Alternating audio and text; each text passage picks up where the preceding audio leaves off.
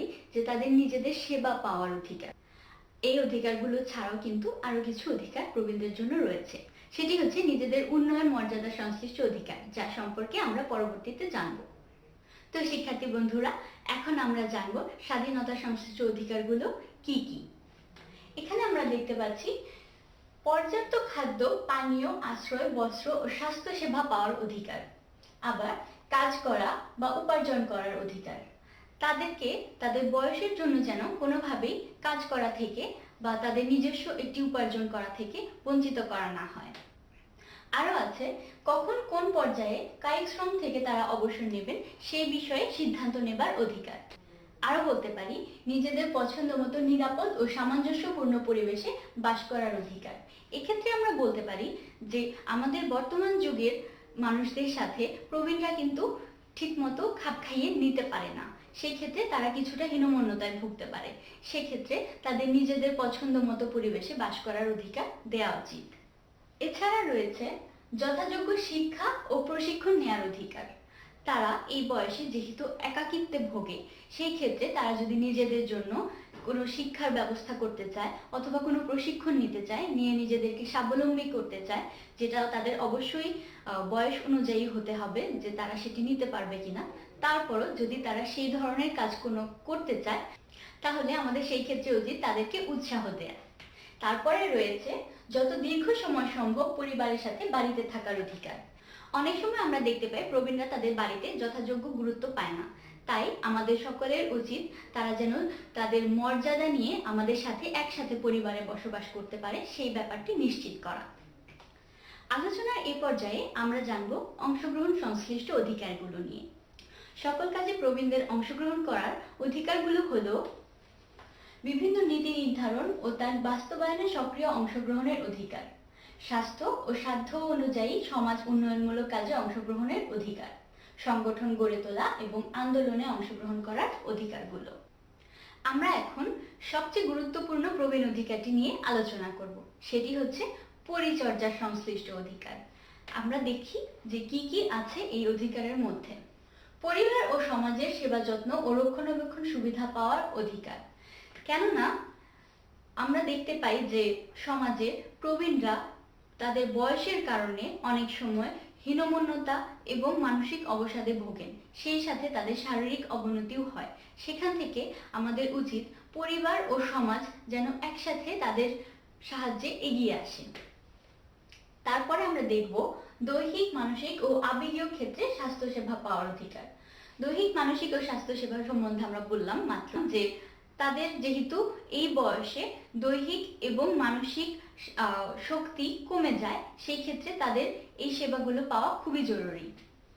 নিজস্ব স্বকীয়তা ও সেবা যত্নের নিশ্চয়তা বিধানে সামাজিক ও আইনগত সেবার অধিকার। এই ক্ষেত্রে আমরা আমাদের সমাজে দেখতে পাই যে অনেক সময় প্রবীণরা অবহেলিত হয়, অনেক সময় নির্যাতনের অধিকার হয়। অনেক ছেলে মেয়ে আছে যারা তাদের প্রবীণ বাবা মাকে বাসায় জায়গা পর্যন্ত দিতে চায় না। সেক্ষেত্রে আইন এবং সমাজ যেন তাদেরকে এই সেবা পাওয়াটা নিশ্চিত করে বা সেই ক্ষেত্রে যেন আইনগত ব্যবস্থা নেওয়া হয়, সেই অধিকারগুলো তাদের আছে। পরবর্তী অধিকারটি হচ্ছে মানবীয় ও নিরাপত্তামূলক পরিবেশে থাকা, পুনর্বাসন এবং সামাজিক আনন্দ প্রকাশ করার পর্যায়ে সেবা যত্নের ব্যবহার পাওয়ার অধিকার। এখানে একটি দিক খেয়াল রাখতে হবে যে প্রবীণরা যারা আছেন, যারা নিজেদেরকে নিরাপদ বলে মনে করেন না তাদের পরিবারের কাছে, সেই ক্ষেত্রে তারা নিরাপদ কোনো আশ্রয়ে গিয়ে থাকার এবং তাদের মনের ভাব প্রকাশ করার, দুঃখ আনন্দ প্রকাশ করার সুযোগটি কিন্তু তাদের অধিকার হিসেবে রয়েছে। পরবর্তীতে আমরা দেখতে পাই যারা আশ্রয়, পরিচর্যা বা চিকিৎসা কেন্দ্রে থাকেন, সেখানে থাকাকালীন তাদের মর্যাদা, বিশ্বাস ও শ্রদ্ধা সহ মানবাধিকার ও মৌলিক স্বাধীনতা ভোগের অধিকার। এটি একটি অত্যন্ত গুরুত্বপূর্ণ অধিকার যা প্রত্যেকটি মানুষেরই প্রয়োজন। এক্ষেত্রে প্রবীণরা যেহেতু অনেকটাই পিছিয়ে থাকে, আমাদের উচিত তাদের জন্য এই ধরনের অধিকারটি অবশ্যই নিশ্চিত করা। আলোচনার শুরুতে আমরা বলেছিলাম যে এই অধিকারগুলো ছাড়াও কিন্তু আরো এক ধরনের অধিকার প্রবীণদের রয়েছে, সেটি হচ্ছে নিজেদের উন্নয়ন মর্যাদার সংশ্লিষ্ট অধিকার। এক্ষেত্রে আমরা দেখতে পাই যে নিজেদের প্রতিভার পূর্ণ বিকাশের অধিকার। তাদের ভিতরেও সুপ্ত কিছু প্রতিভা থাকতে পারে, যেটি এখন তারা বয়সের সাথে সাথে হয়তো প্রকাশ পাচ্ছে, সেটি বিকাশের জন্য কিন্তু তাদের অধিকার রয়েছে।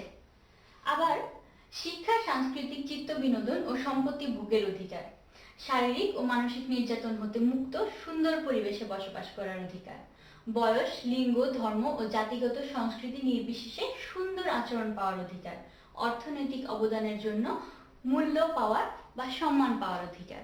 তারা সারা জীবন ধরে আমাদেরকে অর্থনৈতিকভাবে সাহায্য করে এসেছে এবং আমাদের সহায়তা করে এত বড় পর্যায়ে নিয়ে এসেছে। সেই জন্য আমাদের উচিত, এখন যেহেতু তারা শারীরিক এবং মানসিকভাবে কিছুটা শক্তি কমে এসেছে, তাই আমাদের উচিত তাদেরকে এখন সেই কষ্টের বিনিময়টা দিয়ে দেওয়া এবং তাদের সাথে ভালো আচরণ করা, তাদেরকে সময় দেওয়া, তাদেরকে নিয়ে গল্প গুজব করা এবং তাদের সর্বোপরি ভালো রাখার চেষ্টা করা। এতক্ষণ আমরা প্রবীণদের অধিকারগুলো নিয়ে জানলাম, এখন আমরা জানবো প্রবীণদের সমস্যাগুলো নিয়ে। আমাদের সমাজে প্রবীণদের নানা ধরনের সমস্যার সম্মুখীন হতে হয়। আজকে আমরা সেই সম্পর্কে আলোচনাটি করব। এখন আমরা বলতে পারি যে কি কি ধরনের সমস্যার সম্মুখীন তারা হতে পারে। তো সর্বপ্রথমেই যেটি আছে সেটি হচ্ছে পারিবারিক সমস্যা। আমাদের দেশে আগে একান্নবর্তী পরিবারগুলো বসবাস করত। তারা একসাথে সবাই মিলেমিশে থাকতো, সেখানে প্রবীণরা তাদের নিজেদের গুরুত্ব বজায় রেখে চলতে পারত। কিন্তু এখন আমাদের দেশে এই পরিবারগুলো ভেঙে ছোট ছোট পরিবারে পরিণত হচ্ছে, যার কারণ হচ্ছে শিল্পায়ন, নগরায়ন ও অর্থনৈতিক জীবনধারার পরিবর্তন। ফলে বিভিন্ন পরিবর্তন আমাদের সমাজে দেখা দিয়েছে। এই পরিবর্তনগুলোর কারণে প্রবীণদেরকে বিভিন্ন সমস্যার সম্মুখীন হতে হচ্ছে। সেক্ষেত্রে সবচেয়ে গুরুত্বপূর্ণ সমস্যা যেগুলো দেখা দিচ্ছে সেগুলো হচ্ছে পরিবারের প্রবীণদের কর্তৃত্বটি আর বজায় থাকছে না, তাদের সেবা যত্ন বা দেখভাল করার লোকজনের অভাব হচ্ছে। অনেক ক্ষেত্রে স্বামী স্ত্রী দুইজনই কর্মক্ষেত্রে ব্যস্ত থাকার জন্য বাড়িতে থাকা শিশুদের সেবা যত্ন বা দেখভাল করার দায়িত্ব কিন্তু তাদের উপরেই এসে পড়ে, যা তাদের বয়সের পক্ষে খুব একটা স্বস্তিদায়ক নয়। পারিবারিক সমস্যার পরে আমরা চলে আসছি অর্থনৈতিক সমস্যাগুলো নিয়ে। অর্থনৈতিক সমস্যাগুলো সৃষ্টি হয় কারণ নিজস্ব আয় রোজগার না থাকায় প্রবীণরা অর্থনৈতিকভাবে অসহায় হয়ে পড়ে, যার ফলে তাদের সন্তানদের উপর নির্ভরশীল হয়ে পড়তে হয়। নিজের ইচ্ছা মতো কিছুই করতে পারেন না। তবে অনেক ক্ষেত্রে দেখা যায় যথেষ্ট রোজগারের অভাবে সন্তানরাও ঠিকমতো বাবা মার যত্নটা নিতে পারেন না। অনেক সময় হয়তো তাদের ইচ্ছা থাকে, কিন্তু সেটি তাদের সামর্থ্যের সাথে আসলে সামঞ্জস্যপূর্ণ হয়ে ওঠে না। প্রবীণদের আসলে শারীরিক সমস্যার কোনো শেষ নেই। প্রবীণ বয়সে শারীরিক শক্তি ও মানসিক শক্তি দুটোই কমে আসে, যার ফলে প্রবীণদের শরীরে কিন্তু বাসা বাঁধতে থাকে অনেক ধরনের অসুখ। কিন্তু অনেক ক্ষেত্রেই দেখা যায় যে এই বয়সে যে আরাম এবং সেবাটুকু তাদের প্রাপ্য ছিল সেইটুকু তারা পায় না। অনেক ক্ষেত্রে দেখা যায় যে তারা তাদের প্রয়োজনীয় ওষুধটুকু পাচ্ছে না। প্রবীণদের আরো একটি সমস্যা হচ্ছে সামাজিক ও সাংস্কৃতিক সমস্যা। একসময় আমাদের দেশে প্রবীণদের প্রতি যে সম্মান দেখানো হতো, তাদের মতামতের যে গুরুত্ব দেওয়া হতো, আজ সেটা আর দেখা যায় না। এর পেছনে কারণ হচ্ছে সমাজে মূল্যবোধের বিপর্যয়, নৈতিক শিক্ষার অভাব, বিদেশি সংস্কৃতির প্রভাব এবং আত্মকেন্দ্রিক মনোভাব। অবসর যাপন বা চিত্ত বিনোদনের সুযোগ প্রবীণদের নেই বললেই চলে। এরপর আমরা আসছি মনস্তাত্ত্বিক সমস্যা নিয়ে। পরিবার ও সমাজে কোণঠাসা হয়ে থাকতে হয় আমাদের প্রবীণদের, যার ফলে তাদের মধ্যে এক ধরনের হীনমন্যতা, অসুস্থতা ও নিঃসঙ্গতার জন্ম নেয়। এই ধরনের সমস্যা থেকে তারা মানসিকভাবে বিপর্যস্ত হয়ে পড়ে এবং নিজেদেরকে পরিবারের বোঝা হিসেবে মনে করে, যা তাদের জন্য অত্যন্ত ক্ষতিকর। আমাদের সংবিধানেও প্রবীণদের সামাজিক নিরাপত্তার কথা বলা হয়েছে। বর্তমানে আমাদের দেশে প্রায় 1 কোটিরও বেশি সংখ্যক প্রবীণ রয়েছেন। এই বিপুল সংখ্যক প্রবীণদের কথা চিন্তা করে সরকার এবং বেসরকারি পর্যায় থেকে বিভিন্ন ধরনের কল্যাণমূলক কার্যক্রম হাতে নেওয়া হয়েছে। বাংলাদেশে প্রবীণদের কল্যাণমূলক কার্যক্রম সম্পর্কে আমরা এখন জানব। প্রথমে আসি বেসরকারি পর্যায়ে। বেসরকারি পর্যায়ে বাংলাদেশে একটি প্রতিষ্ঠান রয়েছে যার নাম প্রবীণ হিতৈষী সংঘ ও জরা প্রতিষ্ঠান। প্রতিষ্ঠানটি ঢাকা শহরের শেরেবাংলা নগরে অবস্থিত। এখন আমরা দেখব এই প্রতিষ্ঠানটি কি কি ভূমিকা রাখছে। এই প্রতিষ্ঠানটি প্রবীণদের জন্য স্বাস্থ্যসেবা প্রদান করছে, পুনর্বাসন ও চিত্ত বিনোদনের ব্যবস্থা করছে, ধর্মীয় অনুষ্ঠান উদযাপন ও একটি পাঠাগারও তারা স্থাপন করেছে। প্রবীণদের কল্যাণে বেসরকারি আরও একটি প্রতিষ্ঠান কাজ করে যাচ্ছে, সেটি হচ্ছে বাংলাদেশ অবসরপ্রাপ্ত সরকারি কল্যাণ সমিতি। এই সমিতিটি প্রবীণদের জন্য স্বাস্থ্য, শিক্ষা অনুদান, বিনা সুদে ঋণ প্রদান এই ধরনের বিভিন্ন কাজ করে থাকে। এ দুটি প্রতিষ্ঠান ছাড়াও আরো কিছু প্রতিষ্ঠান রয়েছে যারা প্রবীণদেরকে নিয়ে কাজ করে থাকেন। সেগুলো হচ্ছে বাংলাদেশ মহিলা স্বাস্থ্য সংঘ, রোটারি ক্লাব, মা ও শিশু নিবাস, ঝরাপাতা ইত্যাদি। এ পর্যায়ে আমরা আলোচনা করব প্রবীণদের জন্য সরকারি কল্যাণমূলক কার্যক্রম সমূহ নিয়ে। প্রথমেই আমরা আলোচনা করব অবসর ভাতা নিয়ে।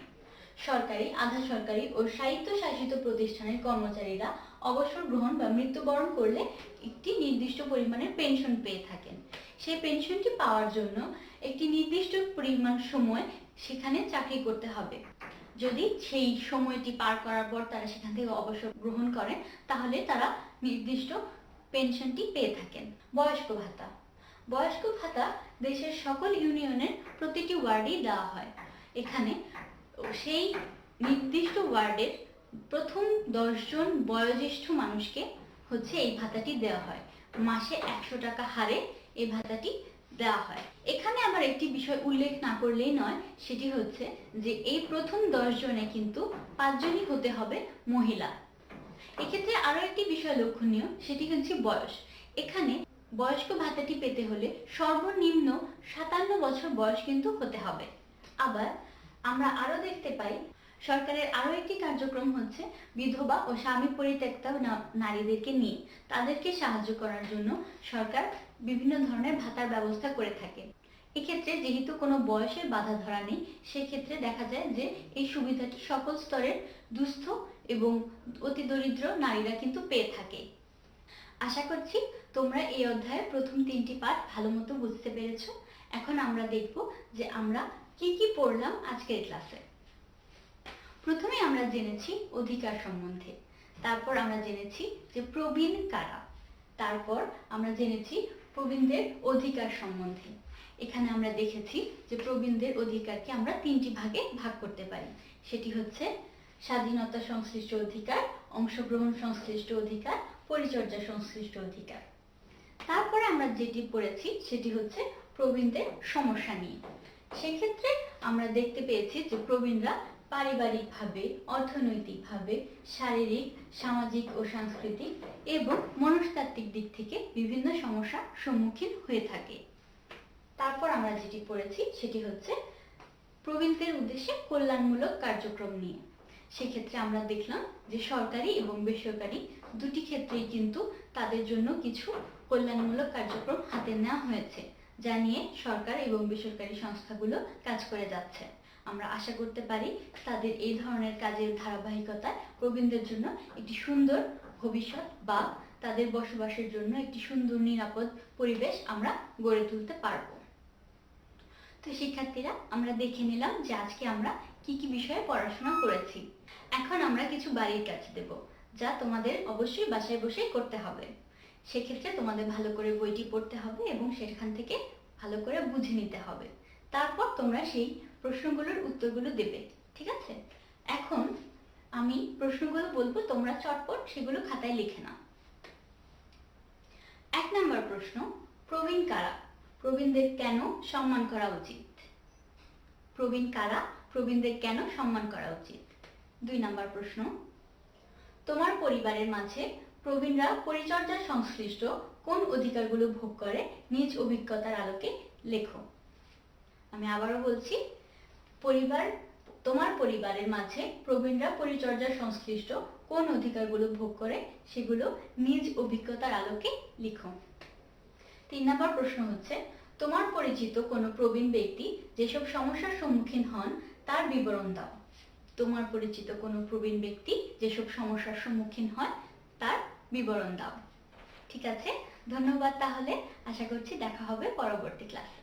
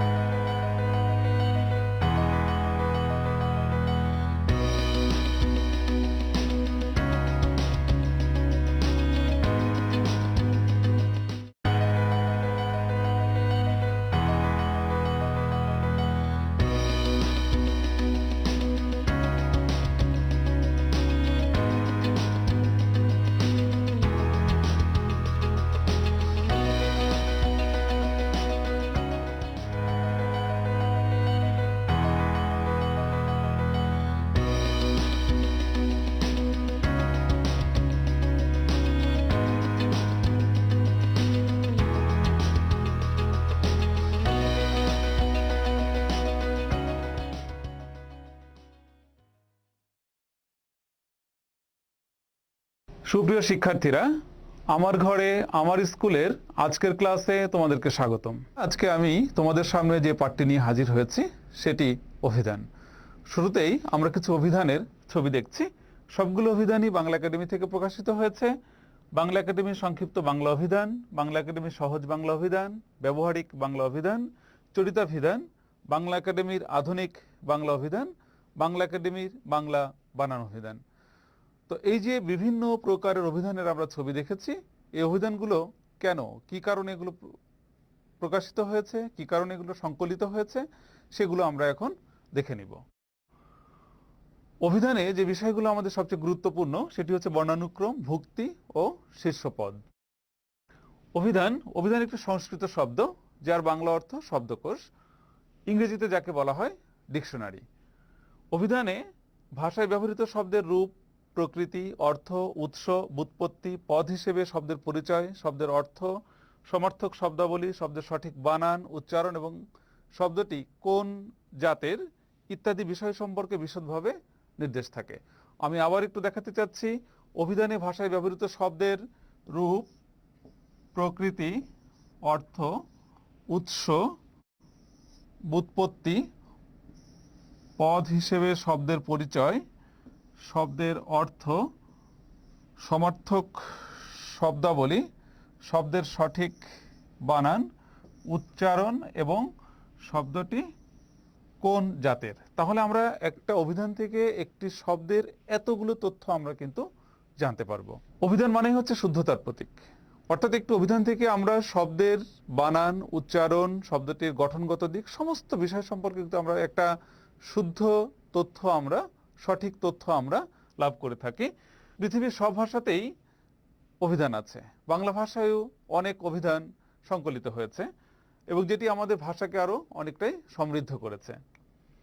অভিধানের প্রয়োজনীয়তা, লেখাপড়া চর্চা করে যারা, তাদের জন্য অতি প্রয়োজনীয় একটি গ্রন্থ হচ্ছে অভিধান। অজানা কোনো শব্দের বানান, উচ্চারণ, শব্দের অর্থ, প্রতিশব্দ, নতুন শব্দ প্রভৃতি শেখার ক্ষেত্রে অভিধানের প্রয়োজনীয়তা সমধিক। অভিধানের প্রকারভেদ, জ্ঞান বিজ্ঞানের প্রসারের সঙ্গে সঙ্গে নানা ধরনের অভিধানের প্রয়োজনীয়তার তাগিদেই রচিত হয়েছে ভিন্ন ভিন্ন ধরনের অভিধান।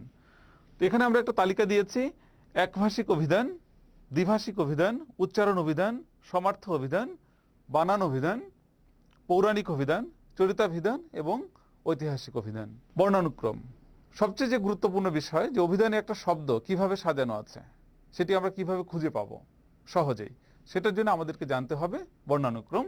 অভিধানে শব্দের পর শব্দে সাজানো থাকে বর্ণানুক্রমিক ভাবে। প্রথমে অ দিয়ে যে শব্দগুলো রচিত হয়েছে সেই শব্দগুলো থাকে, তারপরে আ দিয়ে, তারপরে রস্বই দিয়ে, অর্থাৎ স্বরবর্ণ দিয়ে যে শব্দগুলো রচিত হয়েছে সিরিয়ালি সেভাবে যাচ্ছে এবং তারপরে ব্যঞ্জন বর্ণ শুরু হচ্ছে। তো আমরা প্রথমে সাধারণ যে আমাদের যে বর্ণানুক্রম আছে সেটাও আমরা দেখব এবং অভিধানে ব্যবহৃত বর্ণানুক্রমটাও আমরা একটু দেখব। সাধারণ বর্ণানুক্রম, এখানে আমাদের স্বরবর্ণ এবং ব্যঞ্জনবর্ণ মিলিয়ে টোটাল বর্ণ হচ্ছে 50টি, যাকে বলা হচ্ছে বর্ণমালা। তো প্রথমে হচ্ছে আমরা স্বরবর্ণ অ থেকে ও পর্যন্ত এবং ব্যঞ্জনবর্ণ ক থেকে চন্দ্রবিন্দু পর্যন্ত। তো এখন এইটা যে সাধারণ বর্ণানুক্রম, অর্থাৎ একজন শিশু যখন ভাষা শেখে তখন যাকে যখন বর্ণ শেখানো হয় তখন কিন্তু আমরা এই সিরিয়ালটা অনুসরণ করেই তাকে ভাষাটি শেখায়, বর্ণগুলো শেখায়। কিন্তু অভিধানে একটু ব্যতিক্রম আছে। সাধারণ যে বর্ণানুক্রম আছে তার থেকে অভিধানে ব্যবহৃত বর্ণানুক্রমটা একটু আলাদা। সেই আলাদার জায়গাটা হচ্ছে এই স্বরবর্ণগুলোর পরে আমরা দেখতে পাচ্ছি এই তিনটি বর্ণ, ব্যঞ্জন বর্ণের পরাশ্রয়ী বর্ণ, অর্থাৎ শেষ তিনটি বর্ণ চলে এসেছে। আর একটা ছোট্ট বিষয় আছে, সেটা হচ্ছে ক এর পরে ক্ষীয়, এবং এই ক্ষীয়টা এখানে আসার কারণ হচ্ছে ক্ষীয়টা আসলে তৈরি হয়েছে ক যোগ মূর্ধন্য ষ দিয়ে। তো যার ফলে হচ্ছে কি এই ক্ষীয়টাকে এখানে এভাবেই ব্যবহার করা হয়েছে এবং এখানে চলে এসেছে। এছাড়া আর পরবর্তী সিরিয়াল ঠিক রাখা হয়েছে। আমরা এরপরে দেখে নেব যুক্তাক্ষরের বর্ণানুক্রম। আমি একটু কয়েকটা দেখিয়ে দেওয়ার চেষ্টা করেছি। কয় ক, অর্থাৎ প্রথমে যে যুক্ত বর্ণটা তৈরি হচ্ছে ক এর সাথে ক দিয়ে, সেটা হচ্ছে কয় ক। তারপরে আছে কয় ট, ক এর সাথে ট, কয় ত। অর্থাৎ এখানেও কিন্তু এটা সিরিয়ালি যাচ্ছে, এভাবে যাচ্ছে। প্রথমে ক, তারপরে হয়তো আছে খ, গ, ঘ, এভাবে বর্ণের যে অনুক্রম আছে সেটার সাথে যুক্ত বর্ণগুলো যেভাবে তৈরি হয়েছে দিয়ে গঠিত হয়েছে সেই সিরিয়াল অনুযায়ী গিয়েছে। এবং আমি শেষটা আরেকটু দেখিয়ে দিচ্ছি। শেষটা তৈরি হয়েছে হ যোগ ম, অর্থাৎ এখানে হচ্ছে ব্রাহ্মণ বা ব্রাহ্মী লিখতে আমরা যে যুক্ত বর্ণটা ব্যবহার করি। তাহলে এখানে আমরা দেখতে পাচ্ছি যে যুক্ত বর্ণের যে ক্রমটা আছে সেই ক্রমটাও কিন্তু এখানে ঠিক সঠিকভাবেই প্রয়োগ করা হচ্ছে। এরপরে চলে আসি আমরা কার চিহ্ন। স্বরবর্ণের সংক্ষিপ্ত রূপকে বলে কার। আ, রস্বই, দীর্ঘই, রস্যৌ, দীর্ঘ, রি, এ, ওই, ও, ঔ। এই কার চিহ্নটাও কিন্তু সিরিয়ালি ব্যবহৃত হবে। এরপরে চলে আসে ফলা চিহ্ন। ফলা চিহ্ন হচ্ছে ব্যঞ্জন বর্ণের সংক্ষিপ্ত রূপকে বলা হয় ফলা। প্রথমে আছে ন ফলা, ম ফলা, জ ফলা, র ফলা, ল ফলা এবং ব ফলা। তাহলে প্রথমে এখানেও আমরা দেখতে পাচ্ছি যে স্বরবর্ণের সংক্ষিপ্ত রূপ হচ্ছে কার। প্রথমে কার চিহ্নগুলো ব্যবহৃত হবে এবং তারপরে আসবে আমাদের ফলা চিহ্ন। স্বরবর্ণ, কার চিহ্ন, অনুস্বার, বিসর্গ এবং চন্দ্রবিন্দুর বিন্যাসের কিছু নমুনা আমরা এখন দেখব। প্রথমে ক, ক এর সাথে অ, স্বরবর্ণ ব্যবহৃত হয়েছে ক এর সাথে অ, তারপরে ক এর সাথে আ, ক এর সাথে রস্বই। এভাবে আমরা দেখতে পাচ্ছি যে ঔ ব্যবহৃত হয়েছে স্বরবর্ণগুলো সিরিয়ালি যাওয়ার পরে। এরপরে চলে এসেছে অনুস্বর, বিসর্গ এবং চন্দ্রবিন্দু, যেটা আমরা শুরুতেই দেখেছি আভিধানিক যে বর্ণানুক্রম। এভাবে আমরা একের পর এক সিরিয়াল ভাবে এটা চলে যাবে। শীর্ষপদ, সবচেয়ে গুরুত্বপূর্ণ বিষয় হচ্ছে অভিধানের শীর্ষপদ। অভিধানে যে শব্দের অর্থ দেওয়া হয়, যেটি বোল্ড টাইপে বা মোটা হরফে মুদ্রিত থাকে, এটিকে শীর্ষপদ বলে। তাহলে অভিধানে যে শব্দগুলো সংকলিত হচ্ছে সেই শব্দগুলো যেটা শুরুতে থাকছে, যেটা মোটা হরফে থাকছে বা বোল্ড করে দেওয়া হচ্ছে, সেই শব্দটাকে বলছে হচ্ছে শীর্ষপদ। যেমন অরিণী, এটার উচ্চারণ দেয়া আছে, এটা কোন পদ তা দেয়া আছে, এটার অর্থ দেয়া আছে, এটার গঠনগত দিকটা দেয়া আছে।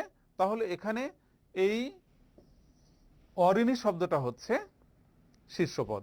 এরপরে আরেকটা বিষয় হচ্ছে ভুক্তি। অভিধানের শীর্ষপদের অর্থ, ব্যাখ্যা ও ব্যবহার,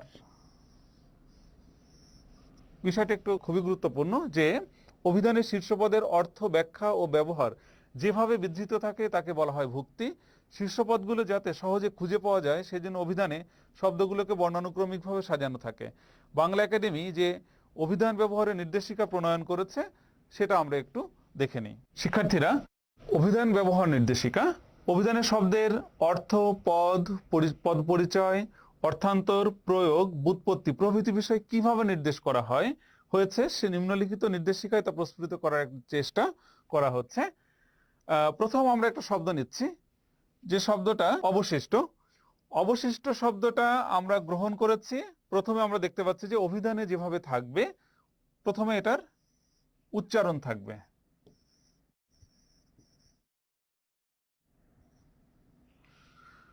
এটি কোন পদ সেটাও এখানে উল্লেখ থাকবে। বাকি উদ্বৃত্ত এগুলো হচ্ছে এটা সাধারণ অর্থ। অতিরিক্ত এটার কিভাবে শব্দটি গঠিত হয়েছে সে সম্পর্কে কিন্তু একটা ধারণা আমরা অভিধান থেকেই পাবো। আরেকটি শব্দ আমরা দেখি, ক্ষেত। ক্ষেত শব্দটা এখানে বলা হচ্ছে বিকল্প শীর্ষপদ। আধুনিক বাংলা একাডেমি বানান যে রীতি আছে সেই বানান রীতিতে আমরা লক্ষ্য করেছি ক্ষেত শব্দটা ক্ষীয় দিয়েও লিখলে সঠিক হবে। তাহলে সেটাও কিন্তু এখানে উল্লেখ থাকছে। এটি পদ পরিচয়, এটি বিশেষ্য পদ, সেটা কিন্তু এখানে উল্লেখ করা হচ্ছে। তারপরে এখানে মাঠ, চাষের জমি, শস্য উৎপাদনের মাঠ ইত্যাদি ইত্যাদি, এটার যে অর্থগুলো আছে সেই অর্থগুলো কিন্তু এখানে দেয়া হচ্ছে। আমরা দেখতে পাচ্ছি একটা উপভুক্তি আছে, ক্ষেত খোলা বা যেটা হচ্ছে খামার, খামার অর্থে। তো এখানে কি বলছে, আবাদি জমি, চাষের কর্মক্ষেত্র, এক গ্লাস চাউল পানি খাইয়া ক্ষেত খোলা। এই যে ক্ষেত খোলা এখানে ব্যবহার করেছে। দেখিতে বাহির হওয়া ওসমান সরকারের অনেক দিনের অভ্যাস।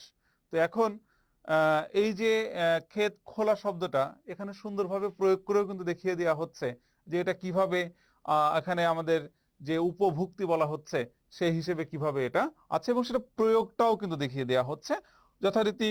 এটা আরো কিছু বিষয় সম্পর্কে এখানে ধারণা দেওয়া হচ্ছে। খেতালি, খেতি, খেতি, এগুলো বিশেষ্য, চাষাবাদ, বিভিন্ন ভাবে এটা কি কি অর্থ হতে পারে, কি কি ভাবে এটা প্রয়োগ হতে পারে, সেগুলো সম্পর্কে একটা ধারণা কিন্তু এখান থেকে আমাদের শিক্ষার্থীরা পাবে বা আমরা পেয়ে যাব। আরেকটা শব্দ আমরা দেখি, শব্দটি হচ্ছে তর। তর, এটা বলা হচ্ছে যে অভিন্ন বানানে এটা তর হতে পারে, অর্থাৎ তর এক এবং তর দুই। এখানে যেটা বলা হচ্ছে এটা বিশেষণ শব্দ, তর মানে বিভোর, নিমগ্ন, চুর।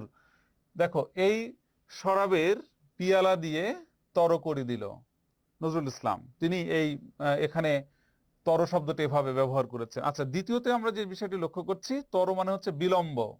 দেখো, এটা অর্থ দেয়া হচ্ছে বিলম্ব, দেরি, অপেক্ষা। ব্যবহার কি হচ্ছে, তর সহেনাকো এক তিল, তর সহেনাকো এক তিল।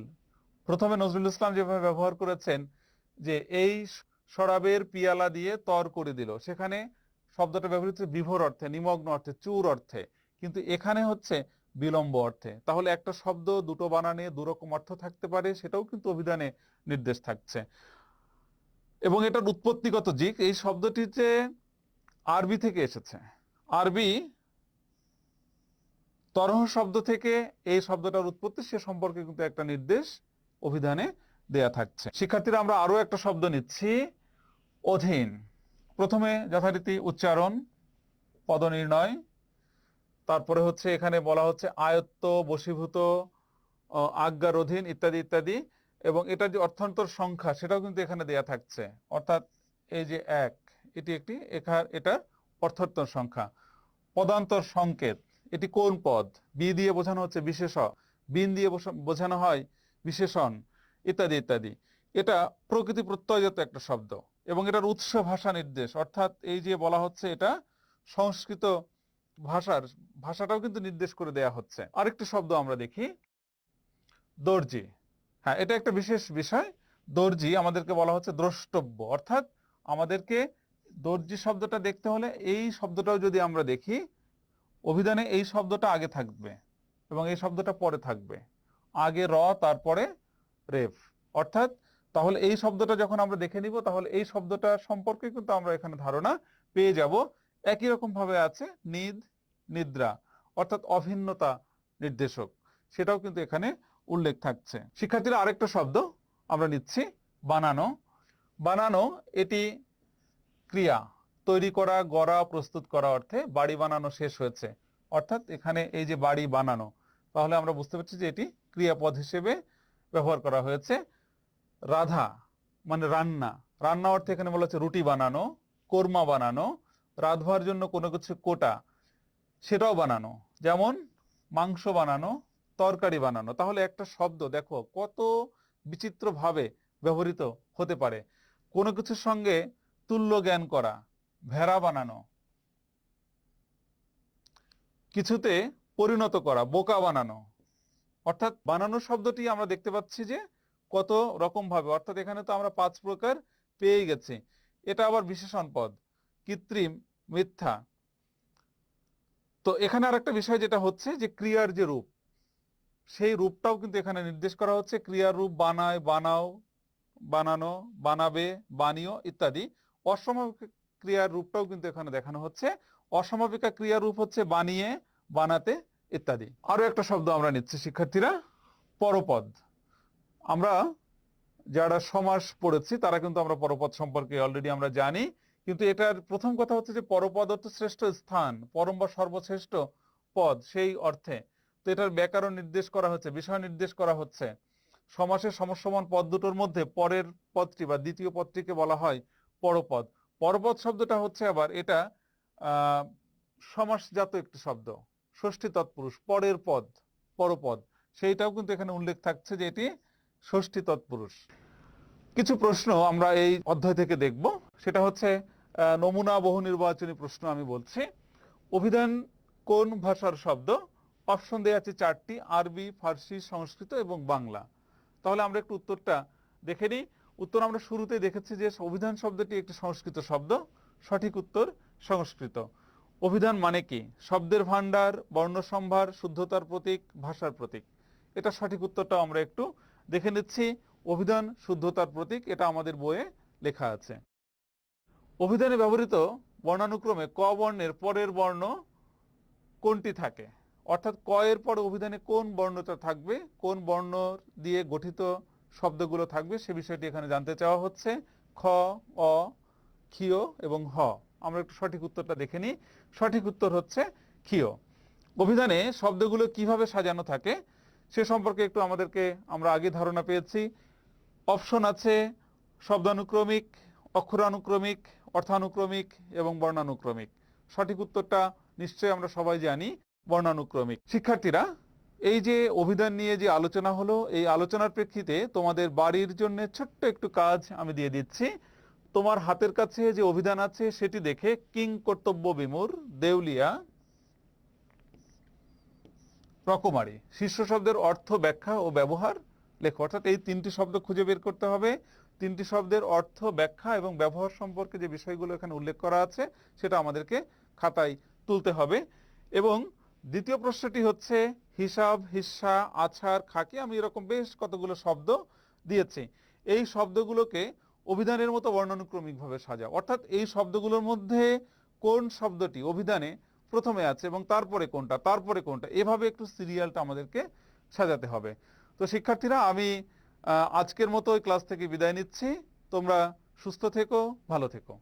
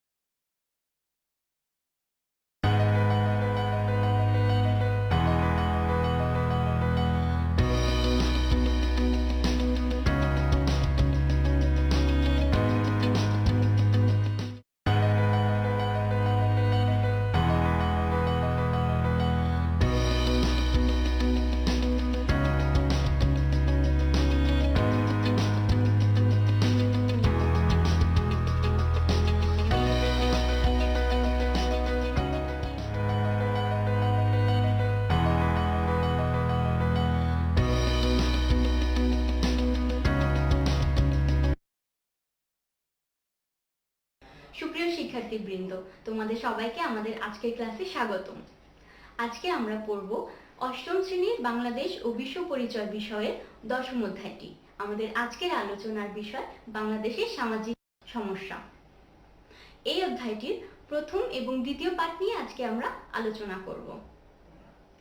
আজকের আলোচনা থেকে আমরা জানতে পারবো কিশোর অপরাধ সম্পর্কে ধারণা ও এর কারণ। এছাড়াও আমরা আরো জানতে পারবো কিশোর অপরাধের প্রভাব ও এর প্রতিকার কিভাবে করা যায়। চলো তাহলে আমরা এই বিষয়ে বিস্তারিত আলোচনায় চলে যাই। কোনো বিষয়ে জানতে হলে তা প্রথমে আসে সংজ্ঞার কথা। তো আমরা আজকে জানবো কিশোর অপরাধের সংজ্ঞাটি কি। কিশোর অপরাধের সংজ্ঞা হলো অপ্রাপ্তবয়স্ক ছেলে মেয়ে বা কিশোর দ্বারা সংঘটিত বিভিন্ন ধরনের অপরাধকেই কিশোর অপরাধ বলে। কিশোর অপরাধের বয়স নিয়ে কিন্তু রয়েছে মতবিরোধ। সমাজবিজ্ঞানী ও আইনবিদদের মধ্যে রয়েছে এ নিয়ে কিছুটা মতবিরোধ। আমরা দেখব যে কোন বয়সের মধ্যে কিশোর যদি কোনো অপরাধ সংগঠন করে সেই ক্ষেত্রে সেটি কিশোর অপরাধ বলে গণনা করা হবে। বাংলাদেশ, ইন্ডিয়া, শ্রীলঙ্কা 7 থেকে 16 বছরের মধ্যে কিশোর যদি কোনো অপরাধ সংগঠন করে তাহলে সেটা কিশোর অপরাধ বলে গণনা করে। আবার সেক্ষেত্রে কিছুটা ভিন্নতা রয়েছে পাকিস্তান এবং থাইল্যান্ডে। তারা 7 থেকে 18 বছর বয়সের কিশোরদেরকে এই অপরাধের মধ্যে গণনা করে।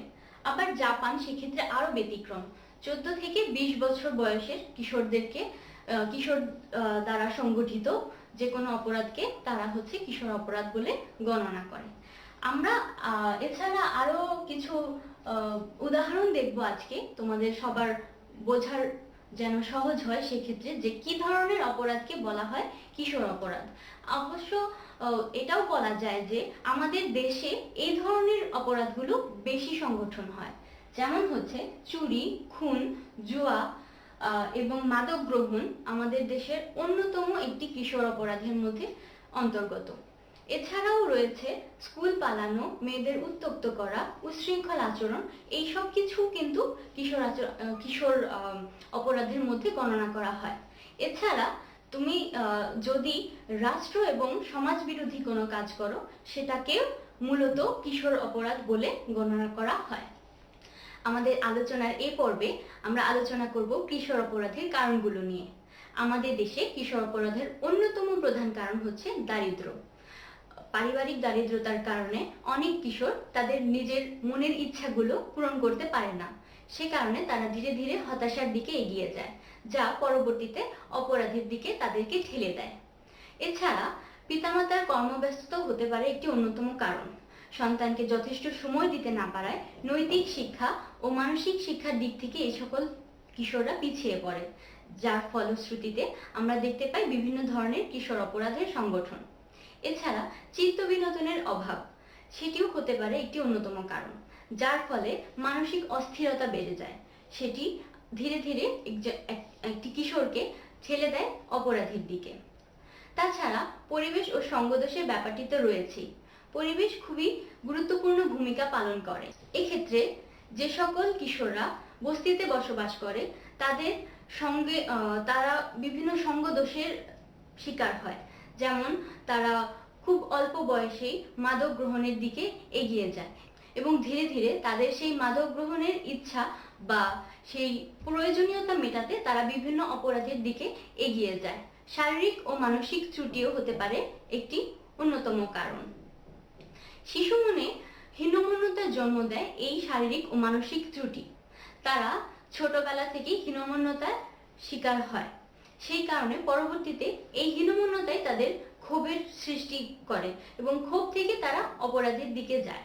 পিতামাতার কর্মস্থল পরিবর্তন, সেটিও কিন্তু একটি অন্যতম কারণ। কেননা পিতামাতার বারবার কর্মস্থল পরিবর্তনের কারণে কিশোরদেরকে নতুন নতুন সঙ্গী নির্বাচন করতে হয় এবং বেশিরভাগ ক্ষেত্রেই দেখা যায় যে তারা সঙ্গী নির্বাচনের ক্ষেত্রে ভুল মানুষকে নির্বাচন করেছে বা নির্বাচিত করেছে। তারপর দেখা যায় যে তারা তাদের সাথে ভুল সঙ্গে পড়ে তারা বিভিন্ন ধরনের অপরাধের সংগঠন করে। আবার বর্তমান যুগের যে মোবাইল এবং ইন্টারনেটের অপব্যবহার, সেই বিষয়টি একেবারে না বললেই নয়। কেননা এই ধরনের প্রযুক্তির ব্যবহার কিশোররা যত না ভালো দিকে করছে, তার চেয়ে বেশি করছে খারাপ দিকে। এই বিষয়টি কিশোর অপরাধ সংগঠনের ক্ষেত্রে গুরুত্বপূর্ণ ভূমিকা পালন করে। শিক্ষার্থীরা, এতক্ষণ আমরা জানলাম কিশোর অপরাধ কি এবং কি কারণে কিশোর অপরাধ সংগঠিত হয়। এখন আমরা জানব কিশোর অপরাধের প্রভাব ও প্রতিরোধ সম্পর্কে।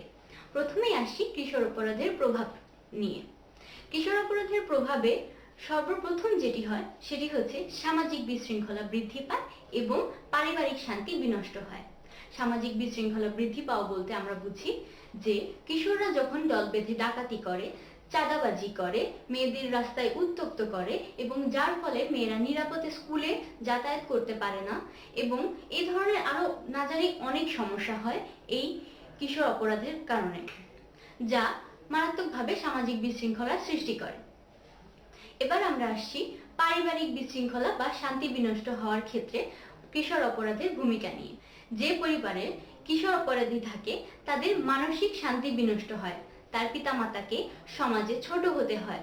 মাদকাসক্ত কিশোর পরিবারের জন্য অনেক বড় একটি বোঝা, যে বোঝার কারণে একটি পরিবার একেবারে নিশ্চিহ্ন হয়ে যেতে পারে সমাজ থেকে। বাংলাদেশে কিশোর অপরাধের প্রবণতা দিন দিন বৃদ্ধি পাচ্ছে এবং সেই সাথে বৃদ্ধি পাচ্ছে সামাজিক বিশৃঙ্খলাও। তাই আমাদের অতি দ্রুত কিশোর অপরাধ প্রতিরোধের ব্যাপারে পদক্ষেপ নেওয়া উচিত। কি কি উপায়ে আমরা কিশোর অপরাধ প্রতিরোধ করতে পারি সেই সম্বন্ধে আমরা এখন জানব। কিশোর অপরাধ প্রতিরোধের জন্য আমরা বিভিন্ন ধরনের পদক্ষেপ নিতে পারি। তার মধ্যে অন্যতম কিছু পদক্ষেপ সম্বন্ধে আমরা আজকে জানব। প্রথমত আমরা জানব অভিভাবকের সচেতনতা ও দায়িত্ব সম্বন্ধে, আর্থসামাজিক কর্মসূচি সম্বন্ধে, শিক্ষার সুযোগ এবং চিত্ত বিনোদনের ব্যবস্থা সম্বন্ধে। চলো এখন আমরা এই বিষয়ে বিস্তারিত আলোচনায় যাই। অভিভাবকের সচেতনতা ও দায়িত্ব, এটি একটি গুরুত্বপূর্ণ বিষয়। কেননা যদি পিতামাতা বা বয়োজ্যেষ্ঠরা খেয়াল রাখেন যে বাড়ির কিশোরটি কার সাথে মিশছে, কোথায় যাচ্ছে, সেক্ষেত্রে তারা একটি নজরের মধ্যে থাকলে তারা এই ধরনের সঙ্গ দোষে পড়ার সুযোগটি কম থাকবে।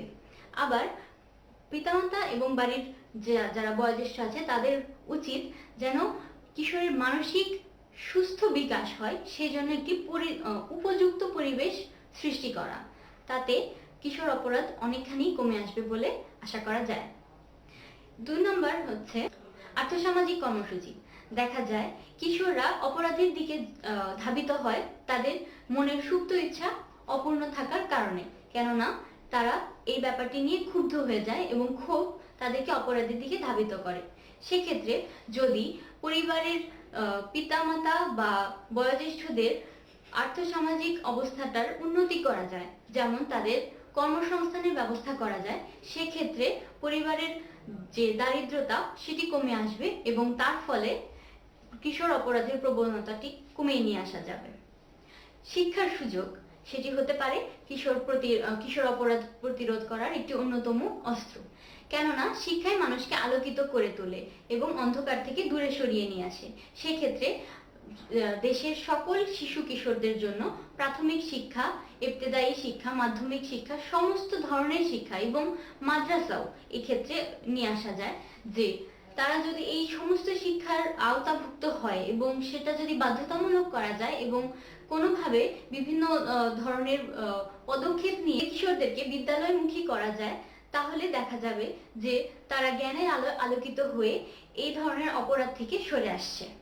চিত্ত বিনোদনের জন্য আমরা কিশোরদেরকে বিভিন্ন ধরনের কর্মকাণ্ডের সাথে যুক্ত করতে পারি, যেমন বিকেলবেলা খেলাধুলা এবং ভালো তথ্যবহুল দেশি বিদেশি সিনেমা দেখানো এবং তাদেরকে বিভিন্ন সাংস্কৃতিক কর্মকাণ্ডের সাথে যুক্ত করা, যেমন গান, নাচ, এছাড়াও ব্যায়াম করা, পাঠাগারে বই পড়া, এই ধরনের কাজগুলোর সাথে যদি কিশোরদেরকে যুক্ত করা যায় তাহলে তারা একটি ভালো দিকে ধাবিত হবে, যার ফলে তাদের মানসিক অবসাদ দূর হয়ে যাবে এবং একটি সুস্থ স্বাভাবিক পরিবেশে তারা বেড়ে উঠতে পারবে। চলো আমরা আরেকবার দেখে নিই আমরা আমাদের আজকের আলোচনায় কি কি বিষয় নিয়ে পড়াশোনা করলাম বা আলোচনা করলাম। আমরা প্রথমেই পড়েছি কিশোর অপরাধের ধারণা ও কারণসমূহ নিয়ে, তারপর আমরা জেনেছি কিশোর অপরাধের প্রভাব ও প্রতিরোধ সম্পর্কে। এখন আমরা আবার এই জিনিসগুলো একটু দেখে নিব যে আমরা কি কি পড়েছি, তোমরা মনোযোগ দিয়ে ব্যাপারটি দেখো। প্রথমে আমরা জেনেছি কিশোর অপরাধের সংজ্ঞা নিয়ে। কিশোর অপরাধের সংজ্ঞাটি কি তোমরা এখন বলতে পারবে? আমি তোমাদেরকে আরেকবার বলে দিচ্ছি। অপ্রাপ্তবয়স্ক ছেলে মেয়ে বা কিশোরদের দ্বারা যে ধরনের অপরাধ সংগঠিত হয় তাকেই বলে কিশোর অপরাধ। তারপরে আমরা আলোচনা করেছিলাম বয়স নিয়ে।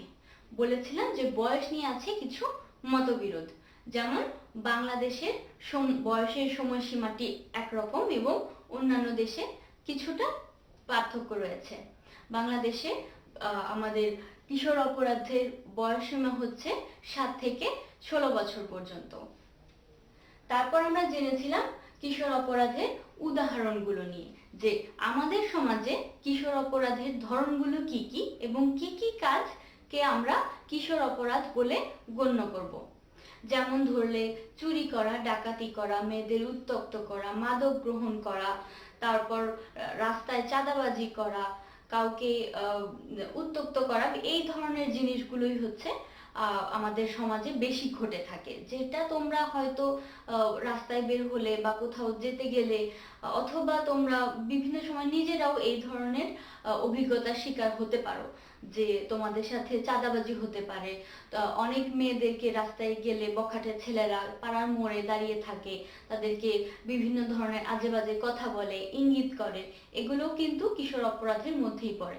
কারণ এই ধরনের কাজগুলো মূলত কিশোররাই করে থাকে, কারণ তাদের ভিতরে নতুন একটি অনুভূতি আসে বয়সন্ধিকালের, যেটি তারা ভালোভাবে নিতে পারে না অনেক সময়, এবং সেগুলো কেন তারা ভালোভাবে নিতে পারে না, কেন তারা এই অপরাধের দিকে যায়, সেগুলোই কিন্তু আমরা জেনেছিলাম কিশোর অপরাধের কারণগুলোর মাঝে। তো আমরা আরেকবার দেখে নিব যে কি কি কারণে কিশোর অপরাধগুলো সংঘটিত হয় বা কেন একজন কিশোর এই ধরনের অপরাধের দিকে যায়। সেখানে হচ্ছে আমরা কি কি পড়েছি বলতো? পড়েছি হচ্ছে দারিদ্র, আমাদের সমাজ বা আমাদের দেশ যেহেতু আমাদের দেশ যেহেতু অতটা উন্নত নয়, তো এখনো দারিদ্র ব্যাপারটা আমাদের দেশের জন্য একটি অভিশাপ। এবং সেই কারণে অনেক সময় তারা, আগেই বলেছি যে তাদের নিত্য প্রয়োজনীয় যে জিনিসগুলোর দরকার সেইগুলো, অথবা তাদের কোনো শখ আহ্লাদের ব্যাপার, সেগুলো তারা মেটাতে পারে না। তার ফলে তাদের ভিতরে একটা ক্ষোভের জন্ম দেয়। ক্ষোভ ধীরে ধীরে তাদেরকে এই অপরাধের দিকে নিয়ে যায়। আবার দেখেছিলাম যে পিতামাতার ভেতরকার জটিল সম্পর্ক। যদি এরকম হয় যে কোনো পরিবারে কিশোর আছে বা কিশোর বয়সী কোনো ছেলে মেয়ে আছে, তাহলে দেখা যায় যে ওই পরিবারে যদি পিতামাতার মধ্যে একটি ভালো সম্পর্ক বজায় না থাকে, তাহলে কিন্তু তারা বিভিন্ন ধরনের ভুল করে বসে, কারণ তাদের মনে মানসিক শান্তিটি থাকে না। পিতামাতার ভেতর যদি ঝগড়া হয়, তাহলে তারা তা দেখে দেখেই বড় হয় এবং তাদের মন মেজাজ সেরকম খারাপ হয়, শান্তিময় হয় না। সেই জন্য তারা ঘরে শান্তি পায় না, শান্তি খোঁজা বা ভালো লাগা খোঁজার জন্য তারা বাইরে যায়। তারপর আমরা দেখছিলাম যে অভিভাবকের অতি শাসন বা অতিরিক্ত শাসন। অনেক সময় হয়ে থাকে যে বাবা মা হয়তো সবসময় আমাদের ভালোই চান, কিন্তু তারাও যেহেতু মানুষ, অনেক সময় তাদের দ্বারাও কিছু ভুল হয়ে যায়। সেই ভুলগুলো আমাদের কিন্তু একটা বিরাট বিপদের দিকে ঠেলে দেয়। কেননা অতিরিক্ত শাসনের ফলে কিশোররা হীনমন্যতায় ভুগতে পারে যে আমার বাবা মা আমার উপর বিশ্বাস রাখছে না, আমি তাদের জন্য কিছু করতে পারছি না, আমি যথেষ্ট নই। এই ধরনের আত্মমর্যাদা হীনতায় তারা কিন্তু ভোগে। সেই কারণে তারা যখন একটু ফুরসত পায় বা একটু ছাড়া পায়, তখন তারা দেখা যায় যে যা হচ্ছে, যে যেরকম ভালো তাদের ব্যবহার করার কথা ছিল সেটা তো হয় না, সেটা উল্টো একটা রূপ ধারণ করে। তারপর আমরা দেখতে পাই যে চিত্ত বিনোদনের অভাব। চিত্ত বিনোদনের অভাবটা কিন্তু খুব গুরুত্বপূর্ণ একটি বিষয়, কেননা এই জিনিসটা আমাদের মানসিক শান্তি এবং মানসিক সুস্থতার জন্য অনেক বেশি দরকার। চিত্ত বিনোদনের মাধ্যমে আমাদের মানসিক বিকাশ অনেক বেশি বেড়ে যেতে পারে। চিত্ত বিনোদনের ব্যবস্থা কিন্তু আমাদের সমাজে খুব কম আছে, কেননা আমাদের খেলার জন্য মাঠ নেই, আমাদের পড়াশুনো বা আমাদের কোচিং, আমাদের ক্লাসের জন্য কিন্তু আমরা সময়ই করে উঠতে পারি না যে আমরা গান, নাচ, ড্রয়িং, কবিতা আবৃত্তি এইসব বিষয়ে খেয়াল করব বা এই দিকে মনোযোগ দেব। সেগুলো যেহেতু আমরা করতে পারি না, সময় হয়ে ওঠে না, অথবা আমরা বিভিন্ন ধরনের মানসিক চাপে থাকি, তাই দেখা যায় যে এই ব্যাপারগুলো ধীরে ধীরে আমাদের একটি অস্থিরতার দিকে নিয়ে যায় বা কিশোরদেরকে সেটি আরো বেশি মানসিক অবসাদের দিকে ঠেলে দেয়। সেই জন্য তারা দেখা যায় যে এক সময় যখন তারা ব্যাপারটি নিতে পারে না, তাদের মানসিক অস্থিরতা অনেক বেশি বেড়ে যায়, তখন তারা ঘর থেকে বের হয়ে বিভিন্ন ধরনের অপরাধের সাথে যুক্ত হয়ে পড়ে। তারপরে আমরা আলোচনা করেছিলাম সঙ্গদোষ নিয়ে। এটি আমাদের জন্য খুবই একটি বাস্তববাদী উদাহরণ। কেননা যখন একটি কিশোর বয়সের ছেলে এই ধরনের কিশোরদের সাথে মেশে, যারা কিনা মাদক গ্রহণ করে, যারা চাঁদাবাজি করে, তারা তাদেরকে প্রলোভন দেখায় বিভিন্ন ধরনের, যে তুমি আমার সাথে চলো, আমি তোমাকে এই করে দেব, সেই করে দেব, তোমাকে সেই পর্যায়ে নিয়ে যাব যেখানে কেউ ভাবতেও পারবে না। বিভিন্ন ধরনের প্রলোভন দেখায়, যা হাস্যকর হলেও কিশোরদের ক্ষেত্রে সেটি খুব ভালোভাবে কাজ করে। তো দেখা যায় যে তারা সেই ধরনের প্রলোভনে প্রলোভিত হয়ে অপরাধের দিকে চলে যায়। তাই সঙ্গদোষ একটি খুবই বড় বিষয়, যা আমাদের খেয়াল রাখতে হবে। তারপর আমরা দেখেছিলাম যে বন্ধু নির্বাচনের সমস্যা। বন্ধু নির্বাচনের সমস্যাটি কেন হয়? দেখা যায় যে বাবা মা দুজনই কাজ করে এবং তাদের ঘন ঘন চাকুরির কর্মস্থল পরিবর্তনের কারণে কিশোরদের বা ছেলে মেয়েদের স্কুল কলেজও পরিবর্তিত হয়।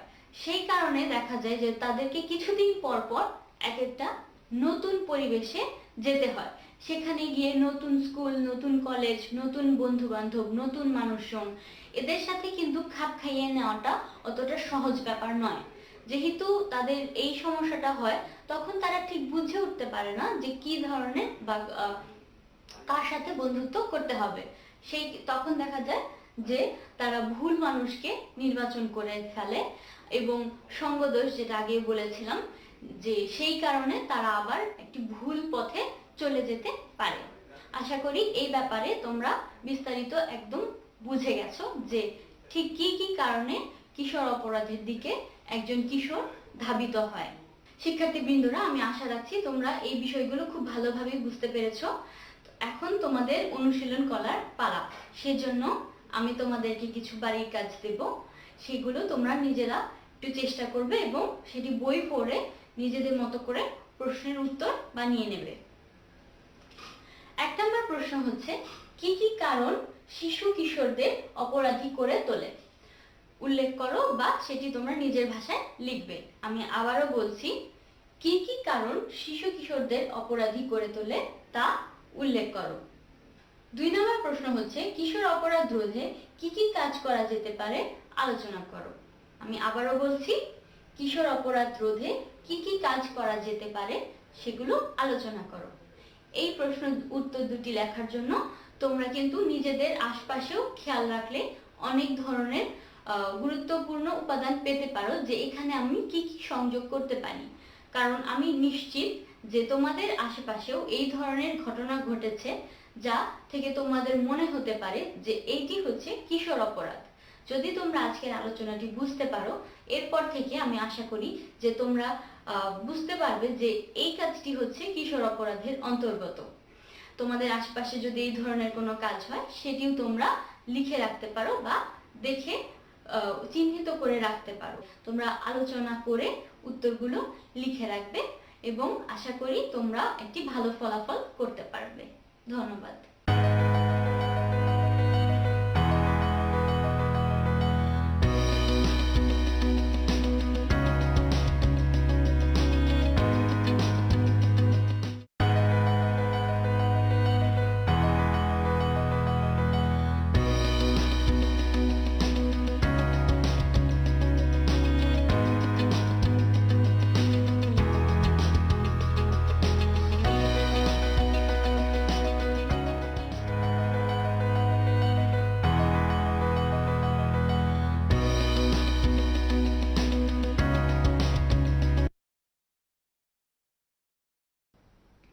আসসালামু আলাইকুম সুপ্রিয় শিক্ষার্থীরা, তোমাদের সবাইকে স্বাগতম আমাদের আজকের ক্লাসে। আশা করি তোমরা সবাই ভালো আছো।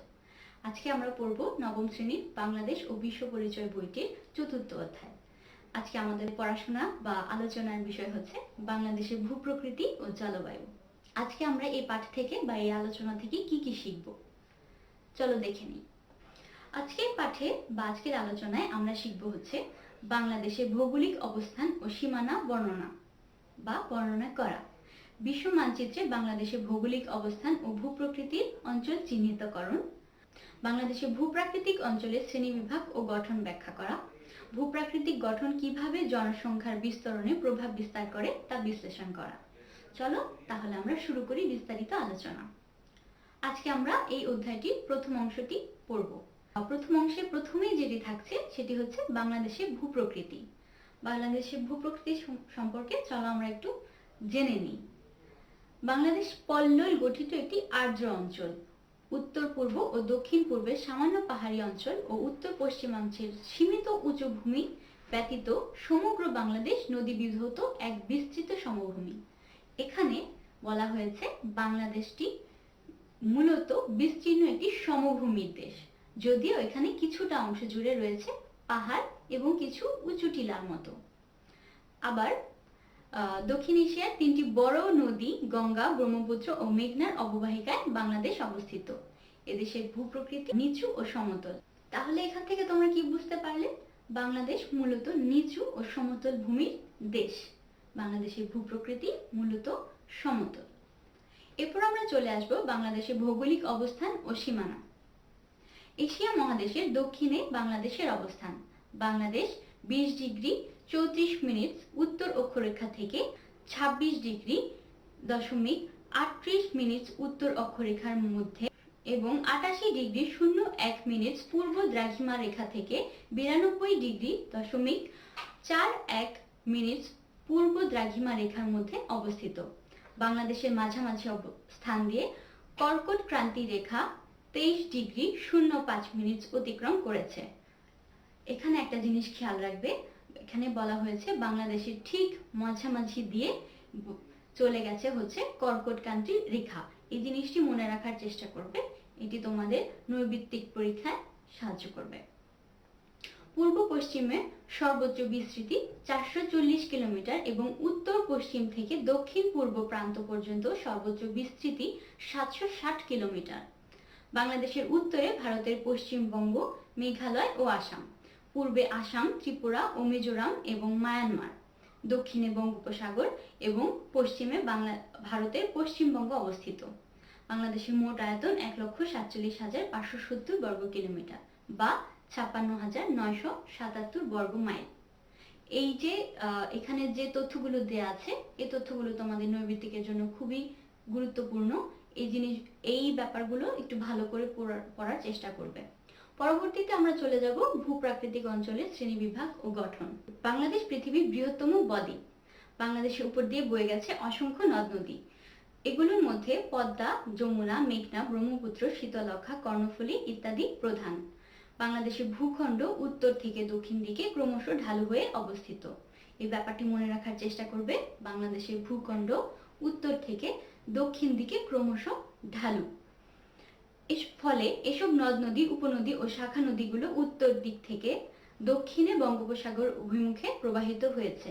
যেহেতু উত্তর দিক থেকে দক্ষিণ দিকে ভূমিটি ঢালু, সেই কারণে নদীগুলো ধীরে ধীরে বঙ্গোপসাগরের দিকেই ধাবিত হয়েছে। বাংলাদেশের উত্তর পূর্ব ও দক্ষিণ পূর্বাংশের পাহাড়িয়া অংশ ব্যতীত প্রায় সমগ্র দেশটি এসব নদ নদীর পল্লব দ্বারা গঠিত সমভূমি। বাংলাদেশের প্রায় সমগ্র অঞ্চল এক বিস্তীর্ণ সমভূমি। এখন নিশ্চয়ই বুঝতে পেরেছো কেন বাংলাদেশকে সমভূমির অঞ্চল বলা হচ্ছে। কেননা বাংলাদেশের বেশিরভাগ অঞ্চলই নদীর পল্লব দ্বারা গঠিত, মাটি দিয়ে তৈরি হয়েছে এবং সেটি সমতল। বাংলাদেশে সামান্য পরিমাণে উঁচু ভূমি রয়েছে। ভূপ্রকৃতির ভিত্তিতে বাংলাদেশকে প্রধানত 3টি শ্রেণীতে ভাগ করা যায়। সেটি হচ্ছে টারশিয়ারি যুগের পাহাড়সমূহ, প্লাইস্টোসিন কালের সোপানসমূহ ও সাম্প্রতিক কালের প্লাবন সমভূমি। এখন আমরা চলো আলোচনায় চলে যাই টারশিয়ারি যুগের পাহাড়সমূহ নিয়ে। এখানে আমরা প্রথমেই জানবো বাংলাদেশের মোট ভূমির কত অংশ এই পাহাড়সমূহের অন্তর্গত। তাহলে এখানে দেখতে পাচ্ছি বাংলাদেশের মোট ভূমির প্রায় 12% এলাকা এই টারশিয়ারি যুগের পাহাড়সমূহ নিয়ে গঠিত।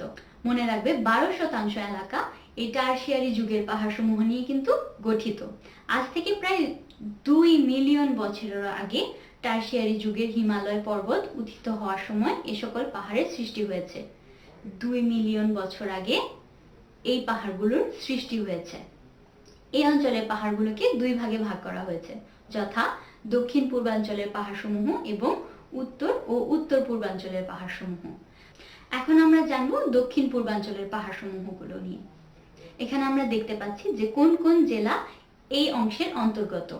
মূলত রাঙামাটি, বান্দরবান, খাগড়াছড়ি, কক্সবাজার ও চট্টগ্রাম জেলার পূর্বাংশ এই অঞ্চলের অন্তর্গত। এই অঞ্চলের পাহাড়গুলোর গড় উচ্চতা 610 মিটার। আমি আবারও বলছি 610 মিটার। এইখানে সমস্ত তথ্যই কিন্তু তোমার নৈর্ব্যক্তিকের জন্য খুবই গুরুত্বপূর্ণ। এই ব্যাপারগুলো মনোযোগ দিয়ে দেখবে। বর্তমানে বাংলাদেশের সর্বোচ্চ শৃঙ্গের নাম তাজিওডং, যাকে বিজয়া বলা হয়ে থাকে, যার উচ্চতা হচ্ছে 1231 মিটার। এটি বাংলাদেশের বান্দরবান জেলায় অবস্থিত। বাংলাদেশের দ্বিতীয় সর্বোচ্চ শৃঙ্গ হচ্ছে কেওক্রাডাং, যার উচ্চতা 1230 মিটার। এছাড়া এই অঞ্চলের আরো 2টি উচ্চতর পাহাড়চূড়া হচ্ছে মোদক মুয়াল, যার উচ্চতা 1000 মিটার ও পিরামিড 915 মিটার। এই অঞ্চলের পাহাড়গুলো বেলে পাথর, কর্দম ও শৈল পাথর দ্বারা গঠিত। আবারও বলছি, বেলে পাথর, কর্দম ও শৈল পাথর দ্বারা গঠিত। এরপর আমরা চলে আসব উত্তর ও উত্তর পূর্বাঞ্চলের পাহাড়সমূহ নিয়ে। এখানে আমরা জানব কোন কোন জেলা এই অংশের অন্তর্গত। ময়মনসিংহ ও নেত্রকোনা জেলার উত্তরাংশ, সিলেট জেলার উত্তর ও উত্তর পূর্বাংশ এবং মৌলভীবাজার ও হবিগঞ্জ জেলার দক্ষিণের পাহাড়গুলো নিয়ে এই অঞ্চল গঠিত। এই পাহাড়গুলোর উচ্চতা 244 মিটার বেশি নয়। উত্তরের পাহাড়গুলো স্থানীয়ভাবে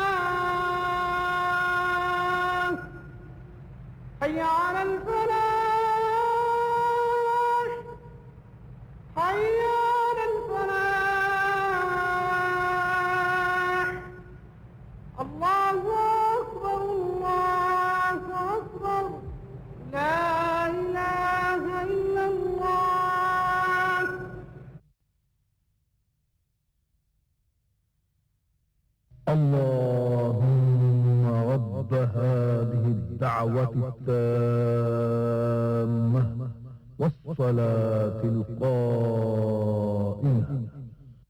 آت محمدا الوسيلة والفضيلة والدرجة الرفيعة وابعثه مقاما محمودا الذي وعدته إنك لا تخلف الميعاد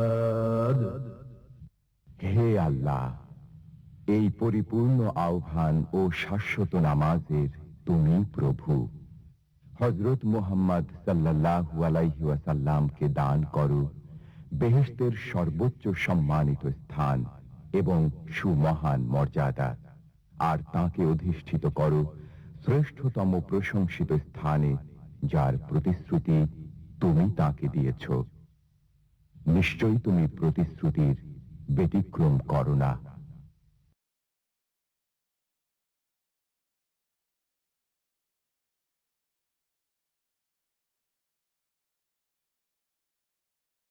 থেকে 90 মিটার। এই অঞ্চলের পাহাড়গুলোর মধ্যে চিকনাগুল, খাসিয়া ও জয়ন্তিয়া প্রধান। প্লাইস্টোসিন কালের সোপানসমূহ বা চত্বরভূমি। বাংলাদেশের মোট ভূমির প্রায় 8% এলাকা নিয়ে এই অঞ্চল গঠিত। আনুমানিক 25,000 বছর পূর্বের সময়কে প্লাইস্টোসিন কাল বলা হয়। আনুমানিক 25,000 বছর পূর্বে। এই সময়গুলো কিন্তু মনে রাখার চেষ্টা করবে। এই সময়ের আন্তঃবরফ গলা পানিতে প্লাবনের সৃষ্টি হয়ে এসব চত্বরভূমি গঠিত হয়েছিল বলে অনুমান করা হয়। প্লাইস্টোসিন কালে সোপানসমূহ 3 ভাগে ভাগ করা যায়, যথা বরেন্দ্রভূমি, মধুপুর ও ভাওয়ালগড় এবং লালমাই পাহাড়। নওগাঁ, রাজশাহী, বগুড়া, জয়পুরহাট, রংপুর ও দিনাজপুর জেলার অংশবিশেষ নিয়ে বরেন্দ্রভূমি গঠিত। এর আয়তন 9,320 বর্গ কিলোমিটার। প্লাবন সমভূমি থেকে উচ্চতা 6 থেকে 12 মিটার। প্লাবন সমভূমি থেকে এর উচ্চতা 6 থেকে 12 মিটার। এ স্থানের মাটি ধূসর ও লাল বর্ণের। ময়মনসিংহ, টাঙ্গাইল, গাজীপুর ও ঢাকা জেলার অংশবিশেষ নিয়ে মধুপুর ও ভাওয়ালের সোপানভূমি গঠিত। এর আয়তন প্রায় 4,103 বর্গ কিলোমিটার। আবার বলো, 4,103 বর্গ কিলোমিটার। সমভূমি থেকে এর উচ্চতা 6 থেকে 30 মিটার। সমভূমি থেকে এর উচ্চতা 6 থেকে 30 মিটার। মাটির রং লালচে ও ধূসর। কুমিল্লা শহর থেকে 8 কিলোমিটার পশ্চিমে লালমাই থেকে ময়নামতি পর্যন্ত লালমাই পাহাড়টি বিস্তৃত। এর আয়তন 34 বর্গ কিলোমিটার। এই পাহাড়ের গড় উচ্চতা 21 মিটার। এই অঞ্চলের মাটির রং লালচে এবং মাটি নুড়ি, বালি ও কক্কর দিয়ে মিশ্রিত। এখন আমরা জানব সাম্প্রতিককালের প্লাবনভূমি নিয়ে। বাংলাদেশের প্রায় 80% ভূমি নদী বিধৌত এ বিস্তৃত সমভূমি। সমতল ভূমির উপর দিয়ে অসংখ্য নদী প্রবাহিত হওয়ার কারণে এখানে বর্ষাকালে বন্যার সৃষ্টি হয়। বছরের পর বছর এভাবে বন্যায় পানির সাথে পরিবাহিত পলিমাটি সঞ্চালিত হয়ে এই প্লাবন সমভূমি গঠিত হয়েছে। এই প্লাবন সমভূমির আয়তন হচ্ছে প্রায় 1,24,200 বর্গ কিলোমিটার। সমগ্র সমভূমির মাটির স্তর খুব গভীর এবং ভূমি খুবই উর্বর। সাম্প্রতিককালে প্লাবন সমভূমিকে কয়েকটি ভাগে ভাগ করা যায়, যেমন দেশের উত্তর পশ্চিমে অবস্থিত রংপুর ও দিনাজপুর জেলার অধিকাংশ স্থান, ঢাকা, টাঙ্গাইল, ময়মনসিংহ, জামালপুর, পাবনা ও রাজশাহী অঞ্চলের অংশবিশেষ, কুমিল্লা, নোয়াখালী, সিলেট, সুনামগঞ্জ, মৌলভীবাজার ও হবিগঞ্জ জেলার অধিকাংশ এলাকা এবং কিশোরগঞ্জ ও নেত্রকোনা জেলার পূর্ব দিকে সামান্য অংশ এ নিয়ে সমভূমি গঠিত। এছাড়াও চাঁদপুর ও ব্রাহ্মণবাড়িয়া জেলার অধিকাংশ এবং লক্ষ্মীপুর ও ফেনী জেলার কিছু অংশ জুড়ে রয়েছে এই সমভূমি। হিমালয় পর্বত থেকে আনীত পল্লল দ্বারা এই অঞ্চল গঠিত। কোন পর্বত? হিমালয় পর্বত। ফরিদপুর, কুষ্টিয়া, যশোর, খুলনা, বরিশাল, পটুয়াখালী ও ঢাকা অঞ্চলের অংশবিশেষ নিয়ে বদ্বীপ সমভূমি গঠিত। এই ব্যাপারটি কিন্তু খুবই গুরুত্বপূর্ণ, মনোযোগ দিয়ে তোমরা আবার শোনো। ফরিদপুর, কুষ্টিয়া, যশোর, খুলনা, বরিশাল, পটুয়াখালী ও ঢাকা অঞ্চলের অংশবিশেষ নিয়ে বদ্বীপ সমভূমি গঠিত। নোয়াখালী ও ফেনী জেলার নিম্নভাগ থেকে কক্সবাজার পর্যন্ত বিস্তৃত হলো উপকূলীয় সমভূমি। তাহলে উপকূলীয় সমভূমিটুকু কতটুকু? সেটি হচ্ছে নোয়াখালী ও ফেনী জেলার নিম্নভাগ থেকে কক্সবাজার পর্যন্ত বিস্তৃত অঞ্চলই হলো উপকূলীয় সমভূমি। বাংলাদেশের এই অঞ্চলগুলোর মাটি হয় খুবই উর্বর, সে কারণে এখানে কৃষিজাত দ্রব্য উৎপাদনের ক্ষেত্রে তা উল্লেখযোগ্য ভূমিকা পালন করে। যেখান থেকে অনেক ফসলের উৎপাদন হয়, আমাদের খাদ্য ঘাটতি কমে আসে। আমাদের আলোচনার এই পর্বে আমরা আলোচনা করব বাংলাদেশের ভূপ্রকৃতির গঠন, জনসংখ্যা ও জনবসতি নিয়ে। জনসংখ্যার দিক থেকে বাংলাদেশের স্থান নবম। যদিও বাংলাদেশ একটি ছোট্ট দেশ, তারপরও এর আয়তনের তুলনায় এর জনসংখ্যা কিন্তু অনেক বেশি। ভূখণ্ডের তুলনায় এদেশের জনসংখ্যার ঘনত্ব খুব বেশি। তোমরা কি জনসংখ্যার ঘনত্ব সম্পর্কে জানো? মনে হয় জানো। তাছাড়া জনসংখ্যা বৃদ্ধির হারও বেশি। 2001 সালের আদমশুমারি অনুযায়ী বাংলাদেশের জনসংখ্যা ছিল 12.39 কোটি। জনসংখ্যা বৃদ্ধির হার 1.48% এবং প্রতি বর্গ কিলোমিটারে জনসংখ্যার ঘনত্ব 876 জন। আদমশুমারি 2011 অনুসারে বাংলাদেশের জনসংখ্যা প্রায় 14.97 কোটি। জনসংখ্যা বৃদ্ধির হার 1.37% এবং প্রতি বর্গ কিলোমিটারে জনসংখ্যার ঘনত্ব 1015 জন। পুরো প্রকৃতির গঠনের ভিন্নতার কারণে এদেশে অঞ্চলভেদে জনসংখ্যার ঘনত্বের পার্থক্য দেখা যায়। তোমাদেরকে জিজ্ঞেস করেছিলাম জনসংখ্যার ঘনত্ব সম্পর্কে তোমরা জানো কিনা। সেই ব্যাপারটি এখন আমি তোমাদেরকে পরিষ্কার করে দেব। কোনো একটি এলাকায় বা নির্দিষ্ট কোনো এলাকায় যখন সে এলাকার আয়তনকে জনসংখ্যা দিয়ে ভাগ করা হয়, তখন যে সংখ্যাটি আসে সেটিই হচ্ছে জনসংখ্যার ঘনত্ব। অঞ্চল ভেদে এই ঘনত্ব হয় আলাদা। এর কারণ কোনো কোনো অঞ্চলে জনবসতি অনেক কম, কোথাও অনেক বেশি, তবে এই ব্যাপারটি খুব কমই হয়। বাংলাদেশের বিভিন্ন অঞ্চলে ভূপ্রকৃতিতে তেমন কোনো পার্থক্য না থাকাতে মোটামুটি সব জায়গায় জনবসতি রয়েছে। তবে পার্বত্য এলাকা এবং সুন্দরবন অঞ্চলে জীবিকা সংস্থান কষ্টসাধ্য হওয়ায় এ দুটি অঞ্চলে জনবসতির ঘনত্ব খুবই কম। আমি তোমাদেরকে আগেই বলেছিলাম যে জায়গা ভেদে মানুষের বসতি কম বেশি হয়ে থাকে, যদিও সেটির পরিমাণ খুব কম। তারপরও বাংলাদেশের সুন্দরবন এবং পার্বত্য অঞ্চলে ঘনবসতি দেখা মেলে না। এর কারণ হচ্ছে এসব অঞ্চলে জীবিকা সংস্থান করা খুবই কষ্টসাধ্য। এসব অঞ্চলে ভালো রাস্তাঘাট বা রেল সংযোগ উপযুক্ত পরিমাণে না থাকায় জীবিকার সংস্থানও কষ্টকর। অনুন্নত যাতায়াত ব্যবস্থা, বনভূমি ও ভূপ্রকৃতির কারণে এ সকল স্থান জনবিরল। সমতল নদী অববাহিকা অঞ্চল উর্বর পলিমাটি দ্বারা সৃষ্ট। এই অঞ্চলে কৃষি আবাদ অনেকটা সহজসাধ্য, ফলে এসব অঞ্চলে ঘন জনবসতি গড়ে উঠতে দেখা যায়। কেন ঘনবসতি গড়ে উঠতে দেখা যায়? কারণ এখানকার মাটি অনেক উর্বর থাকে। এখানে কৃষিকাজ থেকে শুরু করে সমস্ত কাজ করা অনেক সহজ এবং এখান থেকে জীবিকা নির্বাহ করাও সহজ। সে কারণে এখানে ঘনবসতি দেখা যায়। এখানে আমরা আরেকটা দিক দেখতে পারি, নদীর নাব্যতা। নদীর নাব্যতা থাকার ফলে এখানে বড় বড় যে আমাদের লঞ্চ, স্টিমার এগুলো চলতে পারে, সে কারণে নদী পথে যাতায়াতটা সুবিধার হয়। সে কারণে মানুষের সাথে যোগাযোগ বজায় থাকে। আর এই সমস্ত দিকগুলোর জন্যই মানুষ আকৃষ্ট হয় এই ধরনের অঞ্চলগুলোতে বসবাস করতে, যার ফলে এই সব এলাকায় বা অঞ্চলে ঘনবসতি দেখা যায়। তাছাড়া জলবায়ুর প্রভাবের কারণেও জনবসতির বন্টন নিয়ন্ত্রিত হয়। চরম ভাবাপন্ন জলবায়ুর চেয়ে সমভাবাপন্ন জলবায়ুতে মানুষ বসবাস করতে বেশি পছন্দ করে। এখানে চরম ভাবাপন্ন বলতে কি বুঝিয়েছে তোমরা কি জানো? চরম ভাবাপন্ন বলতে বুঝিয়েছে যেসব এলাকায় ঝড় বৃষ্টি, বন্যা, ভাঙন ইত্যাদি বেশি হয় সেই ধরনের অঞ্চলকে বলা হয় চরম ভাবাপন্ন অঞ্চল, যেখানে প্রাকৃতিক দুর্যোগগুলো বেশি আসে। আবার সমভাবাপন্ন মানে যেখানে মোটামুটি ঝড় বৃষ্টি হয় কিন্তু অতটা ক্ষতি করে না যে তার ঘর বাড়ি ভেঙে যাবে বা প্রচন্ড ঝড়ে তা উড়ে যাবে, এ ধরনের ভয় খুব কম থাকে। সেগুলো হয় ভৌগোলিক অবস্থানের কারণে। এইসব দিকও জনবসতি বা ঘনবসতির ক্ষেত্রে ভূমিকা পালন করে। বাংলাদেশের সব জায়গায় আবহাওয়া প্রায় একই রকম, তবে এর মধ্যে উত্তরাঞ্চলের আবহাওয়া শীত গ্রীষ্মের তারতম্য কিছু বেশি উপলব্ধি হয়।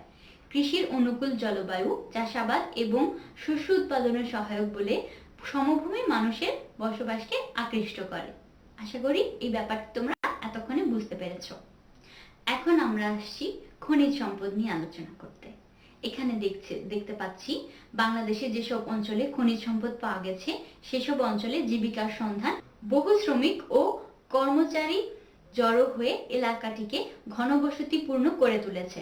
খনিজ সম্পদ, কৃষিজ সম্পদ ও বনজ সম্পদ এবং প্রাণীজ সম্পদকে কেন্দ্র করে জনবসতি গড়ে উঠেছে। তোমরা এই ব্যাপারটি আবার লক্ষ্য করো। খনিজ সম্পদ, কৃষিজ সম্পদ ও বনজ সম্পদ এবং প্রাণীজ সম্পদকে কেন্দ্র করে কিন্তু জনবসতি গড়ে ওঠে। এসব স্থানে প্রধান শিল্পের সঙ্গে ক্রমেই বহু প্রকার আনুষঙ্গিক শিল্প স্থাপিত হয়েছে। শিল্প বাণিজ্যের অগ্রগতি বৃদ্ধি পাওয়াতে প্রধান শিল্পকে ভিত্তি করে এই সমস্ত অঞ্চল জনবহুল স্থানে পরিণত হয়েছে। যখন কোনো অঞ্চলে কোনো সম্পদ পাওয়া যায় যেটা থেকে জীবন জীবিকা সহজ হবে, তখন কিন্তু সেই এলাকায় মানুষজনের বসবাস বৃদ্ধি পায়।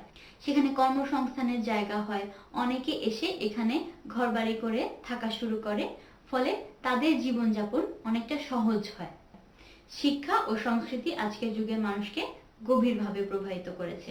যেসব অঞ্চলে শিক্ষা দীক্ষা, কৃষ্টি, সংস্কৃতি প্রভৃতির অনুশীলন ও চর্চার সুযোগ বেশি, সেসব স্থানে জনবসতি স্বাভাবিক কারণেই বেশি হয়। এই ব্যাপারটি কি তোমরা বুঝতে পেরেছো? আমি আবার বলছি, শিক্ষা ও সংস্কৃতি আমাদের আজকের যুগে অনেক গভীর একটি প্রভাব ফেলেছে। সে কারণে কিন্তু যেখানে শিক্ষা দীক্ষা, কৃষ্টি, সংস্কৃতি চর্চা খুব সহজেই আমরা পেয়ে থাকি, সেসব জায়গায় মানুষের বসতি বেশি। তাহলে তোমরা বুঝতে পারলে যে কি কি কারণে একটি অঞ্চল ঘনবসতিপূর্ণ হয় এবং কি কি কারণে হচ্ছে একটি অঞ্চলে মানুষের বসবাস কম থাকে। সেক্ষেত্রে কয়েকটি জিনিস প্রধান। একটি হচ্ছে জীবিকা নির্বাহের পথ, যাতায়াত ব্যবস্থা এবং সংস্কৃতি চর্চা। যেখানে এই ব্যাপারগুলো সহজলভ্য সেখানেই জনবসতি বেশি, আবার যেখানে এই জিনিসগুলো পাওয়া যায় না সেখানে কিন্তু জনবসতি কম। এরপর আমরা আসব বাংলাদেশের ভূমি ব্যবহারে জনবসতি বিস্তারের প্রভাব নিয়ে আলোচনা করতে। চলো আমরা আলোচনায় চলে যাই। বাংলাদেশ একটি জনবহুল দেশ। এদেশের আয়তনের তুলনায় জনসংখ্যা অনেক বেশি। জনসংখ্যা বৃদ্ধির ফলে জনবসতিও বৃদ্ধি পাচ্ছে। এদেশে প্রয়োজনের তুলনায় চাষযোগ্য জমির পরিমাণ অনেক কম। অধিক জনবসতি বিস্তারের ফলে চাষযোগ্য জমির পরিমাণও আরো কমে গিয়ে ভূমির উপর মারাত্মক চাপ সৃষ্টি করেছে। এই বিষয়টি কি তুমি বুঝতে পেরেছো? ঘনবসতি মানে যেখানে মানুষের বসবাস বেশি। মানুষের বসবাসের জন্য জায়গার প্রয়োজন। সেই জায়গাগুলো কোথা থেকে আসবে? আমাদের তো ছোট্ট দেশ, সেই জায়গাগুলোই কিন্তু আমাদের চাষের জমি থেকে নিয়ে নেওয়া হচ্ছে। যেখানে আমাদের ফসল ফলতো সেখানে আজকে ঘরবাড়ি উঠছে, সে কারণে কমে আসছে আমাদের চাষাবাদের জমি। আর সেটাই কিন্তু সৃষ্টি করছে চাপ আমাদের খাদ্য উৎপাদনের উপর। এখানে কয়েকটি দিক যদি খেয়াল করো তাহলে দেখতে পাবে যে জমির খণ্ডন হয়ে যাচ্ছে, যার ফলে বৈজ্ঞানিক পদ্ধতি ব্যবহার করেও কিন্তু আমরা ভালো ফলাফল জমি থেকে উঠিয়ে নিয়ে আসতে পারছি না। আবার এখানে একটি উদাহরণ দিয়ে বলা হয়েছে যে আগে একটি পরিবারের জমির পরিমাণ ছিল 100 বিঘা, যা এখন কমে কমে এসে দাঁড়িয়েছে 10 বিঘা বা তার চেয়েও কমে। এই আলোচনা থেকে আমরা কি দেখতে পেলাম যে আমাদের মাথাপিছু জমির পরিমাণ দিন দিন কমে আসছে এবং তা আমাদের জন্য ভয়ঙ্কর হুমকি স্বরূপ। খালবিল ভরাট হয়ে যাচ্ছে এবং চাষের জমিও দখল হয়ে যাচ্ছে।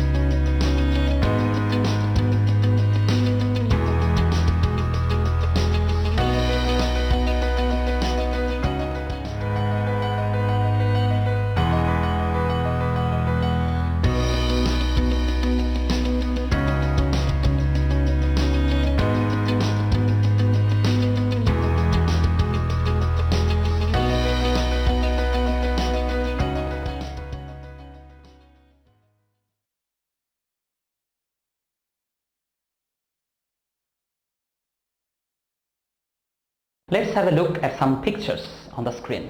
I'm sure you know him, a very known person. It's also a very known place to all of you, I believe. And an instrument, without it you cannot think of even a single day of your personal life or educational life. Now what are they? First of all, definitely their names. Now the first picture, definitely he is Qazi Nazrul Islam, our national poet, our rebel poet. You all know him very well. The second one, Dhaka, the capital city of our country. And lastly, pen, an instrument with which you write. We all write. Now what do they indicate? I told you they indicate names. So names of person, definitely names of poet, name of place, and name of a thing or an instrument. So when we look at these pictures, when we think of these names, one thing came to our mind. Can you think? Can you think what do these pictures refer in common? Can you think of it? Yes, I told you already, names. And when we think of names, another grammatical item, another grammatical content came to our mind immediately. Yes, you guessed it right. Noun. Now, if I ask you what you mean by noun, what the definition of noun is, I'm sure you all have studied it in your primary classes. Nouns are names. The word noun refers to name. So, you may ask me, at this stage of our educational life, why we are studying noun? Because it is not only in our curriculum, but also when we want to complete the whole syllabus, whole curriculum, we have to learn it. Yes, the testing items are limited, but when we want to learn all the terminal competencies, when we want to learn all the contents, we must know nouns in details. So today in my discussion, we will be learning noun and its kinds in details. So let us have a look at the definition. A word that refers to a person, place, thing, substance or quality is called a noun.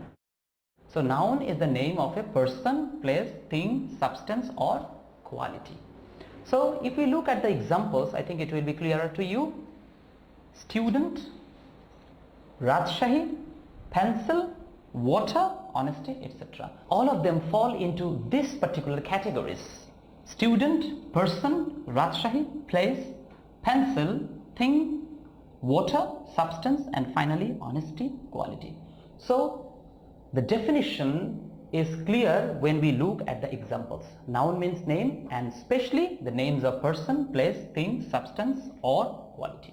Now we will go deep into that. We will go in details because we have to study the kinds. Now let us look at the kinds of nouns. There are 5 kinds of nouns. I'm sure you all know already. The first one is proper noun. Second one is common noun. Then comes collective noun, material noun and lastly abstract noun. So today we will be discussing all the 5 kinds of nouns in the next segments of my class. So without much ado, let us go. The first one is proper noun. The definition: a proper noun is the name of some particular person or place. Particular, very special, particular person or place. So if I look at the example, the first one, Abraham appears in the Quran and in the Bible. See, Abraham, Quran and Bible, they are particular names. Abraham is the name of a particular person, particular prophet.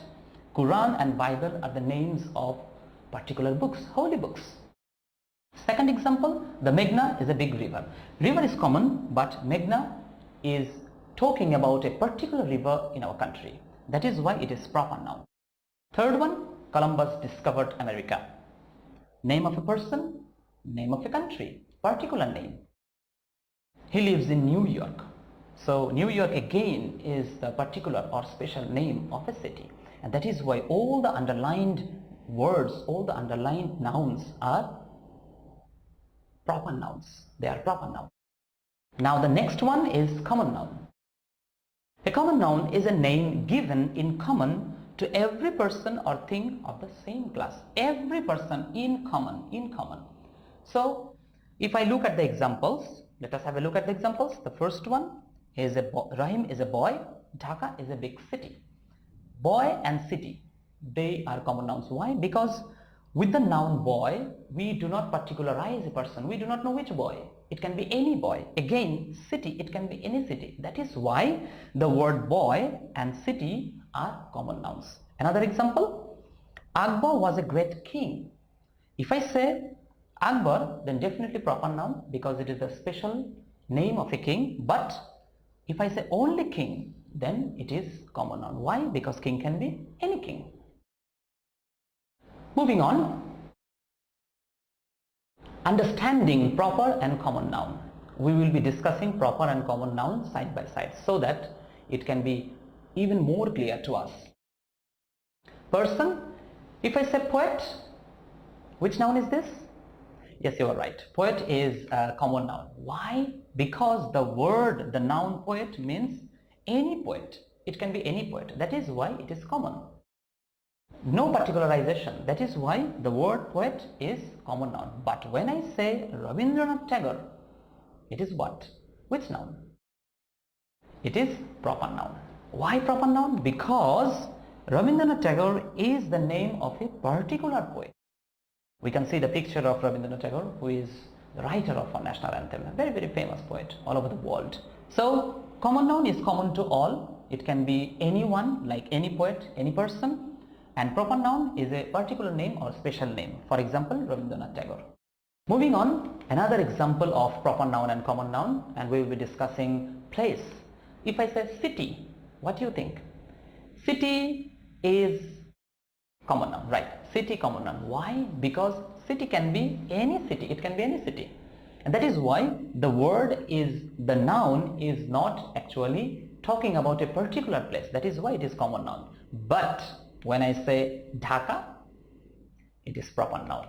Why proper noun? Because the word Dhaka, the noun Dhaka, refers to a particular city, which is the capital city of our country. That is why Dhaka, being a particular city, is of course proper noun. You can see the picture of our beautiful Dhaka city. So I believe with these comparisons, now you understand proper noun and common noun quite clearly. Moving on, another 2 categories. The third one is collective noun. Let us have a look at the definition. A collective noun denotes a group or collection of similar individuals considered as one complete whole. 2 very important features: group or collection, and considered as one complete whole. So if we find any noun which is actually a group or a collection, then it has to be a collective noun. Let us have a look at some examples. The first one, a flock. The flock of geese is swimming in the pond. So flock is referring to a group of geese. The word goose is singular number, but geese is plural. So if you want to talk about a particular group of geese, then you use the word flock. You can also use another word, gaggle. For geese, we use gaggle. This is also another very interesting collective noun. Second example, the jury is having an important discussion. Now, what we mean by jury? Jury is actually a combination, it is a team of judges. When the chief judge is kind of confused, he or she cannot give a verdict, then he refers to the jury board. And the jury is actually the combination of judges. They are a panel and they give important verdicts. So, jury is also a collective noun. Third one, the class was surprised at the magic trick. Definitely the word class is collective noun, because with the word class we mean group of students. When we talk about class, it means we visualize that there are students, and that is why the word class is collective noun. Next category, material noun. A material noun denotes the matter or substance of which things are made. Very important, matter or substance, and finally things are made. So it has to be a material. If we look at the example, the first one, gold is a precious metal. Gold, which is a metal, which is also a material of which things are made. What we make with gold? We make jewelries, we make ring, we make so many valuable gift items, and that is why gold is a material noun. Milk is white. Yes, the word milk, the noun milk is material noun because it is also a matter or substance of which we make different things. We make cheese, we make butter, we make cake, and so many other things with milk, and that is why milk is material noun. And lastly, the chair is made of wood. Again, wood is a matter or substance of which something is made. What is made? Chair. So we make chair with wood, and that is why wood is a material noun. I'm sure you understood collective noun and material noun quite well. Now we will be looking at some more pictures, some more collective nouns. Have a look at these pictures. The first one, you can see a lot of people. Second one, a lot of sheep. And the third one, some members of our army, of our national army. So what can you say? Definitely it is a group of people. What do you say when there is a lot of people? What do you call it? Yes, crowd of people. So the word crowd is a collective noun because it is referring to a collection or a group of people. Second one, flock. The word flock is used for sheep. Okay, and that is why the word flock is collective noun. We also use the word flock for birds, flocks of birds. Therefore, they are collective nouns. And lastly, an army of soldiers. So the word army is collective noun, but soldiers is common noun. So when we want to say a group of soldiers, an army of soldiers, then this particular word army is referring to a collection, referring to a group of soldiers, and that is why the word army, the noun army, is a collective noun. Another two examples, please have a look. You can see some elephants. Do you know what we call a group of elephants? Think. Second one, bees, groups of bees. Now you have to find out what we call group of elephants and group of bees. Do you know? Yes, I'm sure you know. A herd of elephants, the word herd is the collective noun for elephants, and the noun swarm is the collective word for bees. That is why we say herd of elephant, swarm of bees are collective nouns. I'm sure you understood it. Now after collective nouns, I'm going to show you some more pictures of material nouns. Have a look. The first one, what is it? What is it? And what is it? Yes, you know, this one is a flour, second one is milk, a very nutritious drink, and third one is sugar. All of them are actually matters or materials or substances of which things are made. With flour we make cakes, different kinds of delicious food, sweet items. With milk also we make so many sweet dishes, we make cheese, butter, etc. And with sugar we make all kinds of sweet dishes and other foods. That is why they are material nouns. More examples, tea and gold. They are also material nouns. Why? Because tea is a matter, tea is a material with which we make a very special drink. We drink tea every day, maybe 2 or 3 times.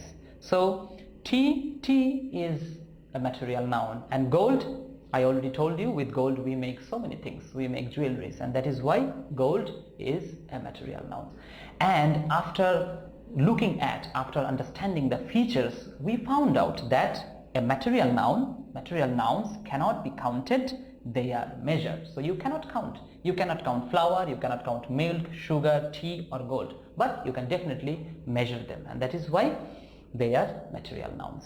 Moving on to the last category, abstract nouns.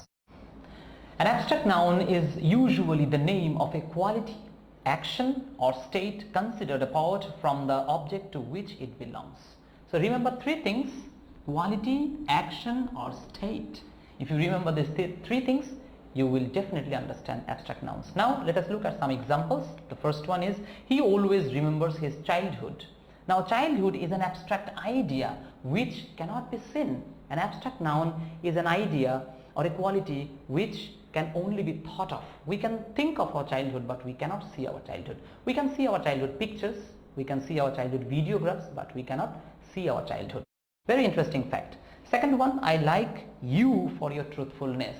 You can see a truthful person, but you cannot see the quality of being truth, which is known as truthfulness. Therefore, it is abstract noun. Last one, he was awarded for his bravery. Again, you can see a brave person, you can see a brave soldier, but you cannot see the action of his brave act, which is known as bravery. And therefore, these two nouns are also abstract nouns because they are the names of qualities. So I'm sure with this presentation you already understood all the 5 categories of nouns. Now I'm going to show you some pictures of some abstract nouns. Yes, it is actually not possible to show you abstract nouns, but I will give you some ideas of abstract nouns, and when you look at these pictures you will get idea. Can you guess what quality you see in this picture? Have a look at the second picture, a brave soldier, and third one, the contents of our everyday education. So the first picture is referring to friendship, which is again a good quality, it is a quality. Second one is bravery, again it is a very useful quality for the members of the soldiers, members of the army. And lastly, education. You can see educational tools, you can see books, you can see blackboards, pens, pencils, etc. But you cannot see education because it is an abstract idea, it is a process. Again, bravery, you can see a brave person, but bravery is not possible to be seen. And friendship also, you can see your friend, but you cannot see friendship because it is a quality. More pictures. Health, you can see a healthy person. You can see a person, but you cannot see his or her health. Like if I say, can you see my health? No, you can see my body, but you cannot see my health. You do not know what is happening inside me. You do not know what is happening inside a person. That is why health is a kind of inner quality. And of course, lastly, happiness is again a very important quality, but you cannot see it. Happiness is something that you can only think, that you can only imagine, and that is why they are qualities and therefore they are abstract nouns. Now, after looking at these qualities, we can come to one particular point, that abstract nouns are the names of feelings, qualities and actions. 3 features of abstract nouns: feelings, qualities and actions. So I'm sure you have got a very good idea on the kinds of 5 nouns. Now is the time to do exercise. So I'm going to give you 10 sentences where nouns will be underlined, and you have to find out the kinds of those nouns. I'm giving you 10 sentences. You can see different nouns are underlined. You have to guess first and then write in your copy which noun these underlined words are. Okay, now the solution part, I'll be discussing and giving you the solution, and I'm sure before you look at this answer key, you yourself have completed the exercise. The first one, cow and animal. The 2 words cow and animal are common nouns because the word cow, the noun cow, is not referring to any particular cow. It can be any cow. That is why it is common noun. An animal can be any animal, and therefore it is common noun. Jury, we already discussed. Jury is definitely a collective noun because it is a collection, it is a panel of judges. But opinion means saying. You say something, you give a verdict, and therefore it is a quality. It is an action. It is the name of an action. That is why it is abstract noun. Third one, the Quran is a holy book. Since Quran is the name of a very special holy book, it is a particular name. That is why it is proper noun. But book can be any book, therefore it is common noun. So Quran proper noun, book common noun. Fourth one, I prefer tea to coffee. Tea and coffee both are materials of which we make drinks, we make our everyday drinks, and therefore they are material nouns. The fifth one, Dhaka is on the Buriganga. Dhaka is the particular or special name of a city, and Buriganga is the name of a particular river. Therefore they are proper nouns. Sixth one, our team played well yesterday. Team means the combination of players, collection of players. That is why it is collective noun. Number 7, mango grows well in Bangladesh. Mango can be any mango. It can be any mango. It is not particularized. It is not a special kind of fruit, and that is why it is common. But Bangladesh, the word Bangladesh is the name of a particular country. Therefore, Bangladesh is proper noun. Number 8, cleanliness. Cleanliness is the name of a quality. You can see a clean room, you can see a clean person, but you cannot see the quality of being clean, which is known as cleanliness, and therefore it is an abstract noun. It is an abstract idea. Therefore, definitely it is abstract noun. Number 9, he has no courage. Courage is of course abstract noun. Why? Because again you can see a courageous person, but you cannot see the quality, courage. Courage is the name of a quality, and that is why it is an abstract noun. And lastly, I saw a crowd of people, which we already discussed. We saw the picture of a crowd. It is the combination, it is the collection of a lot of people. That is why crowd is collective, but people is common noun, because people can be any particular person. In people there can be many persons. Okay, so the word people is common noun. So thank you all for participating in this exercise work. Now let us have a look at the table, which is kind of a summary of today's class. Proper noun, I will read out some of the examples, not all. London, Jashur, Rahim, Taj Mahal, they are all names of some special persons or places. Common noun, it can be any city, any village, any child, any ox, and therefore they are common nouns. Noble, king, man, etc. Collective noun, of course, collection or group, crowd, army, group, gang, committee, library, flock, etc. And material noun, wood, milk, iron, silver, oil, water. And lastly, abstract noun, life, blindness, goodness, sorrow, happiness, which are all names of qualities or states.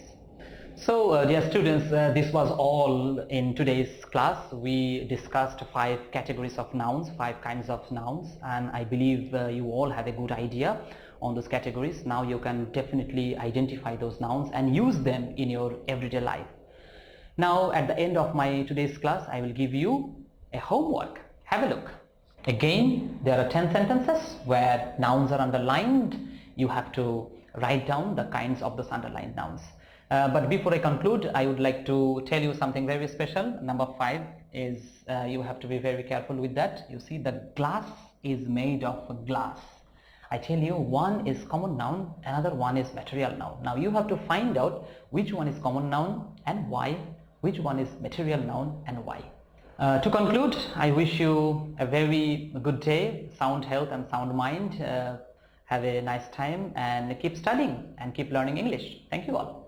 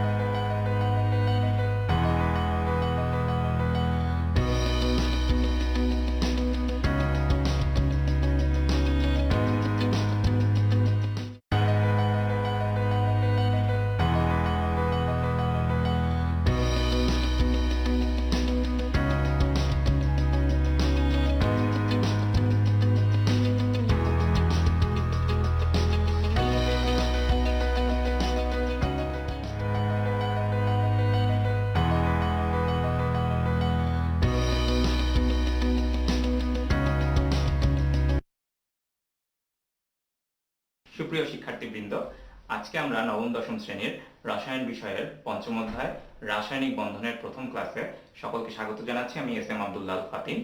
আজকে আমরা রাসায়নিক বন্ধনের উপর প্রথম class আলোচনা করব চারটি বিষয় নিয়ে। তো এই চারটি বিষয়ে প্রথম যে বিষয়টি সেটি হচ্ছে যোজ্যতা ইলেকট্রন, যাকে আমরা ইংরেজিতে বলছি ভ্যালেন্সি ইলেকট্রনস। দ্বিতীয় টপিক হচ্ছে যোজনী বা যোজ্যতা। এরপরে আমরা শিখব যৌগমূলক এবং তাদের যোজনী, এবং সর্বশেষ আজকে ক্লাসের শেষ টপিক সেটি হচ্ছে যৌগের রাসায়নিক সংকেত। তো চলো আজকে আমরা শুরু করি। আজকে আমাদের প্রথম টপিক হচ্ছে যোজ্যতা ইলেকট্রন। তো আমরা যখনই যেই টপিকটা পড়বো অবশ্যই তার ইংরেজি টার্মটা জেনে রাখবো। তো আমরা বললাম যোজ্যতা ইলেকট্রন, যার ইংরেজি টার্মটা হচ্ছে ভ্যালেন্সি ইলেকট্রনস। আচ্ছা, তো এই ভ্যালেন্সি ইলেকট্রনস বা যোজ্যতা ইলেকট্রনকে যদি আমরা সহজভাবে বোঝাতে চাই, এর মানে হচ্ছে সর্বশেষ শক্তি স্তরের ইলেকট্রন বা যোজ্যতা স্তরের ইলেকট্রন। এখান থেকেই আমরা বলছি যোজ্যতা ইলেকট্রন। এর মানে আমি যদি বলতে চাই যে কোনো মৌলের পরমাণুর ইলেকট্রন বিন্যাসে সবার বাইরে শক্তি স্তরে যে ইলেকট্রনটি থাকে সেটিকেই আমরা বলছি যোজ্যতা ইলেকট্রন। একই সাথে আমরা আরেকটি বিষয় মনে রাখবো যে রাসায়নিক বন্ধন যে বিভিন্নভাবে হতে পারে, সেই রাসায়নিক বন্ধনে গুরুত্বপূর্ণ ভূমিকা পালন করে কিন্তু এই যোজ্যতা ইলেকট্রন। তো আসো আমরা কয়েকটা উদাহরণ দেখি। প্রথম যে উদাহরণটা আমরা দেখবো সেটি হচ্ছে সোডিয়াম।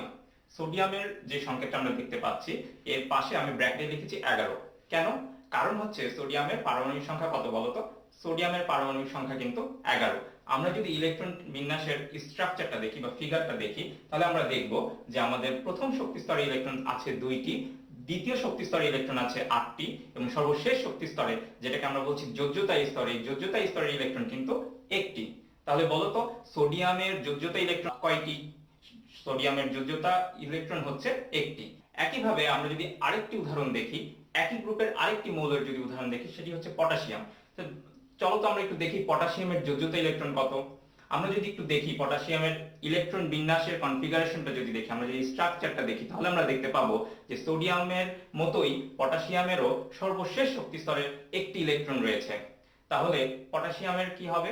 আমরা দেখতে পাচ্ছি পটাশিয়ামের প্রথম শক্তি স্তরে ইলেকট্রন আছে 2টি, এর পরের শক্তি স্তরে ইলেকট্রন আছে 8টি, তারপর তৃতীয় শক্তি স্তরে ইলেকট্রন আছে 8টি, সর্বশেষ শক্তি স্তর যেটাকে আমরা বলছি চতুর্থ শক্তি স্তর মানে যোজ্যতা স্তর, এই যোজ্যতা স্তরেও কিন্তু ইলেকট্রন আছে 1টি।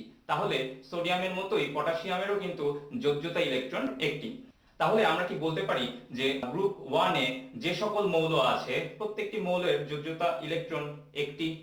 একইভাবে আমরা যদি আরেকটি উদাহরণ দেখি, সেটি হচ্ছে অক্সিজেন।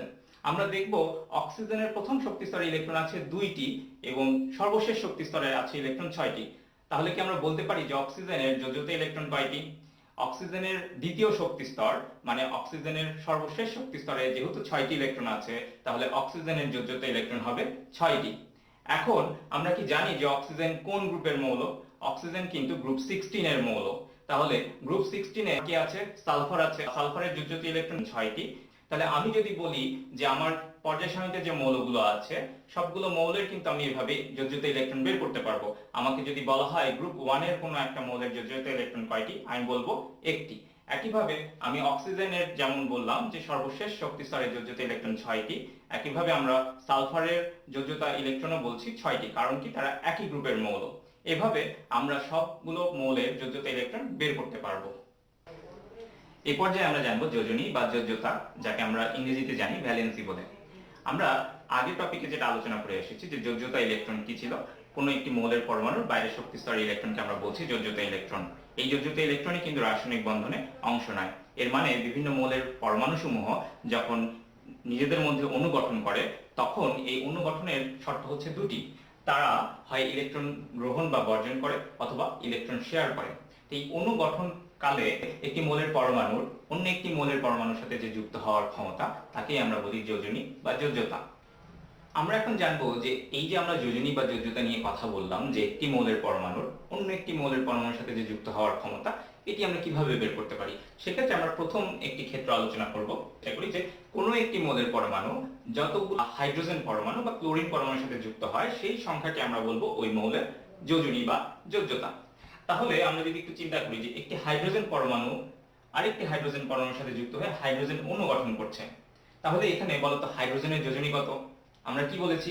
আমরা বলেছি যে কোনো মৌলের একটি পরমাণু ওই পরমাণুর যতটির সাথে যুক্ত হতে পারে। তাহলে এখানে হাইড্রোজেনের একটি পরমাণু কতগুলো হাইড্রোজেন পরমাণুর সাথে যুক্ত হচ্ছে? একটি। তাহলে এখানে আমার হাইড্রোজেন যোজনী হবে কত? 1। এখানে আমরা আরেকটি উদাহরণ যদি দেখি যে সোডিয়ামের একটি পরমাণু আরেকটি ক্লোরিন পরমাণুর সাথে যুক্ত হয়ে সোডিয়াম ক্লোরাইড উৎপন্ন করছে। তাহলে এখানে আমরা কি দেখতে পাচ্ছি যে সোডিয়ামের একটি পরমাণু আমার একটি ক্লোরিন পরমাণুর সাথে যুক্ত হচ্ছে। তাহলে আমি যে শর্তটা লিখেছি এখানে যে কোনো একটি মৌলের পরমাণু যতগুলো হাইড্রোজেন বা ক্লোরিন পরমাণুর সাথে যুক্ত হতে পারে, তাহলে এখানে আমি যে বক্সটা করে দিয়েছি যে যতটি ক্লোরিন পরমাণুর সাথে যুক্ত হতে পারে, তাহলে আমি কি বলবো এখানে একটি সোডিয়াম পরমাণু একটি ক্লোরিন পরমাণুর সাথে যুক্ত হয়েছে, তাহলে সোডিয়ামের যোজনী 1। সিমিলারলি যদি আমি আরেকটি উদাহরণ দেখি, সেখানে আমি দেখব যে একটি অক্সিজেন পরমাণু দুটো হাইড্রোজেনের পরমাণুর সাথে যুক্ত হয়ে H2O, যেটাকে আমরা সবাই বলি পানি, আমাদের জীবন ধারণের অপরিহার্য উপাদান পানিতে আমি দেখতে পাচ্ছি একটি অক্সিজেন দুইটি হাইড্রোজেন পরমাণুর সাথে যুক্ত হচ্ছে। তাহলে বলো তো এখানে একটি অক্সিজেন পরমাণু কতটি হাইড্রোজেন পরমাণুর সাথে যুক্ত হচ্ছে? 2টি।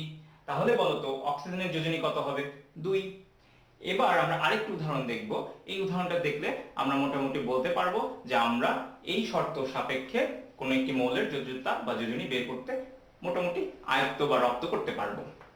তা আমরা শেষ যে উদাহরণটা আছে সেটা যদি আমরা একটু দেখি, যে আমার আয়রন, এই আয়রনের সাথে আমার দুটো ক্লোরিন যুক্ত হচ্ছে, দুটো ক্লোরিন পরমাণু যুক্ত হয়ে কি উৎপন্ন করছে? Ferrous chloride.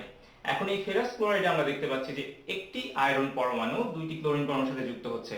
তাহলে আমি নিজেই তো একটু আগে বললাম যে একটি ফেরাম বা একটি আয়রন পরমাণু দুটি ক্লোরিন পরমাণুর সাথে যুক্ত হচ্ছে। তাহলে বলো তো আয়রনের যোজনী এখানে কত হবে? আয়রনের যোজনী হবে এখানে 2। কোন একটি মৌলের যোজনী বা যোজ্যতা বের করার আরেকটি উদাহরণ আমরা এসে দেখি। এখানে আমরা যেটা বলতে যাচ্ছি যে একটি পরমাণুর সাথে যতটি অক্সিজেন পরমাণু যুক্ত হয় ওই সংখ্যাকে যদি আমরা দ্বিগুণ করি, তাহলেই আমরা ওই মৌলের যোজনী বা যোজ্যতা পেয়ে যাই। তাহলে আসো এবার আমরা দেখি। আমরা দেখছি যে একটি ক্যালসিয়াম পরমাণু আরেকটি অক্সিজেন পরমাণুর সাথে যুক্ত হয়ে উৎপন্ন করছে কি? Calcium oxide. তাহলে বলো তো এখানে অক্সিজেন পরমাণু কয়টি আছে? এখানে অক্সিজেন পরমাণু আছে একটি, একে আমরা দ্বিগুণ করলে পাই 2। তাহলে ক্যালসিয়ামের যোজনী কত হবে? ক্যালসিয়ামের যোজনী হবে 2। খুবই সহজ। আমরা আরেকটি উদাহরণ দেখি। আমরা যদি বলি একটি ম্যাগনেসিয়াম আরেকটি অক্সিজেনের সাথে যুক্ত হয়, যুক্ত হয়ে উৎপন্ন করছে ম্যাগনেসিয়াম অক্সাইড। একইভাবে এই ম্যাগনেসিয়াম অক্সাইডে কয়টি অক্সিজেন আছে? এই ম্যাগনেসিয়াম অক্সাইডে অক্সিজেন পরমাণু আছে একটি, যাকে আমরা দ্বিগুণ করলে পাই 2। তাহলে ম্যাগনেসিয়ামের যোজনী কত হবে? ম্যাগনেসিয়ামের যোজনী হবে 2। আমরা এবার নতুন একটি উদাহরণ দেখব যে কিছু কিছু মৌল আছে যাদের একাধিক যোজনী হতে পারে। যেমন আমরা যদি দেখি যে একটি আয়রন পরমাণু দুটি ক্লোরিন পরমাণুর সাথে যুক্ত হয়ে উৎপন্ন করছে ফেরাস ক্লোরাইড। তাহলে বলতো এখানে একটি আয়রন পরমাণু কতটি ক্লোরিন পরমাণুর সাথে যুক্ত হয়েছে? 2টি। তাহলে এই যৌগে আমার আয়রনের যোজনী কত হচ্ছে? 2। একইভাবে আমরা যদি আরেকটি উদাহরণ দেখি, যেখানে আমরা দেখতে পাচ্ছি আয়রনের একটি পরমাণু 3টি ক্লোরিন পরমাণুর সাথে যুক্ত হচ্ছে। তাহলে আয়রনের একটি পরমাণু যদি 3টি ক্লোরিন পরমাণুর সাথে যুক্ত হয়, তাহলে আমরা পাচ্ছি ফেরিক ক্লোরাইড। এই ফেরিক ক্লোরাইডে তাহলে একটি আয়রন পরমাণু যেহেতু 3টি ক্লোরিন পরমাণুর সাথে যুক্ত হচ্ছে, তাহলে আমাদের যে প্রথম শর্ত ছিল যে একটি মৌলের পরমাণু যতগুলো ক্লোরিন পরমাণুর সাথে যুক্ত হতে পারে সেটাই কি ওই মৌলের যোজনী। তাহলে এখানে যেহেতু একটি আয়রন পরমাণু 3টি ক্লোরিন পরমাণুর সাথে যুক্ত হচ্ছে, তাহলে এখানে আবার আয়রনের যোজনী হবে 3। এবার আমরা একটি ভিন্ন ধরনের যোজনী সম্পর্কে জানবো, সেটিকে আমরা বলছি সুপ্ত যোজনী, যার ইংরেজি নামটা হচ্ছে ল্যাটেন্ট ভ্যালেন্সি। তো এই সুপ্ত যোজনী ব্যাপারটা কি? সুপ্ত যোজনী ব্যাপারটা হচ্ছে কোনো একটি মৌলের সর্বোচ্চ যোজনী এবং সক্রিয় যোজনীর পার্থক্য। তা আমরা যদি এভাবে বলি যে সুপ্ত যোজনী সমান সর্বোচ্চ যোজনী বিয়োগ সক্রিয় যোজনী। এখন এই সর্বোচ্চ যোজনী এবং সক্রিয় যোজনী কি? আমরা একটু আগেই শিখে আসলাম যে কিছু কিছু মৌলের একাধিক যোজনী হতে পারে। এর মধ্যে একটি উদাহরণ আমরা জেনেছি আয়রন। তাহলে এই আয়রনের কি কি যোজনী আমরা জেনেছি? আয়রনের যোজনী হচ্ছে দুটো, একটি হচ্ছে 2 এবং 3। এখন এই ফেরাস ক্লোরাইড যৌগে আয়রনের সক্রিয় যোজনী কত ছিল? 2। এখন আমরা বললাম যে সুপ্ত যোজনীটা কি? সুপ্ত যোজনী হচ্ছে কোন একটি মৌলের সর্বোচ্চ যোজনী এবং সক্রিয় যোজনীর পার্থক্য। এখন এই ফেরাস ক্লোরাইড যৌগে আমার আয়রন এর একটি পরমাণু 2টি ক্লোরিন পরমাণুর সাথে যুক্ত হয়েছে। তাহলে এই উদাহরণে আমার আয়রনের সক্রিয় যোজনী হচ্ছে 2, কারণ ও 2টি ক্লোরিন পরমাণুর সাথে যুক্ত হয়েছে। এই যৌগের সক্রিয় যোজনী তো আমরা জানলাম। তাহলে কি আমরা এখন বলতে পারবো যে আয়রনের সুপ্ত যোজনী কত? অবশ্যই পারবো, কারণ আয়রনের সর্বোচ্চ যোজনী আমরা জানি 3। তাহলে FeCl2 বা ফেরাস ক্লোরাইড যৌগের সুপ্ত যোজনী হবে 3 - 2 = 1। আমরা এবার নতুন বিষয় নিয়ে আলোচনা করব, সেটি হচ্ছে যৌগমূলক এবং তাদের যোজনী। তো যৌগমূলকের ইংরেজিটা কি সেটা আমরা একটু জেনে রাখবো। যৌগমূলককে আমরা ইংরেজিতে বলি র্যাডিক্যালস। তো এই যৌগমূলক কি বা এর সংজ্ঞাটা আমরা প্রথমে একটু জেনে নেওয়ার চেষ্টা করি। যৌগমূলক হচ্ছে অনেকগুলো মৌলের কতিপয় পরমাণু বা আয়ন যখন পরস্পরের সাথে যুক্ত হয় তখন তারা ধনাত্মক বা ঋণাত্মক আধান বিশিষ্ট একটি পরমাণু গুচ্ছ তৈরি করে, যা কিনা কোনো একটি মৌলের আয়ন রূপে আচরণ করে। ওই পরমাণু গুচ্ছগুলোকেই আমরা বলছি যৌগমূলক। এখন এই যৌগমূলক নিয়ে যখনই আমরা কথা বলবো তখন আমাদের মাথায় দুটো বিষয় রাখতে হবে। কি কি সেগুলো? আসো আমরা দেখি। প্রথম যে বিষয়টি আমরা মাথায় রাখবো সেটা হচ্ছে যৌগমূলক কিন্তু ধনাত্মক বা ঋণাত্মক উভয় চার্জ বিশিষ্ট বা আধান বিশিষ্ট হতে পারে। এবং মজার বিষয় হচ্ছে ওই চার্জ বা আধান সংখ্যাটাই কিন্তু যৌগমূলকের যোজনী নির্দেশ করে। আমরা যদি একটি উদাহরণ দেখার চেষ্টা করি তাহলে দেখব যে একটি নাইট্রোজেন পরমাণু তিনটি হাইড্রোজেন পরমাণু এবং একটি হাইড্রোজেন আয়নের সাথে যুক্ত হয়ে উৎপন্ন করছে কি অ্যামোনিয়াম, যেটি কিনা যৌগমূলক। আমরা দেখতে পাচ্ছি এই অ্যামোনিয়াম কিন্তু ধনাত্মক আধান বিশিষ্ট একটি যৌগমূলক। তাহলে অ্যামোনিয়াম যৌগমূলকের চার্জ হচ্ছে +1। আমরা সংকেতটা দেখেই বলতে পারছি যে এটি একটি ধনাত্মক যৌগমূলক এবং যার চার্জ হচ্ছে +1। সুতরাং আমরা যখন যোজনী বের করতে চেষ্টা করব তখন আমাদের মাথায় রাখতে হবে আমরা কিন্তু আধান চিহ্ন বা চার্জের চিহ্ন ধনাত্মক বা ঋণাত্মক এই ব্যাপারটি আনবো না। আমরা যখন বলবো চার্জ কত তখন আমরা বলবো অ্যামোনিয়াম যৌগমূলকের আধান বা চার্জ হচ্ছে +1। যখন বলবো যোজনী তখন শুধু সংখ্যাটা ব্যবহার করব। এর মানে এই অ্যামোনিয়াম যৌগমূলকের যোজনী হচ্ছে 1। দ্বিতীয় পয়েন্টে যদি আমরা আরেকবার আলোকপাত করি যে যৌগমূলকের যে ধনাত্মক বা ঋণাত্মক আধান থাকবে ওই আধান সংখ্যাটাই হবে কি ওই যৌগমূলকের যোজনী। সুতরাং আমরা এখানে দেখতে পাচ্ছি অ্যামোনিয়াম যৌগমূলকের সংকেত থেকে যে তার চার্জ +1 এবং যোজনী হবে কত? যোজনী হবে 1। আমরা যদি আরেকটি উদাহরণ দেখি তাহলে আমরা দেখব আমরা একটি ঋণাত্মক যৌগমূলক এখানে দেখতে পাচ্ছি যাকে আমরা বলি সালফেট। তাহলে এই সংকেত দেখেই কিন্তু আমরা বলতে পারছি এর আধান -2, কিন্তু যোজনী যখন বলবো তখন আমরা কি বলবো? আমরা শুধু আধান সংখ্যাটা নিব। যোজনী কিন্তু ধনাত্মক বা ঋণাত্মক হতে পারে না। আমরা এই জিনিসটা কিন্তু খুব ভালোভাবে মনে রাখবো। সুতরাং আমরা যখনই বলছি সালফেট একটি ঋণাত্মক যৌগমূলক যার আধান -2, কিন্তু তার যোজনী যখন প্রশ্ন করা হবে আমরা কিন্তু বলবো তার যোজনী 2। একইভাবে যদি আমরা আরেকটি উদাহরণ দেখি, আমরা নিয়েছি ফসফেট। এই ফসফেট যৌগমূলক একটি ঋণাত্মক যৌগমূলক। এর সংকেত দেখেই কিন্তু আমরা বলতে পারি এর আধান বা চার্জ -3 এবং এর যোজনী কিন্তু 3।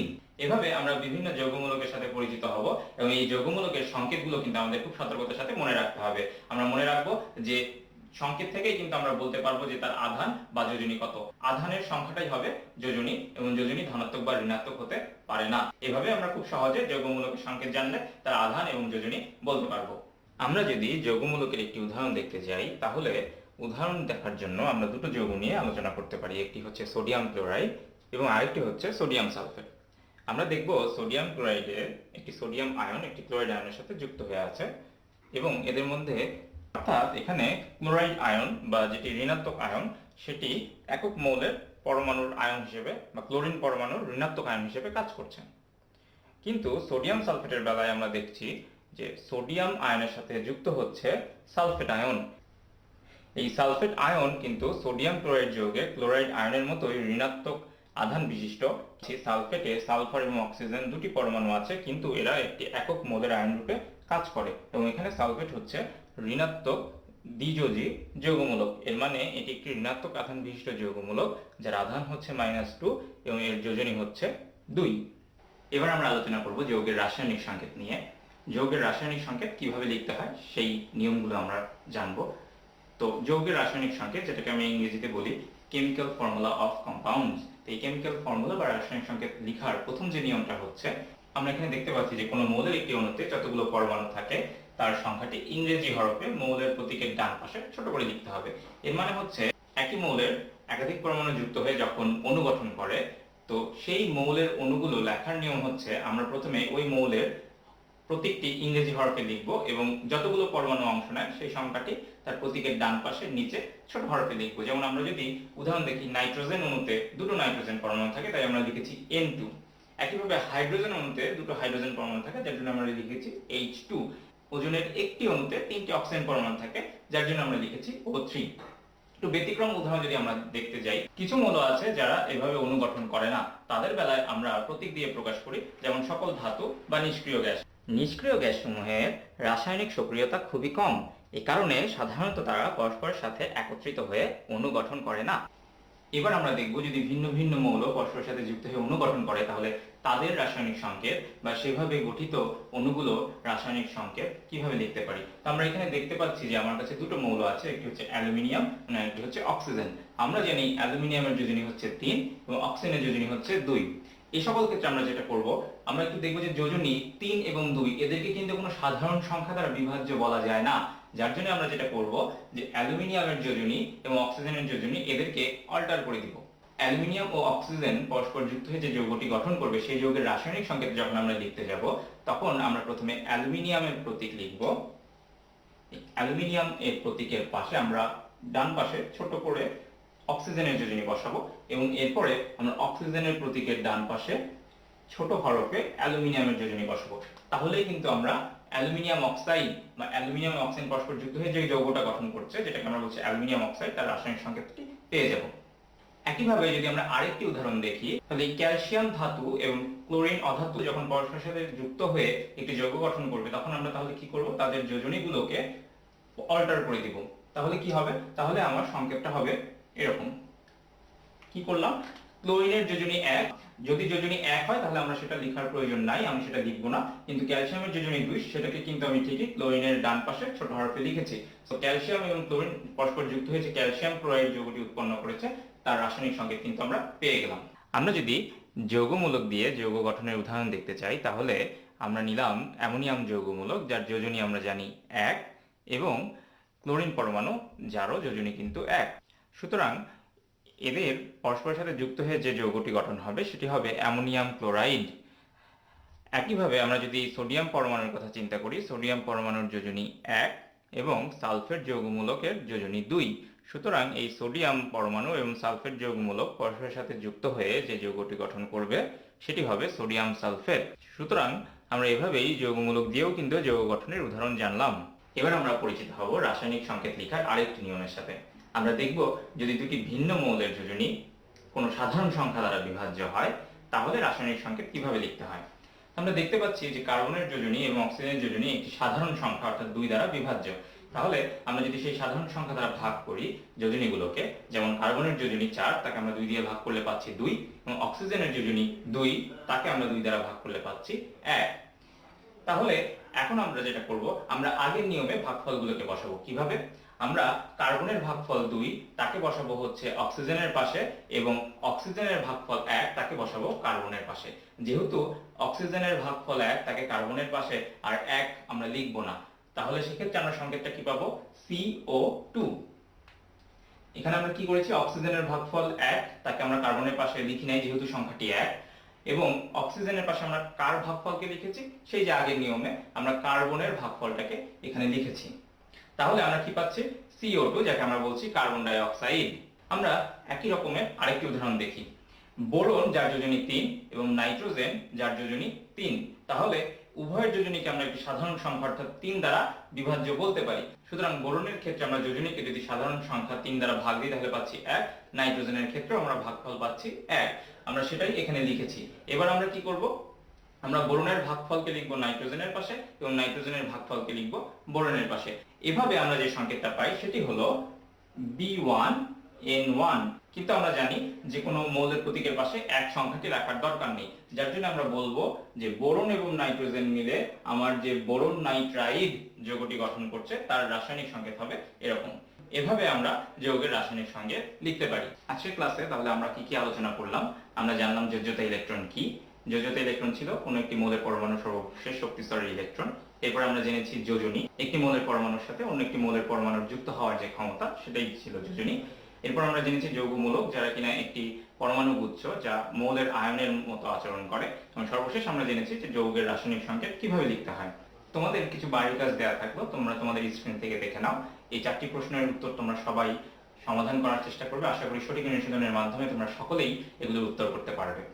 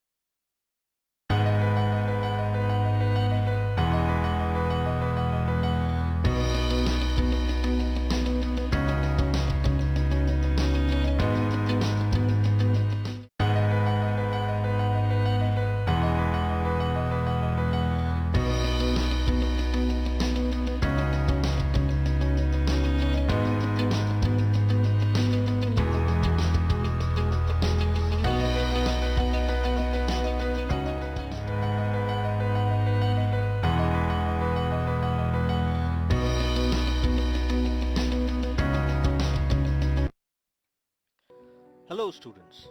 Today we are going to learn English Paper 1, Unit 8, World Heritage. The lesson for today is Shad Gumbuj Mosque.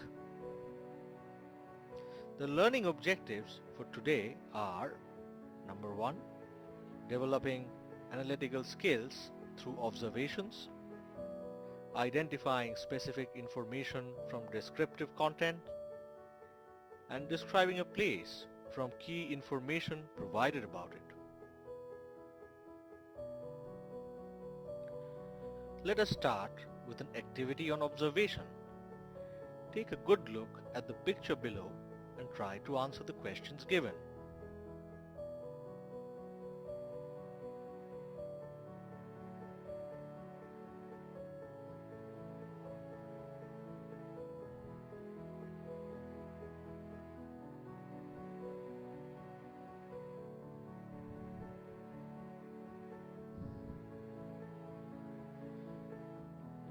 So here are 4 questions about the picture that you see.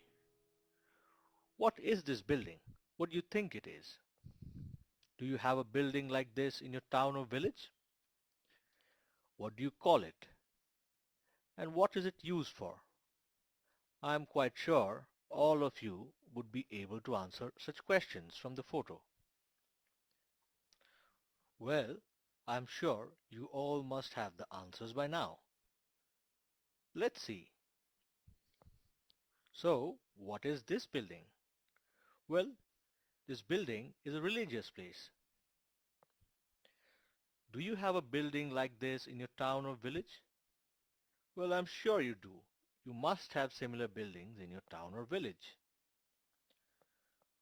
What do you call a building like this? We call it a mosque or a masjid. And what is it used for? It is used to gather for prayer.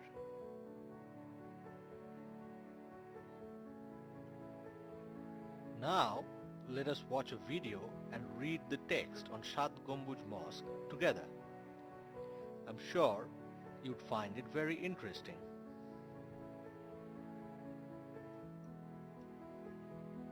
World Heritage, the Shad Gumbuj Mosque. Heritage is what we inherit from the past, live within the present, and then pass on to our children or future generation. Our unique source of life and inspiration is our cultural and natural heritage. When we speak of World Heritage, it indicates places and sites that we inherited and pass on to the future generation of the entire world. The Shad Gumbuj Mosque in Bagherhat is such a heritage. It became a UNESCO World Heritage Site in 1985. Originally, the historic mosque city was known as Khalifatabad. It is situated at the outskirts of Bagherhat town, not very far from the dense mangrove forest of the Sundarbans. Khalifatabad was a Muslim colony. It was founded by the Turkish general, a saint warrior Ulugh Khan Jahan in the 15th century. The infrastructure of the city reveals significant technical skills in many mosques as well as early Islamic monuments. Baked bricks were used for the construction of the buildings. The planning of the city was dominated by the tradition of Islamic architecture, and the decorations were a combination of Mughal and Turkish architecture. Khan Jahan built a network of roads, bridges, public buildings, and reservoirs to make the city habitable. There were about 360 mosques in the city. Among them, the most remarkable is the multi-domed Shad Gumbuj Mosque. The mosque is unique in the sense that it has 60 pillars that support the roof, with 77 low-height domes. The 4 towers at 4 corners have smaller domes at the top as well. The vast prayer hall has 11 arched doorways on the east and 7 each on the north and south for light and ventilation. It has 7 aisles running along the length of the mosque and 11 deep curves between the slender stone columns. These columns support the curving arches created by the domes. The thickness of the arches is 6 feet and have slightly narrowing hollow and round wall. The west wall in the interior has 11 mihrabs, niche in mosque pointing towards Mecca. These mihrabs are decorated with stonework and terracotta. The floor of the mosque is made of brick. Besides being used as a prayer hall, Khan Jahan used the mosque as his court too. Today, it is one of the greatest tourist attractions and one of the best architectural beauties of Bangladesh. So, we just saw a very informative video about our very own Shat Gambuj Mosque, which was declared as a World Heritage Site by UNESCO in 1985. Now, let us see if you could isolate some of the vital information which were shared in the video narration. Question 1. Who founded it? Question 2. When was it founded? Question 3. How many domes does it have? Question 4. How many pillars does it have? Question 5. How many arches does it have? Question 6. What is the thickness of the arches? And question 7. What are mihrabs? All these questions relate to the video you just saw, and you can also find them in the text in front of you. So let's see if you can find answers to all these questions. So now let's have a quick look at the answers. I'm quite sure all of you got it right. So who founded the Shat Gambuj Mosque? It was Turkish general, a saint warrior, Ulugh Khan Jahan. When was it founded? It was founded in the 15th century. How many domes are there in the mosque? There are 77 domes in the mosque. How many pillars are there in the mosque? There are 60 pillars in the mosque. How many arches are there in the mosque? There are about 29 arches, 11 in the east, 7 in the north, and 7 in the south. What is the thickness of each of the arches? Each arch is around 6 feet thick. And what are mihrabs? They are niches in the mosque pointing towards Makkah.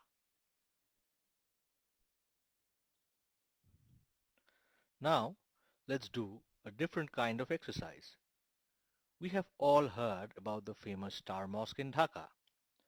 Do you think if you're given some vital information about the mosque, you can write a description about it? I'm sure you certainly can. Here are some vital information about the mosque. You can see the image in the bottom right.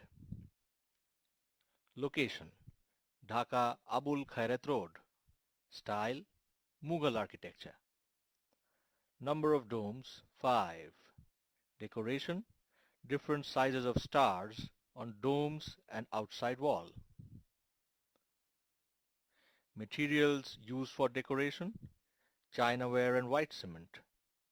Interior style: mosaic floor, floral tiles on the wall.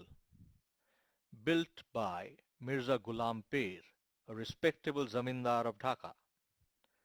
And time: early 18th century. Here is the information about Star Mosque on the screen again for your reference.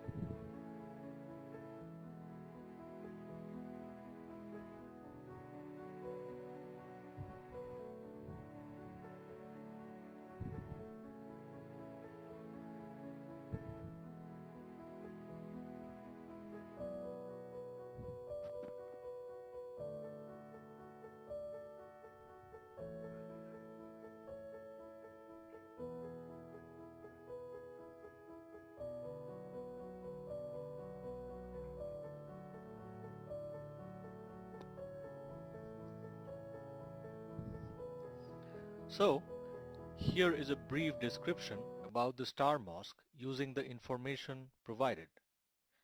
See if it matches with your own descriptions. Star Mosque is one of the most beautiful mosques in Dhaka. It is located at Abul Khairat Road. It was built in the Mughal style by Mirza Ghulam Pir, a respectable zamindar of Dhaka, in the early 18th century. It has 5 domes, which are ornamented with star-shaped sparkling stones. Chinaware and white cement were the main materials used for its decoration. The interior of the mosque has mosaic floor and the walls are decorated with floral tiles. As you can see, we have used all the information we provided to you about Star Mosque before. This is how you can use information to write description about a place, an object, or a person. Now, let's quickly recap what we learned in today's lesson. Firstly, we learned how to analyze something through observation. We looked at an image and tried to decipher information about the image. Secondly, we learned how to identify specific information from descriptive contents. We read a passage and we also watched a video and narration on Shat Gambuj Mosque and tried to get specific information provided in the text. And thirdly, we learned how to describe something from key information provided about it. We were provided some information on the Star Mosque and we used it to create a description about it. Now, let us quickly move to our homework. Now, please take down the homework for today's lesson. Refer back to the text to answer the questions on the screen. Question 1. What does World Heritage indicate? Question 2. What dominates the planning of the mosque city? Question 3. What does UNESCO stand for? Question 4. How are the mihrabs decorated? Question 5. When was the Muslim colony founded in Bagherhat? Question 6. By whom and where was the Muslim colony founded? Question 7. Where does the Shat Gambuj Mosque stand? Question 8. Who laid the foundation stone of the Muslim colony? Question 9. How are the interior western walls of Shat Gambuj Mosque adorned with? Question 10. What makes the mosque unique?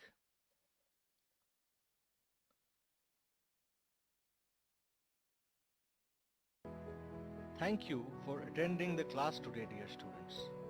Hope it was interesting for you. Hope to speak to you again in our next class. Until then, stay safe. Thank you. তোমাদের আজকের এই ক্লাসে যে সমস্ত বাড়ির কাজ দেওয়া হলো সেগুলো অবশ্যই সংশ্লিষ্ট সাবজেক্টের খাতায় লিখে রাখবে। বিদ্যালয় খুললে খাতাটি বিষয় শিক্ষকের কাছে জমা দিতে হবে মূল্যায়নের জন্য।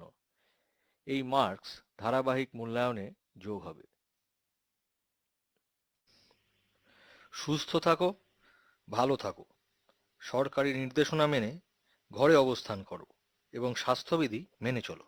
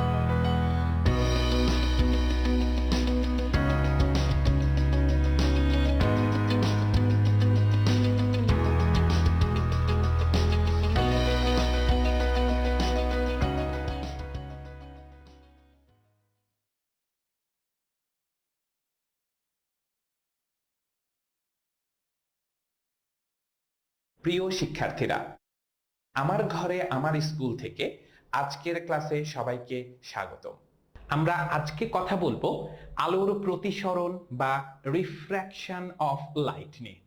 এটি পদার্থবিজ্ঞানের অত্যন্ত গুরুত্বপূর্ণ একটি অধ্যায়। তো আমরা এই অধ্যায় নিয়ে আজকের কথাবার্তা শুরু করছি।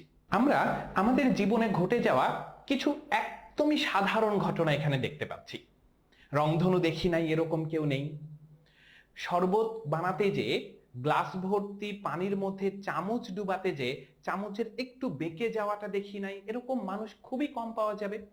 তো এই যে প্রাকৃতিক ঘটনাগুলো, এগুলো অবজার্ভ করে কিছু ম্যাথমেটিক্যাল টুলস ডেভেলপ করে মানুষের জীবনে তার প্রয়োগ ঘটানোই ছিল ফিজিক্সের কাজ। এবং দেখেন তার প্রয়োগটা আমরা দেখতে পেয়েছি চশমার মাধ্যমে। এরকম অনেক আলোকীয় যন্ত্র আছে যা এই ধরনের প্রাকৃতিক ঘটনা থেকে এবং দৈনন্দিন জীবন থেকে পাওয়া তথ্যের উপর ভিত্তি করে তৈরি হয়। আমরা এখন দেখার চেষ্টা করব আলোর প্রতিসরণটা কি। তাহলে আসেন আমরা একটু বোঝার চেষ্টা করি প্রতিসরণটা কি। যদি আমাদের কাছে দুইটা আলোকীয় মাধ্যম থাকে, আলোকীয় মাধ্যম বলতে কি, যে দুটো মাধ্যমে আলোর বেগটা হবে আলাদা, কারণ মাধ্যমের পরিবর্তন ঘটালে আলোর বেগের পরিবর্তন হয়।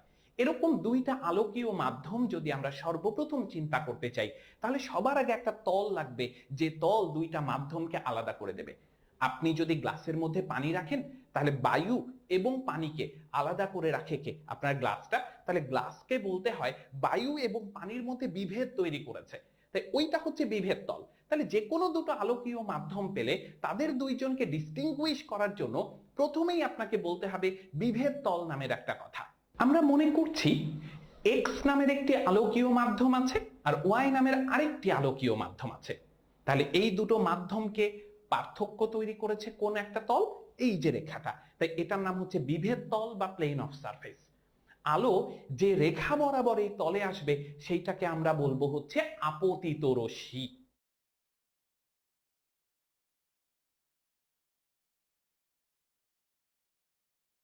তাহলে এই যে রেখা বরাবর আলো এসেছে, এইটাকে আমরা বলবো আপতিত রশ্মি। যে বিন্দুতে এসে পড়েছে এটাকে বলবো আপতন বিন্দু বা পয়েন্ট অফ ইনসিডেন্স। এবার আমরা একটু দেখার চেষ্টা করব যে এই আপতন বিন্দুতে বিভেদ তলের উপর কতভাবে লম্ব আঁকা যেতে পারে। একটু খেয়াল করি, এই আপতন বিন্দুতে আমরা এইভাবে একটা রেখা চিন্তা করতেই পারি, যেটা দেখেন বিভেদ তলের উপর লম্ব। কিন্তু এটি আপনার আপতিত রশ্মি যে তলে আছে, মানে যে পৃষ্ঠে তাকে আঁকা যাচ্ছে, এই রেখাটাকে তাকে সেই পৃষ্ঠে আঁকা যাচ্ছে না, তার মানে এটা ওই তলে নেই। তাহলে ওই তলে আছে এরকম একটা লম্ব আঁকার চেষ্টা করি, তাহলে সেই লম্বটা হবে এই রকম। তো আপতন বিন্দুতে বিভেদ তলের উপর আপতিত রশ্মি এবং বিভেদ তল যে তলে আছে সেই তলে যদি আমরা একটা লম্ব আঁকি, তাহলে সেটাকে বলে অভিলম্ব। আপতিত রশ্মি অভিলম্বের সাথে যে কোণ তৈরি করে সেইটাকে আমরা বলি আপতন কোণ। এই আলো এক্স থেকে ওয়াই মাধ্যমে যাওয়ার সময় যদি কোনো রকম কোনো ডিস্টারবেন্স ফিল না করত, তাহলে সে সোজা এইভাবে চলে যেতে চাইতো। কিন্তু আমরা দেখেছি মাধ্যমের পরিবর্তন হলে আলোর বেগের পরিবর্তন হয়। আলোর বেগের পরিবর্তন হলে এখন কি হবে? দিকের পরিবর্তন হবে। তাই এই রশ্মিটা হয় এরকম করে সরে আসবে, না হয় এইভাবে সরে যাবে। যদি এটা হালকা হয়, এটা ঘন হয়, তাহলে বেগ একটু কমে যাবে, ফলে এইভাবে অভিলম্বের দিকে সরে আসবে। আর যদি এইটা ঘন হয়, এইটা হালকা হয়, তাহলে বেগ সাথে সাথে বেড়ে যাবে এবং বেগ সাথে সাথে বেড়ে যাওয়ার সাথে সাথে সে চলে যাবে কোন দিকে? অভিলম্ব থেকে দূরে। এই ধরে নিলাম সে এইরকম ভাবে আসলো দিক পরিবর্তন করে। তাহলে এই যে যে রশ্মি বরাবর সে দ্বিতীয় মাধ্যমে প্রবেশ করলো, এটাকে বলবো প্রতিসরিত রশ্মি। আর এই প্রতিসরিত রশ্মি অভিলম্বের সাথে যে কোণ তৈরি করে সেইটাকে আমরা বলি প্রতিসরণ কোণ। আমরা যদি একটু চিন্তা করি, তাহলে তার অরিজিনাল ট্র্যাক ছিল এইটা, আর সেই অরিজিনাল ট্র্যাক থেকে সে এতটুকু সরে এসেছে, তাহলে এতটুকু ডেভিয়েটেড হয়েছে বা বিচ্যুত হয়েছে। তাই এই কোণটাকে আমরা বলবো বিচ্যুতি কোণ বা অ্যাঙ্গেল অফ ডেভিয়েশন। তাহলে এই যে আলোক রশ্মি একটি আলোকীয় মাধ্যম থেকে আরেকটি আলোকীয় মাধ্যমে তির্যকভাবে আপতিত হলে চলার পথের দিকের পরিবর্তন ঘটায়। কেন ঘটায়? কারণ তার বেগের পরিবর্তন ঘটে। এই যে ঘটনাটা, এই ঘটনাটাকেই বলে প্রতিসরণ। আমরা সেটাই লিখেছিলাম যে আলোকরশ্মি তির্যকভাবে একটি আলোকীয় মাধ্যম থেকে আরেকটি আলোকীয় মাধ্যমে আপতিত হলে বেগের পরিবর্তন ঘটার কারণে সে দিকের পরিবর্তন ঘটায়, যা আলোর প্রতিসরণ নামে পরিচিত। এবার আমরা দেখার চেষ্টা করব প্রতিসরণ কোন সূত্রগুলো বজায় রাখে। প্রতিসরণের জন্য দুইটা সূত্র আছে। প্রথমটাকে আমরা বলছি প্রথম সূত্র। এই প্রথম সূত্রের অনেক ঘটনা একটু আগে এলিমেন্টারি কেসে আমরা বলে এসেছি। কি বলে এসেছি? যে অভিলম্ব সেখানেই থাকবে যেখানে আপতিত রশ্মি এবং বিভেদ তল যে তলে আছে সেই তলে। তো এটা যদি না থাকতো, যদি অভিলম্ব এই তলে চলে আসতো, তাহলে আপনি কিন্তু আপতন কোণ খুঁজে পেতেন না।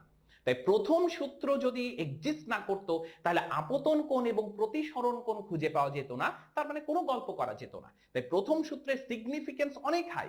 যদি আপতন কোণ আর প্রতিসরণ কোণ খুঁজে না পাই, তাহলে আমি কোনো সূত্রই ফেলতে পারবো না। তাই প্রথম সূত্রে বলা হচ্ছে আপতিত রশ্মি, প্রতিসরিত রশ্মি এবং আপতন বিন্দুতে যে অভিলম্বটা আঁকা থাকে এরা সমতলীয়, মানে একই তলে অবস্থান করে। তার মানে আপনি কোনো পেজে যদি তাদের আঁকার চেষ্টা করেন, তাহলে একই পেজে তাদেরকে আঁকতে পারবেন, কোনো রকম ভাবে অন্য কোনো পেজের দিকে আপনাকে মুভ করতে হবে না। তাই এটা ছিল আমাদের প্রথম সূত্র। এবার আমরা ম্যাথমেটিক্যাল যে সূত্রটা সেটা নিয়ে কথা বলবো, যে সূত্রটা দিয়েছিলেন স্নেল স্যার। তো স্নেল স্যার বলেছেন একজোড়া নির্দিষ্ট মাধ্যম। এটা কেন হয় একটু চিন্তা করে দেখি তো।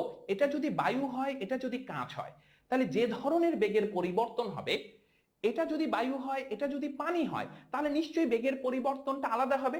তাই বায়ু কাঁচের যে বেগের পরিবর্তন আর বায়ু পানির যে বেগের পরিবর্তন, এই দুই পরিবর্তন আপনি কখনো কম্পেয়ার করতে পারবেন না।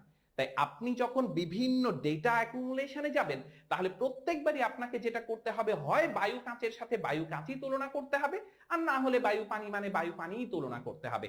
আপনি কাঁচের সাথে বায়ুকে নিয়ে আবার কাঁচের সাথে পানিকে আপনি তুলনা করতে পারবেন না। তাই যা বলবেন ডেটা একটা নির্দিষ্ট মাধ্যমের জন্য হতে হবে। তাই একজোড়া নির্দিষ্ট মাধ্যম হতে হবে আর একটা নির্দিষ্ট বর্ণের আলো হতে হবে। যদি আলো বর্ণ চেঞ্জ করে, তাহলে তার আলোকীয় বৈশিষ্ট্য পরিবর্তিত হয়। তাই আলোর বর্ণ পরিবর্তন হওয়া যাবে না। তাহলে আমরা একটু পড়ার চেষ্টা করি যে একজোড়া নির্দিষ্ট মাধ্যম এবং একটি নির্দিষ্ট বর্ণের আলোর জন্য আপতন কোণের সাইন এবং প্রতিসরণ কোণের সাইন এর অনুপাত একটি ধ্রুবক।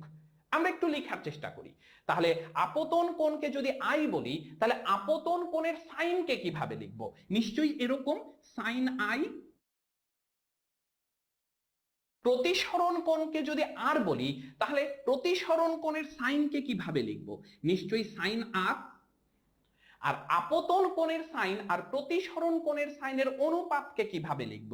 নিশ্চয়ই এভাবে। স্নেলের সূত্র বলছে যদি একজোড়া নির্দিষ্ট মাধ্যম হয় আর একটা নির্দিষ্ট বর্ণের আলো হয়, তাহলে এই অনুপাতের কোনো পরিবর্তন হবে না। তার মানে এই অনুপাতটা একটা ধ্রুবক বা একটা কনস্ট্যান্ট। একটু ভালো করে দেখার চেষ্টা করব। তাহলে আই চেঞ্জ হতে পারে, সাইন আই চেঞ্জ হবে, আর চেঞ্জ হতে পারে, সাইন আর চেঞ্জ হবে, কিন্তু এমন ভাবে চেঞ্জ হবে যেন তাদের অনুপাত কখনো পরিবর্তিত হয় না। তাহলে এই অনুপাতটা কার কার উপর নির্ভর করছে? আমরা এই অনুপাতের ডিপেন্ডেন্সিটা একটু দেখার চেষ্টা করব। তাহলে এই অনুপাতটা একটু ভালো করে দেখব, এটা মাধ্যমের উপর নির্ভরশীল। তার মানে আপনি এক্স ওয়াই মাধ্যম নিয়ে যে অনুপাতটা পাবেন, আপনি এক্স এবং জেড মাধ্যম নিলে অনুপাতটা পরিবর্তন হয়ে যাবে, অনুপাত ওইটা থাকবে না। আর কার উপর নির্ভরশীল? বর্ণের উপর নির্ভরশীল। আপনি একবার লাল আলো পাঠালে যে অনুপাত থাকবে, সবুজ আলো পাঠালে সেই অনুপাতটা থাকবে না। তাহলে এই অনুপাতের ডিপেন্ডেন্সি মাত্র দুইটার উপর। ভালো করে মাথায় রাখবেন, এমসিকিউ এর খুবই পছন্দের প্রশ্ন এটা, যে স্নেলের সূত্র থেকে আমরা যে ধ্রুবকটা পাই, এই ধ্রুবকটি কিসের পরিবর্তনে পরিবর্তিত হয়? মাধ্যমের পরিবর্তনে পরিবর্তিত হয় আর আলোর বর্ণের পরিবর্তনে পরিবর্তিত হয়। তাহলে স্নেলের সূত্র বলল যে একজোড়া নির্দিষ্ট মাধ্যম আর একটা নির্দিষ্ট বর্ণের আলোর জন্য আপতন কোণের সাইন এবং প্রতিসরণ কোণের সাইনের অনুপাত একটি ধ্রুবক। এবার আমরা নতুন একটা টার্ম নিয়ে কথা বলবো, একটি নতুন রাশি, সেটির নাম হচ্ছে প্রতিসরণাঙ্ক বা রিফ্র্যাক্টিভ ইন্ডেক্স। একটু ভালো করে দেখার চেষ্টা করি। আমরা একটা মাধ্যম বলছিলাম এক্স, একটা মাধ্যম বলছিলাম ওয়াই। তার মানে দুটো ভিন্ন আলোকীয় মাধ্যম। তাহলে দুই মাধ্যমে আলোর বেগ আলাদা। তাহলে এই যে দুটো মাধ্যমে আলোর বেগ আলাদা, তাহলে এই দুই আলোর বেগের তো একটা অনুপাত থাকা উচিত। সেই অনুপাতটার নাম হচ্ছে প্রতিসরণাঙ্ক। একটু দেখি তো, এই যে বলছিলাম আপতন এবং প্রতিসরণ মাধ্যমে আলোর বেগের অনুপাত। আপতন এবং প্রতিসরণ মাধ্যম, আপতন মাধ্যম কোনটা? যেখানে আপতিত রশ্মি থাকে। প্রতিসরণ মাধ্যম কোনটা? যেখানে প্রতিসরিত রশ্মি থাকে। তাহলে আপতন মাধ্যম এবং প্রতিসরণ মাধ্যমে আলোর বেগের অনুপাতকে আমরা প্রতিসরণাঙ্ক নামে চিনে থাকি। তাহলে একটু দেখার চেষ্টা করছি। এই যে এক্স মাধ্যম, এই এক্স মাধ্যমে আলোর বেগকে বলছি cx। এই যে ওয়াই মাধ্যম, এই মাধ্যমে আলোর বেগকে বলছি cy। তাহলে তাদের অনুপাত কোনটা? ডেফিনেটলি এটা। এই যে অনুপাত, এই অনুপাতটাকে একটা নতুন নাম দেওয়ার চেষ্টা করেছি, সেটার নাম হচ্ছে প্রতিসরণাঙ্ক। তো প্রতিসরণাঙ্ককে প্রকাশ করা হয় ইটা নামের একটা গ্রিক অক্ষর দিয়ে। এখন এই ইটা নামের গ্রিক অক্ষর যখন দিলাম, একটা নতুন নাম দিয়েছি, তাহলে এই নামটা কার সেটা জানা উচিত। তাহলে এই নামটা যার, সেটা থাকবে এই পাশে, আর যার সাপেক্ষে সেটা থাকবে এই পাশে। তাহলে আমরা একটু দেখার চেষ্টা করি।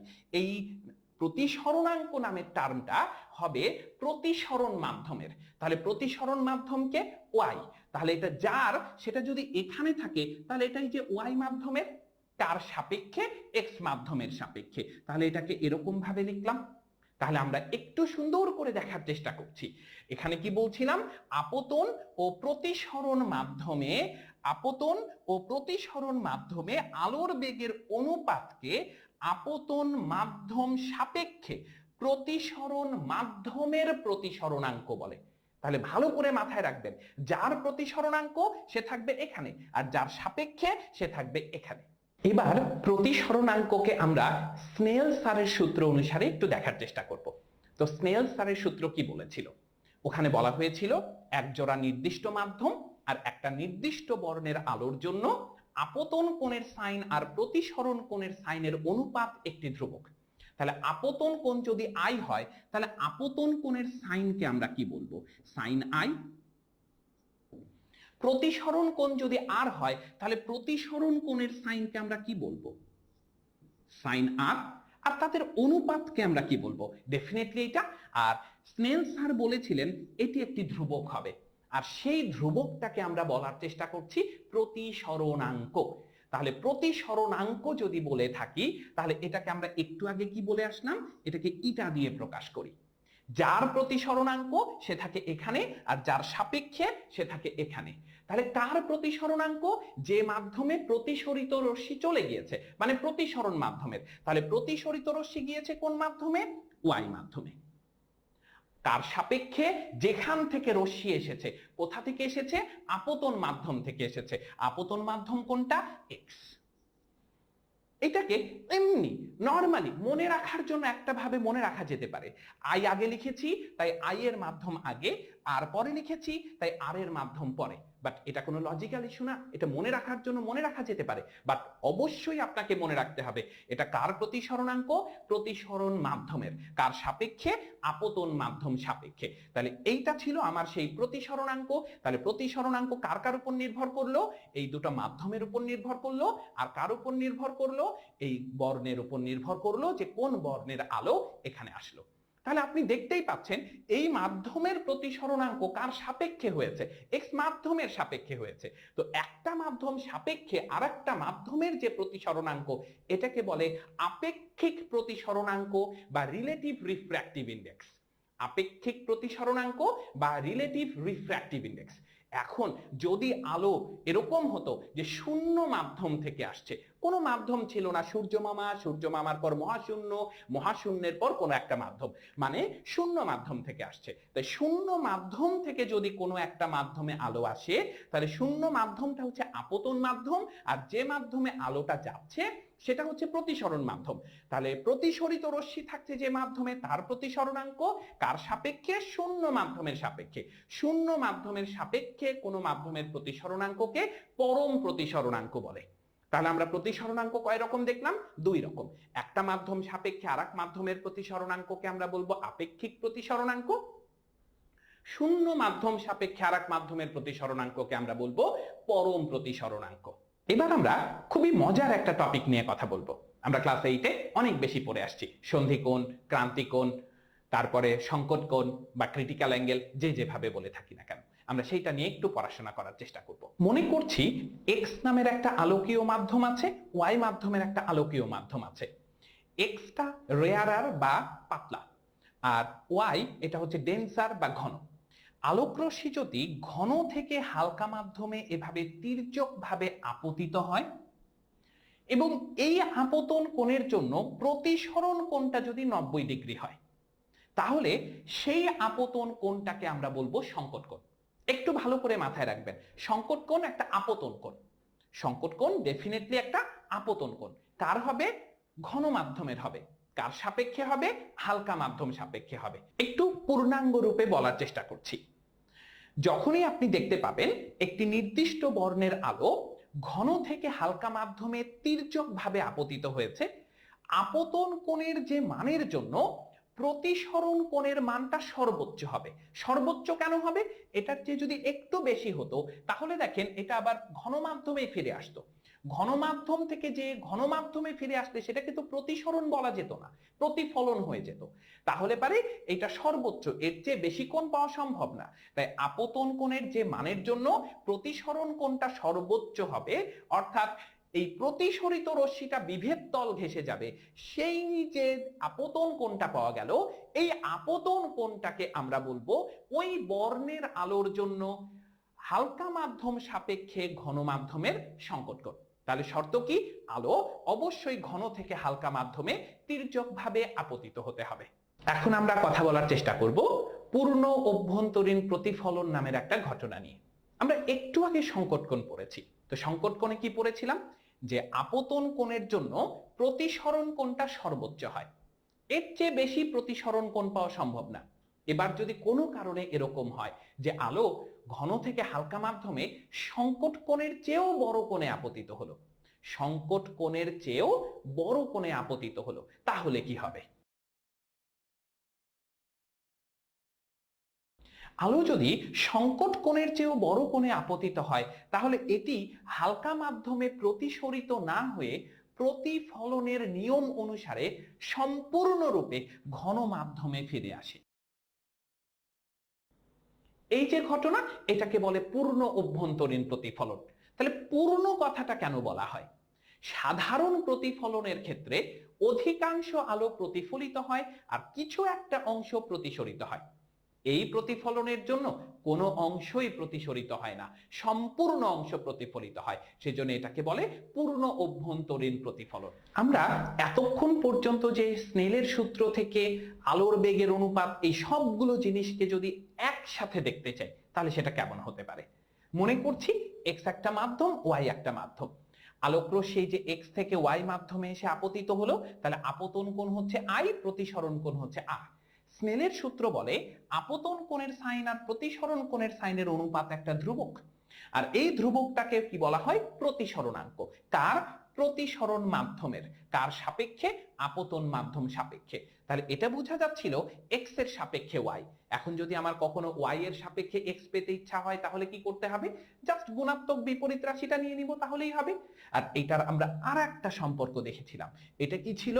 এটা হচ্ছে এই দুটো মাধ্যমে আলোর বেগের অনুপাত। তাহলে এটা হচ্ছে cx/cy। আমরা সবাই জানি যে যে মাধ্যমটা আলোকীয়ভাবে যত ঘন সেখানে আলোর বেগ তত কম। তার মানে আলোর বেগের সাথে মাধ্যমের যে প্রতিসরণাঙ্ক এটা হবে ব্যস্তানুপাতিক। সেই জন্য দেখেন এক্স মাধ্যমের সাথে তার পরম প্রতিসরণাঙ্ক, ওয়াই মাধ্যমের সাথে আলোর বেগের সাথে দেখেন পরম প্রতিসরণাঙ্ক ব্যস্তানুপাতিক সম্পর্ক বজায় রেখেছে। তাই যেখানে এই প্রতিসরণাঙ্কটা বেশি হবে সেখানে আলোর বেগ কম, যেখানে প্রতিসরণাঙ্ক কম সেখানে আলোর বেগটা বেশি হবে। তাই এই সম্পর্কগুলো দিয়ে আমাদের অনেকগুলো গাণিতিক সমস্যার সমাধান করা যাবে। এবার আমরা একটা নমুনা সৃজনশীল প্রশ্ন সমাধান করার চেষ্টা করব। একটু দেখার চেষ্টা করছি। আমরা বলছি কাঁচের প্রতিসরণাঙ্ক হচ্ছে √2। এবার পরম প্রতিসরণাঙ্ক কি সেটা আমরা জানতে চেয়েছি। তাহলে পরম প্রতিসরণাঙ্ক কি এটা আমরা অলরেডি বলে আসছি, শূন্য মাধ্যম সাপেক্ষে কোন মাধ্যমের প্রতিসরণাঙ্ককে পরম প্রতিসরণাঙ্ক বলে। মাধ্যমের সংকট কোণ আর প্রতিসরণাঙ্কের মধ্যে সম্পর্ক স্থাপন করো। জাস্ট স্নেলের সূত্র অ্যাপ্লাই করলেই হবে যে মাধ্যমের সংকট কোণ আর প্রতিসরণাঙ্ক কতটুকু হবে, দুটো মাধ্যম নিয়ে স্নেলের সূত্র অ্যাপ্লাই করে দিন, তাহলেই হয়ে যাবে। এবার আমরা দেখার চেষ্টা করব যে এই কাঁচ থেকে যে প্রশ্নটা এসেছে সেটা ভালো করে দেখার চেষ্টা করি। আমাদের এখানে দুটো মাধ্যমের কথা বলছে, একটা কাঁচ আর একটা মাধ্যমের কথা যদি উল্লেখ করা না থাকে তাহলে সেটা কি হয়, বায়ু। তো আমরা এই বায়ু এবং কাঁচের ক্ষেত্রে এই ধরনের ডেটাগুলো কিভাবে রিপ্রেজেন্টেড হয়েছে সেটা দেখার চেষ্টা করছি। তাহলে গিভেন ডাটাগুলো নিয়ে যদি আমরা কথা বলি তাহলে আমাদের এই ফিগারটা সেই ডেটাগুলোকে ভিজুয়ালাইজ করায়। আমাদেরকে বলছিল যে আলো কাঁচে কত কোণে আপতিত হলে, কোথা থেকে আপতিত হবে, বায়ু থেকে আপতিত হবে, তাহলে বায়ু থেকে কত কোণে আপতিত হলে 30 ডিগ্রি কোণে প্রতিসরিত হবে। কাঁচের প্রতিসরণাঙ্ক কার সাপেক্ষে বলা নেই, তাই বায়ুর সাপেক্ষে, সেটা হচ্ছে √2। তাহলে একদম সিম্পলি স্নেলের সূত্র আমরা একটু অ্যাপ্লাই করার চেষ্টা করছি, দেখি তো কি হয়। স্নেলের সূত্র বলেছে আপতন কোণের সাইন এবং প্রতিসরণ কোণের সাইন এইটার অনুপাত একটি ধ্রুবক। এটা কার ছিল, প্রতিসরণ মাধ্যমের ছিল, তাহলে আমার প্রতিসরণ মাধ্যমটা হচ্ছে এইটা, কার সাপেক্ষে, আপতন মাধ্যম সাপেক্ষে, তার মানে এইটা। এবার এই মানগুলো আমরা বসানোর চেষ্টা করি। আই তো আমার কাছে জানতে চাচ্ছে, তাই সাইন আই এইভাবেই রয়ে গেল। আর এর মানটা হচ্ছে 30 ডিগ্রি। আমরা এইটা দেখতে পাচ্ছি, এটা হলো √2। আপনি খুব সহজেই বুঝতে পারছেন, তাহলে সাইন আই এইটা সমান আমরা বলতে পারছি √2 তো এখানে ছিল, আর সাইন 30 ডিগ্রি এটার মান হচ্ছে হাফ। যদি অন্য কিছু থাকে ক্যালকুলেটর থেকে কমান্ড দিয়ে বের করে নেবেন।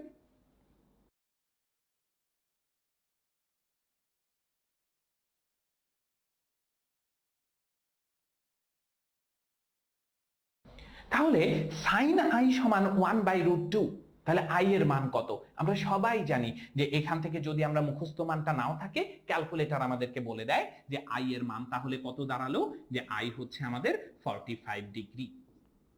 তাহলে আমরা কি পেলাম, যে আলো যদি 45 ডিগ্রি কোণে আপতিত হয় তাহলে 30 ডিগ্রি কোণে প্রতিসরিত হবে। এবার আমরা দেখার চেষ্টা করব ঘ। এখানে বলা হচ্ছিল আলো কাঁচ থেকে 60 ডিগ্রি কোণে আপতিত হলে প্রতিসরিত হবে কিনা। তাহলে আমরা খুব সহজেই চেক করতে পারি, কাঁচ থেকে যাবে তার মানে ঘন থেকে যাবে, ঘন থেকে হালকা মাধ্যমে যদি সংকট কোণের চেয়ে বড় কোণে আপতিত হয় তাহলে তার প্রতিসরিত হবে না।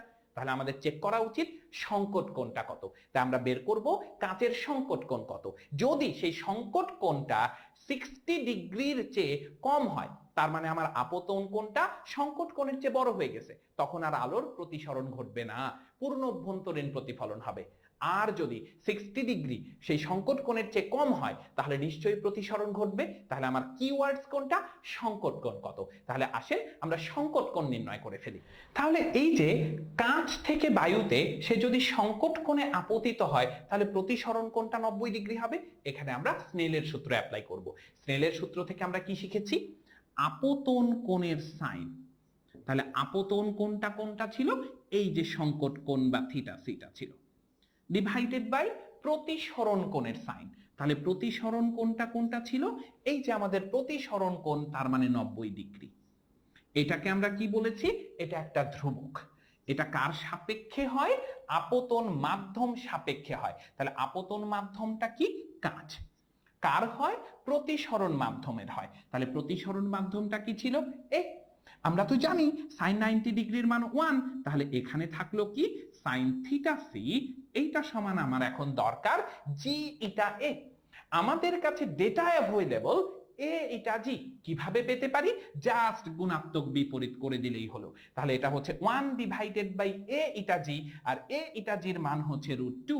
তাহলে এখান থেকে আমরা বলতে পারছি এই থিটা সি এর মান হচ্ছে 45 ডিগ্রি। তার মানে আলো যদি কাঁচ থেকে বায়ুতে 45 ডিগ্রির চেয়ে বড় কোণে আপতিত হয় তাহলে আর প্রতিসরণ হবে না, পূর্ণ অভ্যন্তরীণ প্রতিফলন হবে। আপনি দেখতে পাচ্ছেন কোণটা হচ্ছে 60 ডিগ্রি, তার মানে এখানে প্রতিসরণ হচ্ছে না, এখানে পূর্ণ অভ্যন্তরীণ প্রতিফলন ঘটবে। তাহলে এতক্ষণ পর্যন্ত আমরা যা পড়েছি তা বাসায় চর্চা করা প্রয়োজন। তো আপনার সেই চর্চার জন্য ছোট্ট একটা প্রদর্শনী আমরা দিচ্ছি, এটা আপনাদের বাসার কাজ, এটা বাসায় করবেন। তাহলে প্রশ্নটা কি বলছি একবার একটু বলে নেই।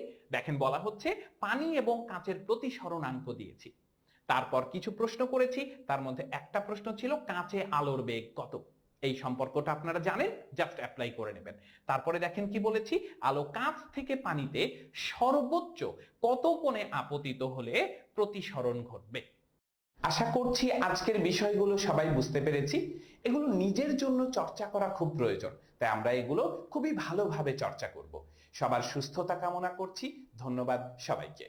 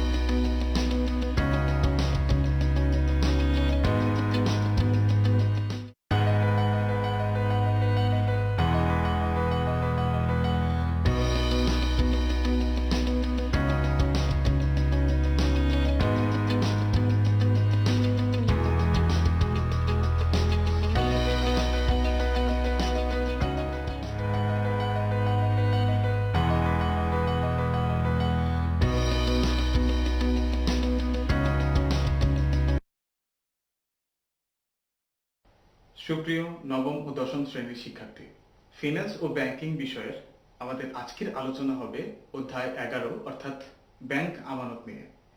আজকের ক্লাসে আমরা ব্যাংক আমানতের কিছু নির্দিষ্ট বিষয় সম্পর্কে জানব। কি কি বিষয় জানব? প্রথমত, ব্যাংক আমানতের ধারণা অর্থাৎ ব্যাংক আমানত কি, কারা ব্যাংক আমানত রাখে, কেন রাখে। দ্বিতীয়ত, ব্যাংক আমানতের উদ্দেশ্য ও গুরুত্ব। বিভিন্ন দৃষ্টিকোণ থেকে ব্যাংক আমানতের উদ্দেশ্য ও গুরুত্ব বিভিন্ন রকম হয়ে থাকে। গ্রাহকের দৃষ্টিকোণ থেকে আমানতের গুরুত্ব এক ধরনের, ব্যাংকের দৃষ্টিকোণ থেকে আমানতের গুরুত্ব আরেক ধরনের। তেমনিভাবে টোটাল ইকোনমি বা অর্থনৈতিক দৃষ্টিকোণ থেকে ব্যাংক আমানতের গুরুত্ব এক ধরনের। আজকে আমরা এগুলো সম্পর্কে বিস্তারিত জানব। তারপরে জানা যাক ব্যাংক হিসাবে বিভিন্ন ধরন বিশ্লেষণ। ব্যাংক মানুষের কাছ থেকে বা গ্রাহকের কাছ থেকে যে আমানত সংগ্রহ করে, এ কারণে ব্যাংক বিভিন্ন হিসাব খোলে বা হিসাবের মাধ্যমে এই আমানতটা সংগ্রহ করে। আজকের ক্লাসে আমরা এই হিসাবগুলো সম্পর্কেও জানবো। বিভিন্ন হিসাব, কোন হিসাবগুলো কাদের জন্য প্রযোজ্য, কোন হিসাবগুলোর কি ধরনের বৈশিষ্ট্য, কোন হিসাব বা কি কি কাজে ব্যবহৃত হয় বা কারা কোন হিসাব খোলে, এ সম্পর্কে বিস্তারিত জানবো। ফাইনালি, ব্যাংক হিসাব খোলার পদ্ধতি, ধরো সঞ্চয় হিসাব বা চলতি হিসাব বা স্থায়ী হিসাব, বিভিন্ন হিসাব খোলার পদ্ধতি বা বিভিন্ন হিসাব খোলার জন্য প্রয়োজনীয় কাগজপত্র বা প্রয়োজনীয় যে নিয়মাবলী, এগুলো বিভিন্ন রকম হয়ে থাকে। আজকের ক্লাসে আমরা এ সম্পর্কে বিস্তারিত আলোচনা করব। তাহলে চলো শুরুতে জানা যাক ব্যাংক আমানতের ধারণা বা ব্যাংক আমানত কি। ব্যাংকগুলোর জন্য, সেটা হোক বাণিজ্যিক ব্যাংক বা রাষ্ট্রায়ত্ত ব্যাংক বা যে কোনো ব্যাংক, ব্যাংকের তহবিলের প্রধান উৎসই হচ্ছে ব্যাংক আমানত। এই যে আমরা মানুষ, ইন্ডিভিজুয়াল মানুষের ক্ষুদ্র ক্ষুদ্র জমানো অর্থ বা সঞ্চয়, এটা যে ব্যাংকে রাখি আমরা, এটাই হচ্ছে ব্যাংকের জন্য আমানত। গ্রাহক তার টাকা বা তার অর্থকড়ি তার নিজের কাছে রাখতে পারে, বাড়িতে রাখতে পারে বা ব্যক্তিগতভাবে রাখতে পারে। এক্ষেত্রে অনেক ধরনের সমস্যার সৃষ্টি হয়, নিরাপত্তার ঝুঁকি থাকে। তারপর হচ্ছে, ধরো তোমার কাছে আজকে 100 টাকা আছে, তুমি এটা তোমার কাছে রেখে দিলে, 100 টাকা কিন্তু এক মাস পরে 100 টাকাই থাকবে। বাট তুমি যদি এটা ব্যাংক আমানতে টাকাটা রাখতে, তোমাকে ব্যাংক নির্দিষ্ট পরিমাণে নির্দিষ্ট সময় শেষে নির্দিষ্ট হারে সুদ প্রদান করবে। এসব বিভিন্ন কারণে মানুষ কি করে, তাদের ক্ষুদ্র ক্ষুদ্র সঞ্চয়গুলো নিজেদের কাছে না রেখে বা অন্য বিকল্প ব্যবস্থায় না যেয়ে ব্যাংকের কাছে যায়। এতে কি হয়, তার নিজের টাকাটা বা নিজের সঞ্চয়টাও একদম নিরাপদ থাকে এবং সে এই সঞ্চয় থেকে একটা নির্দিষ্ট সময় পর কিছু মুনাফাও পায়। আবার ব্যাংক কিভাবে বেনিফিটেড বা ব্যাংক কিভাবে সুবিধা পায় এই গ্রাহকের আমানত থেকে? ব্যাংক কি করে, এই ক্ষুদ্র ক্ষুদ্র বিনিয়োগকারী বা ক্ষুদ্র ক্ষুদ্র যে গ্রাহকের আমানতগুলো আছে, এগুলো একত্রিত করে একটা বড় একটা অ্যামাউন্ট বা বড় একটা সংখ্যা অর্থাৎ বড় একটা আমানত সৃষ্টি করে, যেটা থেকে ব্যাংক আবার মানুষকে লোন দেয় বা ধার দেয়। তবে ব্যাংক একটা আসলে ফাইন্যান্সিয়াল ইন্টারমিডিয়ারি বা আর্থিক মধ্যস্থতাকারী, যার কাজ হলো আমানতকারীদের কাছ থেকে অর্থ সংগ্রহ করে যাদের অর্থ দরকার ব্যবসায়ী বা যে কোনো উদ্দেশ্যে, ব্যক্তিগত উদ্দেশ্যে যদি কারো অর্থ দরকার হয়, অর্থাৎ কারো যদি ব্যাংকের লোন দরকার হয়, ব্যাংক তখন ওই আমানতের অর্থ থেকে আবার মানুষকে লোন দেয়। এই কারণে ব্যাংককে বলা হয় ফাইন্যান্সিয়াল ইন্টারমিডিয়েট। আমাদের পরবর্তী টপিক ছিল ব্যাংক আমানতের উদ্দেশ্য ও গুরুত্ব, যেটা আমরা ক্লাসের শুরুতেই বলেছি। ব্যাংক আমানতের উদ্দেশ্য ও গুরুত্ব বিভিন্ন দৃষ্টিকোণ থেকে বিভিন্ন রকম হয়ে থাকে। আমানতকারীর কাছে ব্যাংক আমানতের গুরুত্ব এক ধরনের, আবার ব্যাংকের কাছে ব্যাংক আমানতের গুরুত্ব আরেক ধরনের। আবার যেটা শুরুতে বলেছিলাম, পুরো দেশের কাছে বা পুরো অর্থনীতির জন্য ব্যাংক আমানতের গুরুত্ব অন্যরকম। এই ব্যাংক আমানত গ্রাহকের দৃষ্টিকোণ থেকে যদি আমরা ব্যাংক আমানতের গুরুত্বগুলো দেখি, তাহলে আমরা দেখব গ্রাহকের দৃষ্টিকোণ থেকে ব্যাংক আমানতের গুরুত্বগুলোকে মূলত 6 ভাগে ভাগ করা যায়, যেটা আমাদের বইতে আছে 11.1 তোমরা দেখবে 11.1 ব্যাংক আমানতের উদ্দেশ্য ও গুরুত্ব। প্রথমত, অর্থের নিরাপত্তা। একজন গ্রাহক, একজন সাধারণ মানুষ, সে তার নিজের কাছে বিভিন্ন কারণে, যে কারণেই হোক, টাকা রাখতে ততটা নিরাপদ বোধ করবে না। এটা হারিয়ে যেতে পারে বা চুরি হয়ে যেতে পারে বা সে হারিয়ে ফেলতে পারে, নষ্ট হয়ে যেতে পারে টাকাটা। কিন্তু এই টাকাটা যদি সে ব্যাংকে জমা রাখে আমানত হিসাবে, তাহলে তার টাকাটা কিন্তু নিরাপদ থাকছে এবং একটা দিন শেষে বা একটা নির্দিষ্ট সময় শেষে সে ব্যাংক থেকে মুনাফাও পাচ্ছে। তারপরে আমরা যদি দেখি যে ব্যবসায়িক লেনদেন, একজন ব্যবসায়ী যখন পণ্য বা সেবা বিক্রি করে, সেল করে, তখন তার কাছে কি হয়? নগদ টাকা আসে বা ক্যাশ ইনফ্লো হয়। একইভাবে সে যখন সাপ্লায়ারের কাছ থেকে বা সরবরাহকারীর কাছ থেকে পণ্য ক্রয় করে, তখন তার ক্যাশ চলে যায়। তাহলে দিন শেষে বা একটা নির্দিষ্ট সময় শেষে ব্যবসায়ীর হাতে, যে কোনো ব্যবসায়ী, তার হাতে যে নগদ টাকাটা থাকে সেটা সে কি করে? ব্যাংকে আমানত হিসেবে জমা দেয়। অর্থাৎ একজন ব্যাংক আমানতকারী যদি একজন ব্যবসায়ী হয়, সে তার ব্যবসায়িক প্রয়োজন মেটানোর জন্য ব্যাংকে আমানত করে। ঋণের সুবিধা, গ্রাহক ঋণের সুবিধা পাওয়ার জন্য ব্যাংকে আমানত রাখে, যেটা আমরা শুরুতেই বললাম।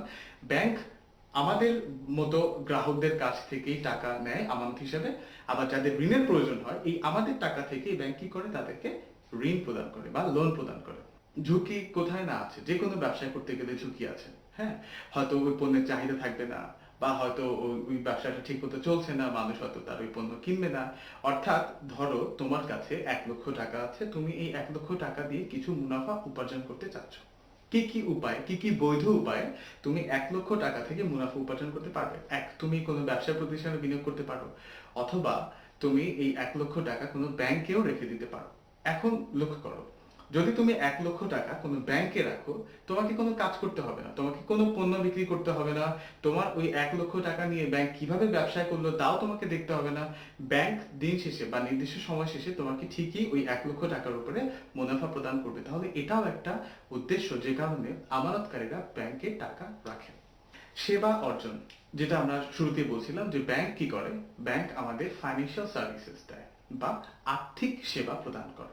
ব্যাংক গ্রাহকের হয়ে ফিনান্সিয়াল অ্যাডভাইজার বা তার আর্থিক উপদেষ্টা হিসাবেও কাজ করে। অর্থাৎ কোন আমানত কিভাবে, কত টাকা কোথায় রাখলে গ্রাহক তার ওই আমানত থেকে সর্বোচ্চ সুবিধা পাবে, ব্যাংক গ্রাহককে এই সুবিধা বা এই উপদেশগুলো দিয়ে থাকে। আমানতকারীর জন্য এটাও একটা উদ্দেশ্য, ব্যাংকে আমানত করার জন্য। অতিরিক্ত অর্থের প্রয়োজন মেটানো, অর্থাৎ গ্রাহকের কাছে যদি সারপ্লাস অ্যামাউন্ট অফ ফান্ড, অর্থাৎ অতিরিক্ত অর্থ থাকে। অতিরিক্ত অর্থ কখন থাকে? যখন আমার ধরো কারো ইনকাম বা কারো আয় হচ্ছে 100 টাকা, তার টোটাল ব্যয় হচ্ছে সবকিছু মিলিয়ে 90 টাকা, তাহলে তার কাছে দিন শেষে কিন্তু 10 টাকা কি থাকে? সঞ্চয় থাকে। এই সঞ্চয়টাকে সে চাইলে ব্যাংকে রাখতে পারে বা ব্যাংকে জমা রাখতে পারে। ব্যাংকের ক্ষেত্রে আমানতের কি কি উদ্দেশ্য বা ব্যাংকের দৃষ্টিকোণ থেকে আমানতের উদ্দেশ্য? প্রথমত, তহবিলের মূল উৎস, যেটা আমরা শুরুতেই বলছিলাম। একটা ব্যাংক, সেটা হোক বাণিজ্যিক ব্যাংক বা রাষ্ট্রায়ত্ত ব্যাংক, যে কোনো ব্যাংক, যে কোনো ব্যাংকের তহবিলের মূল উৎসই হচ্ছে গ্রাহকের আমানত বা এই ক্ষুদ্র ক্ষুদ্র বিনিয়োগকারীদের আমানত। তাহলে ব্যাংকের প্রধান যে কাজ, মানুষকে লোন দেয়া, মানে যে কাজটা করে ব্যাংক প্রফিট করে বা মুনাফা করে।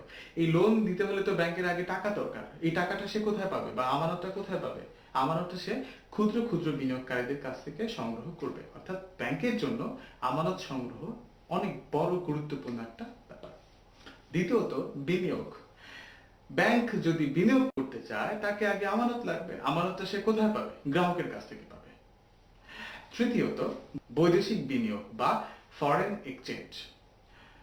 তোমরা যখন আরো বড় হবে। তোমরা বৈদেশিক বিনিময়, ফরেন এক্সচেঞ্জ, কারেন্সি এক্সচেঞ্জ বা মুদ্রা, এক একটা দেশের এক একটা মুদ্রার হার বিনিময়, এসব নিয়ে অনেক পড়াশোনা করবে। আপাতত শুধু এতটুকু জানো যে ব্যাংক বৈদেশিক বিনিময় বা ফরেন এক্সচেঞ্জ করতে হলে তো ব্যাংকের কাছে টাকা দরকার, তাই না?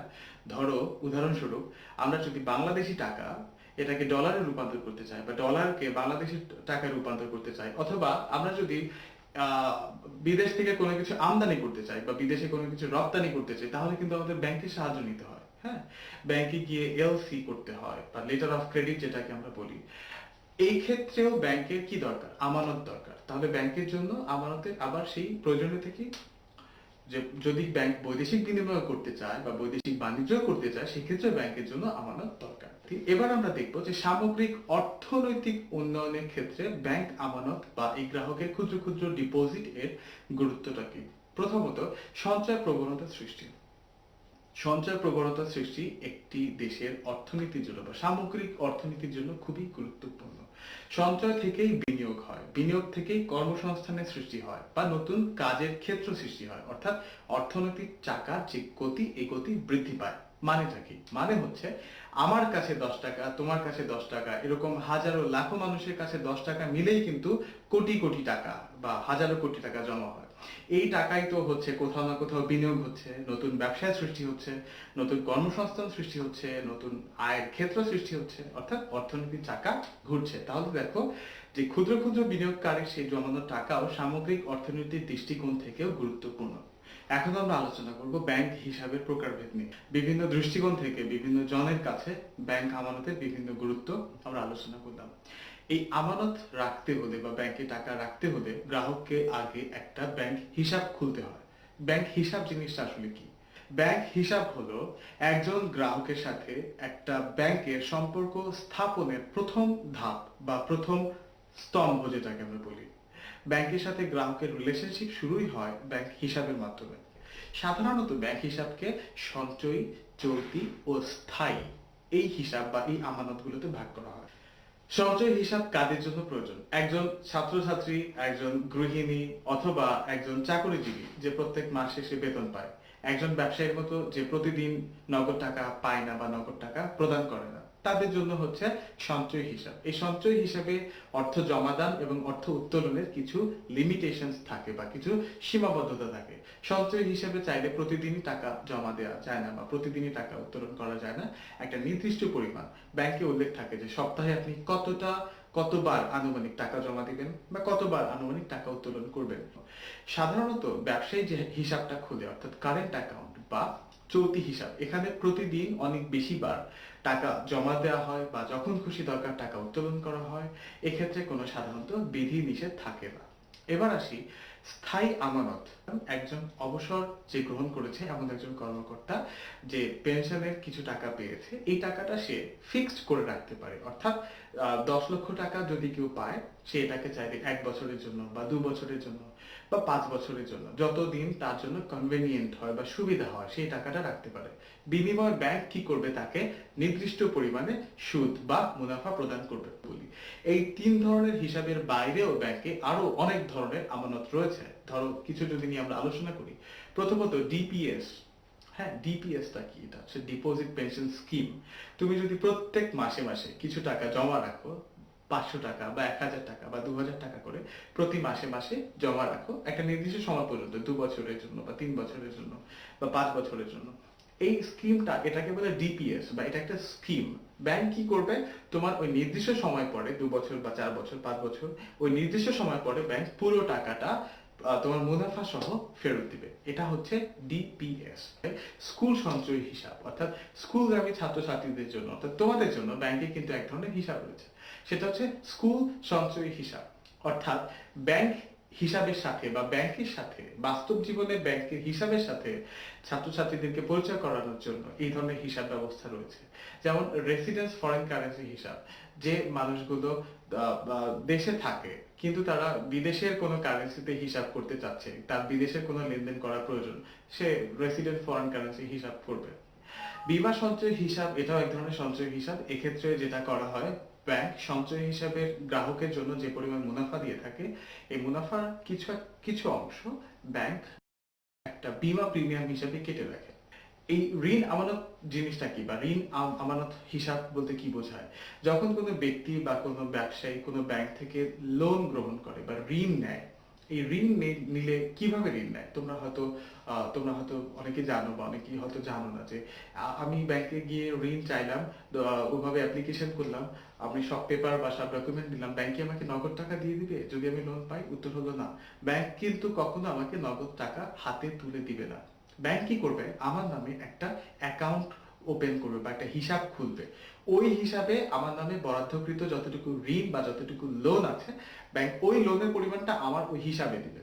তোমরা বুঝতে পেরেছো? আমি যদি ব্যাংকে লোন চাই, ব্যাংক আমাকে ক্যাশ টাকা লোনে দিবে না। ব্যাংক আমাকে যদি লোন স্যাংশন করে, আমার নামে একটা হিসাব খুলবে, ওই হিসাবে আমার লোনের টাকাটা স্থানান্তর করবে। এটাকে বলে ঋণ আমানত হিসাব। আর এর মাধ্যমে ব্যাংক ঋণ থেকে আমানত সৃষ্টি করে, আমানত থেকে আবার ঋণ সৃষ্টি করে, আবার ঋণ থেকে পুনরায় আমানত সৃষ্টি করে। তাহলে চলো কোন কোন বিষয়গুলো একজন গ্রাহক সাধারণত বিবেচনা করে থাকে এগুলো আমরা আলোচনা করব ব্যাংক হিসাব খোলার জন্য। প্রথমত, ব্যাংকের অবস্থান। যে কোনো গ্রাহক, এটা খুবই স্বাভাবিক একটা বিষয় যে কোনো ব্যবসায় প্রতিষ্ঠান নিশ্চয়ই সবচেয়ে কাছের ব্যাংকের সবচেয়ে কাছের যে শাখাটা আছে ওখানে তার হিসাবটা খুলতে চাইবে। দক্ষতা। ব্যাংকের ক্ষেত্রে সাধারণত দক্ষতা বলতে বোঝায় তুমি কত দ্রুত ব্যাংকে গিয়ে তোমার প্রয়োজনীয় সেবাটি পাচ্ছ। বহুমুখী সেবা বলতে বোঝায় ধরো তুমি একটা ব্যাংকে হিসাব খুললে, সঞ্চয় কোনো হিসাব খুললে, এখানে তুমি ডিপিএস করতে পারছো, অর্থাৎ ডিপোজিট সেভিং স্কিম, যেটাকে আমরা শুরুতে বললাম, ডিপিএস করতে পারছো, ফিক্সড ডিপোজিট করতে পারছো, ক্রেডিট কার্ড দরকার হলে ক্রেডিট কার্ড নিতে পারছো, ডেবিট কার্ড দরকার হলে ডেবিট কার্ড নিতে পারছো। আবার তুমি যখন বিদেশে পড়াশোনা করতে যাবে, তোমার স্টুডেন্ট ফাইল প্রসেসিং ওই ব্যাংকের ওই শাখাটি করছে কিনা তাও তুমি বুঝতে পারছো। বৈদেশিক বিনিময়। ব্যাংকের বিভিন্ন শাখাগুলো সাধারণত দুভাগে বিভক্ত থাকে ব্রডলি। একটা হচ্ছে অথরাইজড ডিলার এডি, আর একটা হচ্ছে নন অথরাইজড ডিলার বা নন এডি। বাংলাদেশ ব্যাংক বা আমাদের কেন্দ্রীয় ব্যাংক যে বাণিজ্যিক ব্যাংকগুলোর যে শাখাকে এই অনুমতি দিয়েছে যে তোমরা চাইলে ফরেন কারেন্সি অর্থাৎ বৈদেশিক মুদ্রা বিনিময় করতে পারো বা বৈদেশিক মুদ্রাতে লেনদেন করতে পারো, তাদেরকে বলে অথরাইজড ডিলার বা এডি। সুনাম। ব্যাংকের ক্ষেত্রে সুনাম খুবই গুরুত্বপূর্ণ ব্যাপার। শাখা অর্থাৎ শাখার সংখ্যা। একটা ব্যাংকের শাখার সংখ্যা যদি অনেক বেশি হয়, স্বাভাবিকভাবেই মানুষ ওই ব্যাংকে হিসাব খুলতে চাইবে। ঋণ সুবিধা। তুমি নিশ্চয়ই এমন একটা শাখাতে হিসাব খুলতে চাইবে যে ব্যাংক যখন দরকার হবে তোমার ঋণ দিতে প্রস্তুত থাকবে। সুদ বা মুনাফা। এটা খুবই স্বাভাবিক ব্যাপার যে আমরা যদি দেখি যে কোনো একটা নির্দিষ্ট ব্যাংক মুনাফা বেশি দিচ্ছে, কোনো একটা নির্দিষ্ট ব্যাংক মুনাফা কম দিচ্ছে, স্বাভাবিকভাবেই আমি আমার টাকা ওই ব্যাংকে রাখবো যেখানে আমি আমার মুনাফাটা বেশি পাবো, আর ওই ব্যাংকে নিশ্চয়ই রাখবো না যেখানে মুনাফা কম পাবো। গ্রাহক হিসাবে অ্যাকাউন্ট খোলার আগে আমার বিবেচ্য বিষয় সাধারণত থাকবে যে ব্যাংক চার্জ সাধারণত কম রাখবে, আমি ওই ব্যাংকেই আমার হিসাবটি খুলবো যেখানে আমি কম ব্যয়ে আমার আর্থিক সেবাগুলো পাবো। ইলেকট্রনিক ব্যাংকিং সেবা। এখন বর্তমানে এই ডিজিটাল যুগে বা ডিজিটাল বাংলাদেশের যুগে দেখা যায় অধিকাংশ ব্যাংকের লেনদেনই গ্রাহক ঘরে বসে করতে পারে। বিভিন্ন ব্যাংকের বিভিন্ন মোবাইল অ্যাপ সুবিধা থাকে, এসএমএস অ্যালার্ট থাকে, ইন্টারনেট ব্যাংকিং থাকে, এটিএম বুথ থাকে, ফাস্ট ট্র্যাক থাকে যেখানে টাকা জমা দেওয়া যায়। তাহলে আমরা একটা ব্যাংকে অ্যাকাউন্ট খোলার আগে বা হিসাব খোলার আগে এই ব্যাপারগুলো দেখবো যে কোন ব্যাংকের এই ডিজিটাল সার্ভিসেস গুলো বা ইলেকট্রনিক সার্ভিসেস গুলো সবচেয়ে বেশি ভালো আছে। সুপ্রিয় শিক্ষার্থী, এখন আমরা আলোচনা করব ব্যাংকে হিসাব খোলার পদ্ধতি নিয়ে বা কিভাবে ব্যাংকে হিসাব খুলতে হয়। ব্যাংকে হিসাব খুলতে গেলে একটা শব্দ খুবই কমন ভাবে ইউজ হয়, যেটা তোমরা পরিচিত হবে, তা হচ্ছে কেওয়াইসি। ওয়াইসি অর্থাৎ নো ইউর কাস্টমার। ব্যাংক সাধারণত চায় যে কোন ব্যক্তি বা কোন প্রতিষ্ঠান তার ব্যাংকে হিসাবটা খুলছে তার সম্পর্কে বিস্তারিতভাবে জানতে। এই বিস্তারিতভাবে জানানোর জন্য আমরা যারা গ্রাহক আমাদেরকে কিছু ডকুমেন্টস বা কিছু পেপার দিতে হয়, যার মাধ্যমে ব্যাংক আমার পরিচিতি সম্পর্কে বিস্তারিত ধারণা পায়। তাহলে সেগুলো কি? প্রথমত, ব্যাংক আমার কাছ থেকে আমার ছবি চাইবে। দ্বিতীয়ত, আমার ন্যাশনাল আইডি কার্ড বা ভোটার আইডি কার্ড চাইবে। যদি ভোটার আইডি কার্ড না থাকে তাহলে ব্যাংক হয়তো আমার পাসপোর্ট চাইবে, অথবা আমার বার্থ রেজিস্ট্রেশন সার্টিফিকেট বা জন্ম নিবন্ধন পত্র চাইবে। আবার আমি যদি কোনো জব করি তাহলে বা কোনো চাকরি করি, ওই চাকরির ক্ষেত্রে আমার পরিচয় পত্র চাইবে। আমি যদি ছাত্রছাত্রী হই তাহলে আমার স্কুল বা কলেজের আইডি কার্ড দেখতে চাইবে বা আইডি কার্ডের ফটোকপি চাইবে। আবার আমি যেখানে থাকি আমার বর্তমান ঠিকানা ভেরিফিকেশনের জন্য বা সত্যায়নের জন্য ব্যাংক ওই ঠিকাদার বা ওই রিলেটেড কোনো ইউটিলিটি বিলের কপি বা বিদ্যুৎ বিল বা পানি বিল এরকম কোনো বিলের কপি চাইবে। এগুলো হচ্ছে ব্যাংক ওই গ্রাহক সম্পর্কে বিস্তারিত পরিচিতি জানার জন্য গ্রাহকের কাছ থেকে নিয়ে থাকে।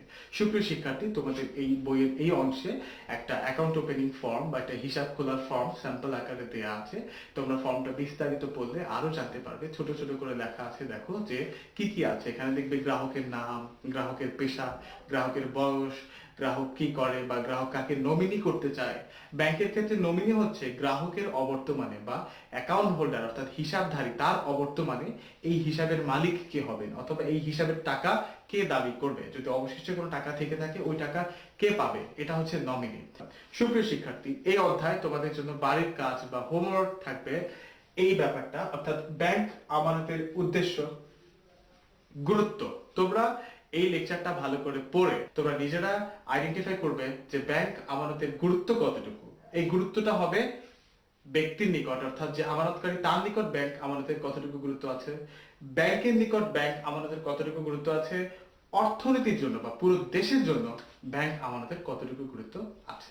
তারপরে তোমরা আরেকটা এইচডব্লিউ বা হোমওয়ার্ক যেটা থাকবে তোমাদের জন্য তা হচ্ছে ব্যাংক হিসাব খোলার পদ্ধতি। কি কি ভাবে আমরা ব্যাংক হিসাব খুলি এবং কোন কোন বিষয়গুলো উপর ভিত্তি করে ব্যাংক হিসাব বিভিন্ন ধরনের হয়ে থাকে। সবাই ভালো থাকবে।